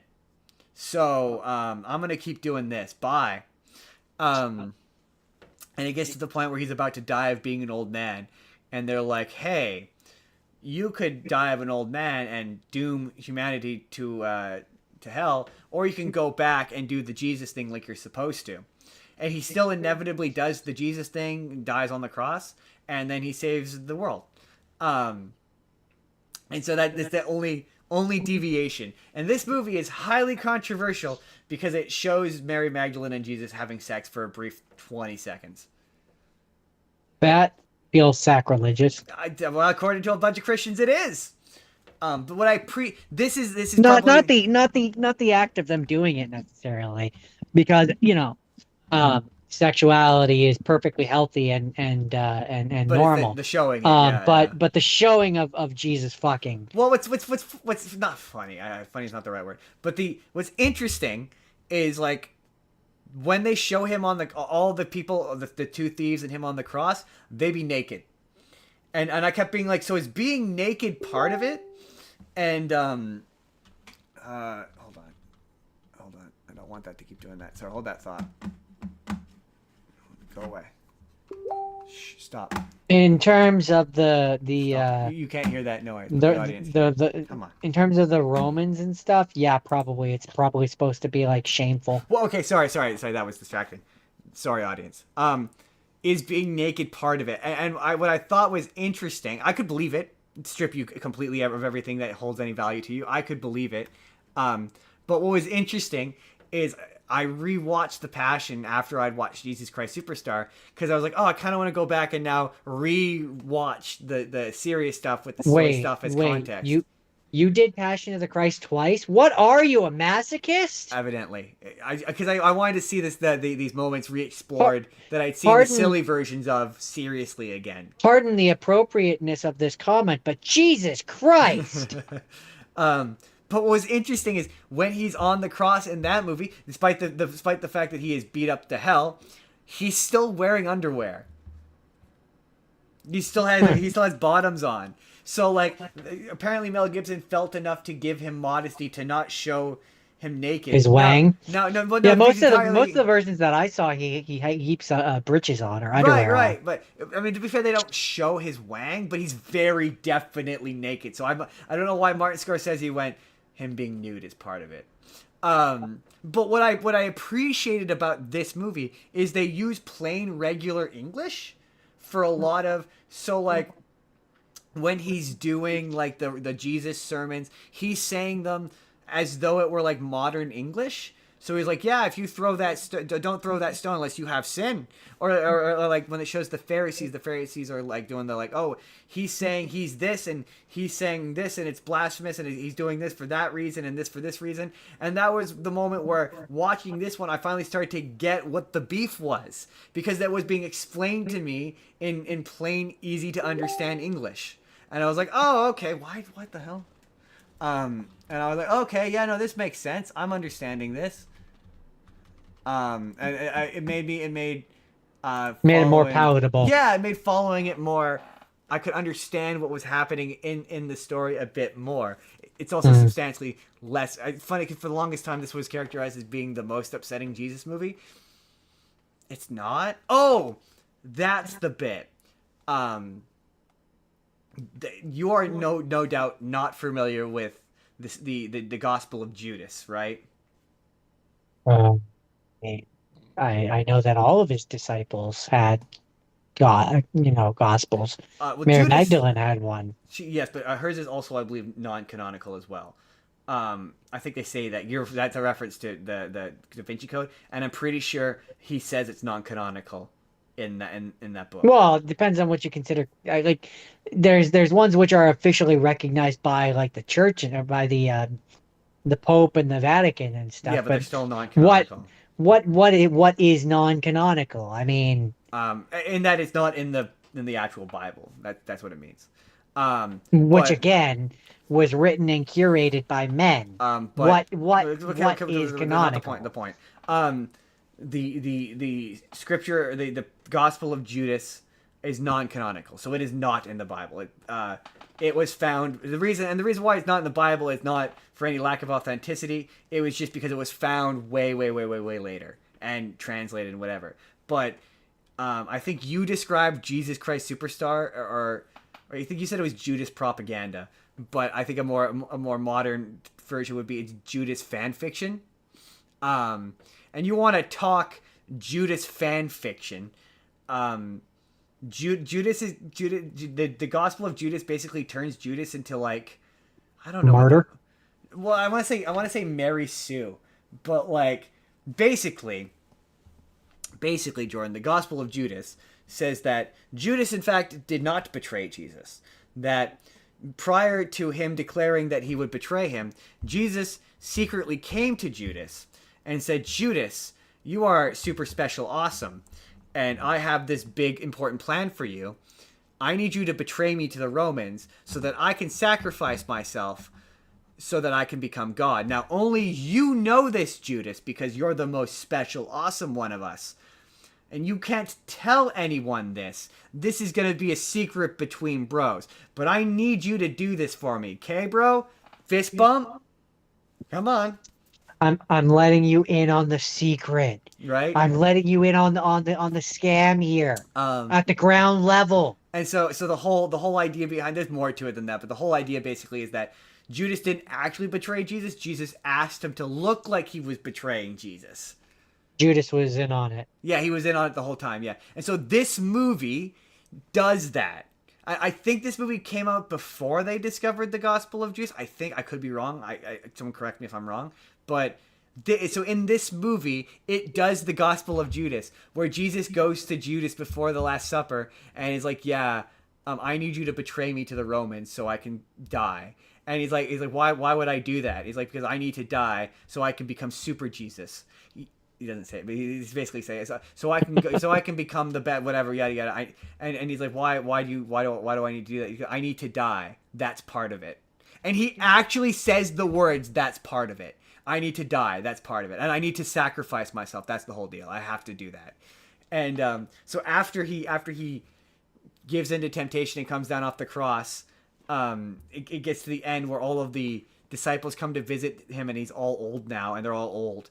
And Judas is like, "I betrayed you for nothing. Like, you told me to do that, and I did it, and I did it for nothing. I'm really pissed off at you, Jesus. You were supposed to die on the cross for us, and you didn't."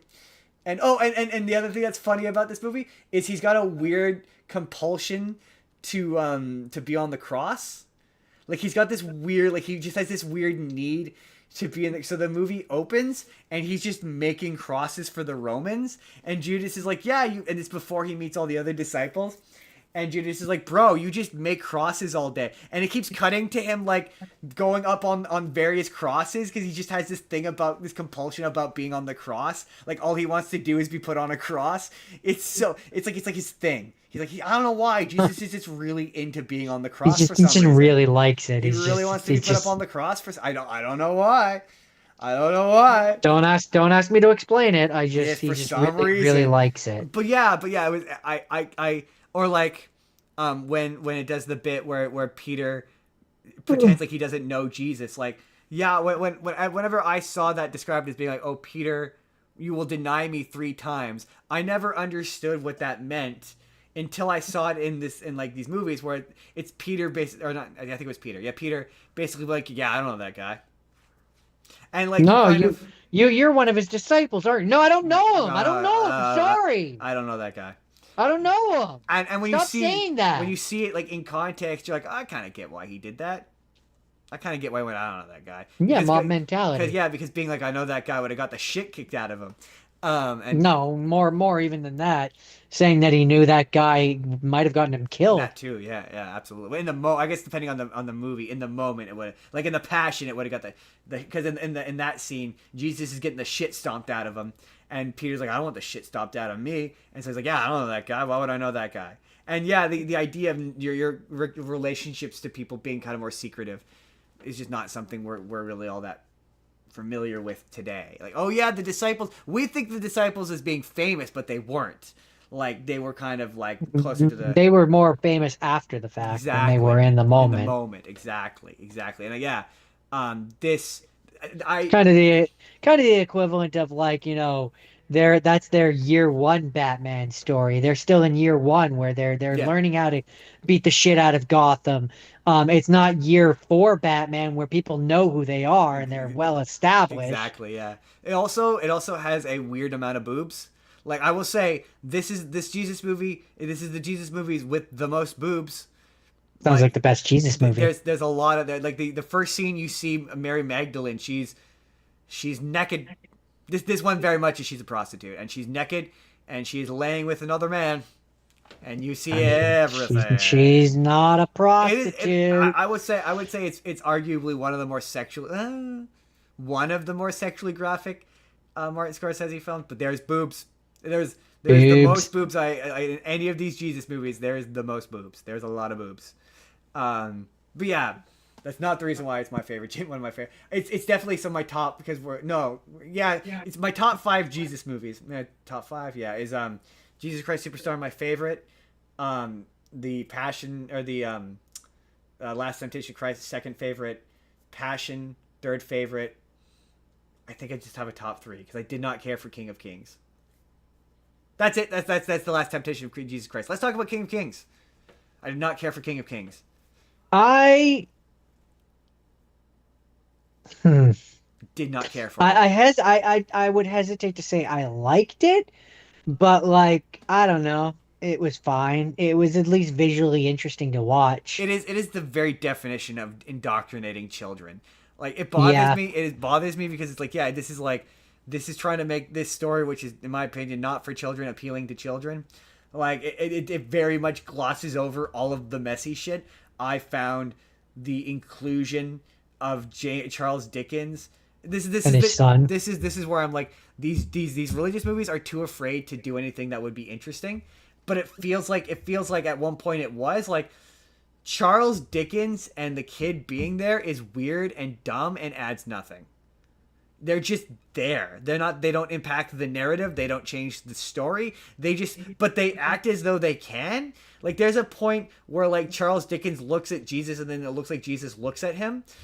Or there's a point Well, that's where where like I said, yeah, that's why I said it was weird and confusing. it seems as though at one point they were going to do a thing where like Charles Dickens and his son get sucked into the story and they're there and they're trying to like that to me would have been way more interesting where like they get sucked into the story and Charles Dickens is like I know you have to let the story play out the way it plays out and the son is like no dad we have to save Jesus because he's the good guy here and then they try to save Jesus and then the lesson is that Jesus has to die on the cross and they can't save Jesus and then you still do the bit where Jesus dies on the cross and because there's a part where at the end where he appears to the kid as if he's been there the whole time but he hasn't been like there's a point where Well, but the idea is supposed to be that, at least my interpretation of what the idea is supposed to be is that Jesus can see him. Jesus is alive. Jesus yeah shows up. but in terms of So a he narrative in movie it's that mo in weak. that moment in that moment he is seeing Jesus because Jesus died on the cross so that we it's can, it's like not that's what they're going for. it's not so much the framing device of it being Charles Dickens telling the story because while that is weird and this is another reason why I don't care for this because it's based off of a book that Charles Dickens never wanted to release. like very specific. This is based on it's a book called the I think it's called like the Life of Jesus or something like that, and it's a Says book, that it's loosely inspired by the children's book The Life of Our Lord the Life of Our by Lord. Charles by So Charles Dickens. he wrote that book for his children, and that's why the plot of this is him reading it to his kid. And he read it to his children every Christmas until he died. And he very specifically was like, I do not want this released until at the very least I'm dead and my kids are dead. And so, or as I think it's I'm dead. And so his sister held on to it for like years after he died, and it was like after he died they finally released it, but he absolutely did not want it released. And that makes me go, okay, yeah, okay, it's one thing to like tell religious stories to your kids with the understanding that, hey, like I'm not telling you that this should be your thing, or like this is just a story like people in my life did. It's an entire thing to be like, you should convert as a child. And that's what this movie is. This movie is him trying to convert his child, and it made me feel icky. I was like, I don't, and just as a movie, it just flash forwards through so many. It's not the best version of this story. It speeds through so much of it, and like a lot of it is just like, yeah, Charles Dickens' son annoyingly being like, Jesus, no, like Yeah, when it keeps yeah. cutting to his face when he's being crucified, and it like I will admit it was effective when like he hits the nail and everyone goes ugh, like that, and you feel it in the sound design. Yeah. I was like, okay, I felt that, but like it's like it's implied.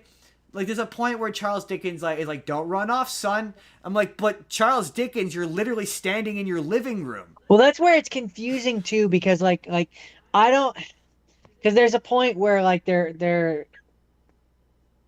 doing the story, and like Jesus hands the boy the cat, right? Yeah, Like the son the cat. yeah, it's And so then confusing. we pull out of the story, and it's Charles Dickens who's handed him the cat. And so it's like, so like the cat ran out and he's been telling him this story while they're looking for the cat. Is that the idea? Is that the idea? Yeah, it's where I'm like, it would have been, these movies are too, in my opinion. Hey man, Christian probably disagree with me, but these stories are too. It's again, it's like I said to you, it's like I said earlier. So many of these stories are just a guy telling a story to another guy. Or it's like, this would have been maybe more interesting if you had just cut out Charles Dickens and just did a straightforward animated adaptation of Jesus' story. I don't, or yeah, you do something more interesting where it's like, yeah, Jesus or Charles Dickens and his son get sucked into the story of Jesus, and then they have to help the story of Jesus get played out. I That mean, sounds I like an mean, if infinitely more interesting if movie. I'm creating a more interesting narrative version of, if I'm fixing this, quote unquote, fixing this and making it more narratively satisfying and less reliant on the strict structure of how the story actually goes religious wise, what I'm doing is I'm having son and boy sucked into the story. Boy changes things and like does something which causes So you're Jesus just to gonna make it to the not last temptation of Christ, where it's like uh, he now doesn't die on the cross, he and doesn't die on the yeah. cross. Humanity, like we flash forward, we see what happens to humanity without that. And then they have to go back in time and make sure that he does in fact die on the Yeah, well, cross. I mean that's what it felt like this movie was. Like it's so weird. Like there's points where it feels like there was at one point a subplot or a plot in this that involved Charles Dickens' son trying to save Jesus. Like it does feel like they cut out a plot point or a story point where they get sucked into the story, because there's an element of some sort of magicalness at the beginning that they don't pay off at the end. It's a very strange movie. Like I say, the addition of those two characters adds nothing, and it just makes the movie confusing. I mean, here's what I'll say. It is pretty The though. fact that I it's will give it Charles that. Dickens made it confusing, because and this is ultimately a thing I have to hold against the movie, because it starts with him, spoilers I guess, it starts with him doing the like reading. He's on stage and he's doing the story of Of a Scrooge, Christmas Carol, and he's being a dick to his to son for reasons to that. the point, well, no, but even ignoring that, just the it starting with A Christmas Carol, it starts to do that, and I was like, am am I watching the right movie? Yeah, And I fair enough. backed out, made sure that I had downloaded, clicked back in, skipped forward to like 30 minutes in the movie until I saw that Jesus was there, and I'm like, okay, this is the right I movie. feel like I've got the right movie. Weird. Yeah, it is weird. It's very, and it's weird because the book it's based on I don't think he's a character in that book. I think it's just a book about Jesus. So yeah, again, it's weird. It's weird. It's weird. It's so truly bizarre. I don't know. It's a weird place to end my week. And then yeah, there's just all the violent shit that they skip over. That's always weird. It's always weird. But Jordan, I'm gonna just quickly while I stall. Apparently, the people that made it was a South Korean studio. Oh yeah, that was the bit I wanted to mention while I text Haley. Um, Also, it had Mark Hamill, and that was weird. it always well there's not even just Mark Hamill. There was Jim also, Cummings is in there. yeah, There's a bunch of, in my opinion, entirely too Pierce famous. Brosnan. Pierce Brosnan is Pontius Pilate. Yeah, there's a bunch of Yeah, people who are, in my opinion, entirely too famous to be in that movie. Forrest Whitaker.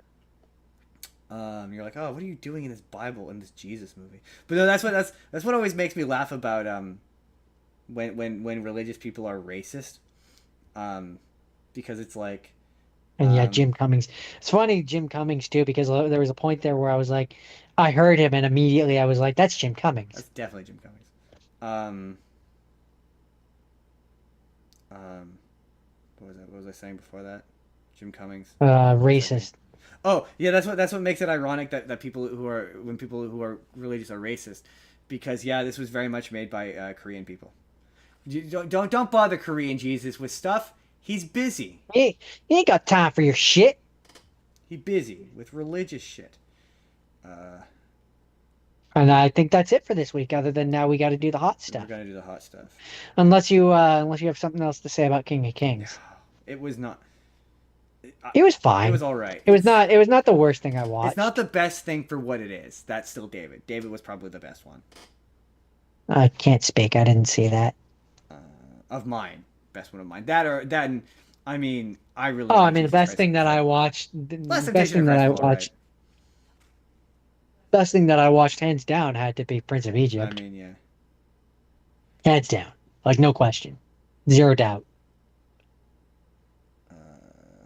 Okay, Jordan, I am gonna get up. Okay, so that's it. That's the end of the show, everybody. Now we're gonna do our celebratory.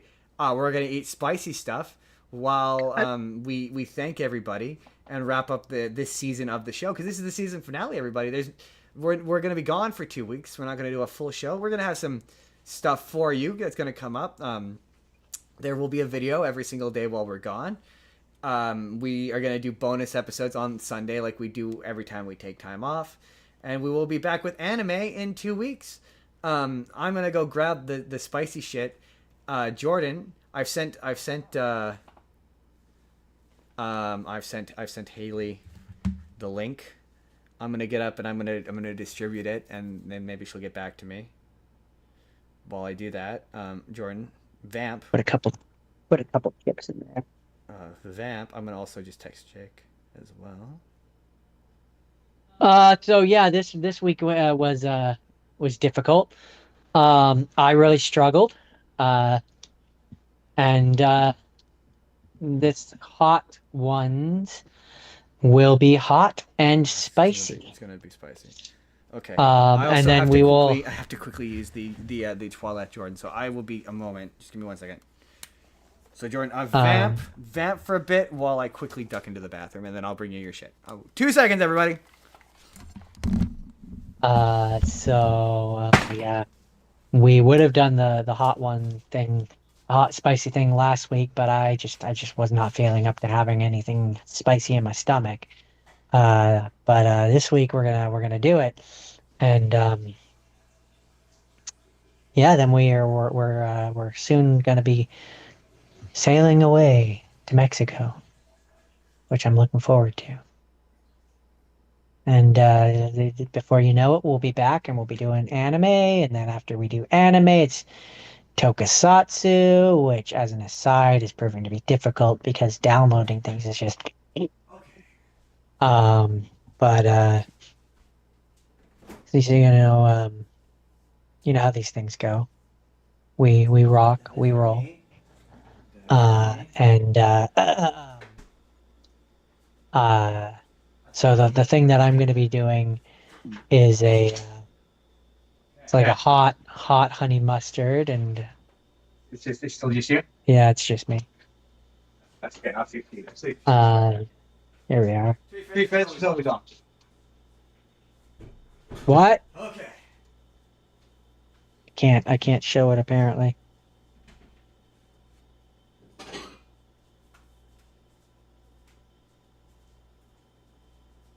If I get too close to the camera, it just green I'm screen. looking forward to this. If I get close to the camera, it green screens it, but it's like it's a hot honey mustard. All good. Which I'm gonna put on some, Okay. which I'm gonna put on some chips. And I've got plain chips I'm here. assuming this. Gonna do at least one. Haven't tasted it yet. Are we doing it now or? Sorry, can't hear me. I was just making sure. Sorry, I can't hear you. Hold on. Put my headphones back on. Sorry, I was just making sure that the hot sauce wasn't expired. Okay. Haley says she's gonna watch in chat, which is totally fair. Okay, just so you know, I don't have the chat open.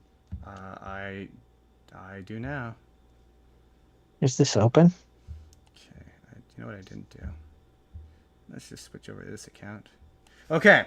So, just so everybody knows, this is how this is gonna work. I have Thai green peppers, and I have Melinda's ghost pepper hot sauce. And so, 1, Not spell that. 2, 3. Oh, there's so many of them left over. And that makes that 4. And we're gonna take the ghost pepper hot sauce. And we're just gonna baste that in there. Oh, that's so much. Oh gosh. Okay. Dear. Okay. Jordan, should I try to eat them one at a time? Okay, so now they're basted in this. Should I try to eat them one at a time or all at once? I don't know, but I think we'll do you can't once. really see mine, Okay. which is can you? I can't. I can see it. See. I can see it. You put a It's lot fairly. on. Yeah. Okay, so Jordan, I'm gonna have to do a countdown for this, but Hold on. I gotta close this. that's okay. Actually, we'll just put that in there. That'll give me a chance to do the speech. Yeah. So thank you That for over 400. there. That's 4 peppers for 400 subscribers. Thank you for tuning into season 5. Thank you to Jake and Haley and everyone else who came on this season. We are very excited. We're gonna be back in 2 weeks. We're coming back for season 6. I'm excited to announce Spur of the Moment podcast coming back for season 6. We gain more subscribers. The audience is showing up. They're coming. They're showing up. We're excited. Let's wrap this bitch up. Okay, here we go. 3, 2, 1.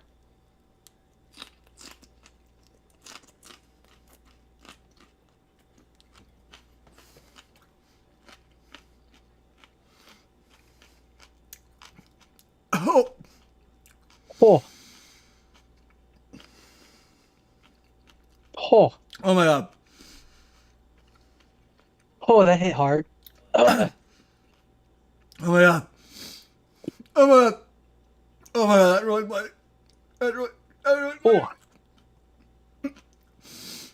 So, spur of the moment. Oh my god. You can find us here. It's Justin Business at gmail.com. Gmail.com. I do Minecraft Monday. Oh my god. On Twitch, Zethgore 187. There's a Patreon. There's a Discord. Think of the animals. The box on the left. That's Last week's. That's the last week's random YouTube video content. Right, content. Subscribe, like, comment. 7 days a week. Oh my god. Oh, that was. Oh god. Okay. No, that's. I gotta end. I think I'm gonna puke. I have to go puke. That's the end. We'll see you guys in 2 weeks.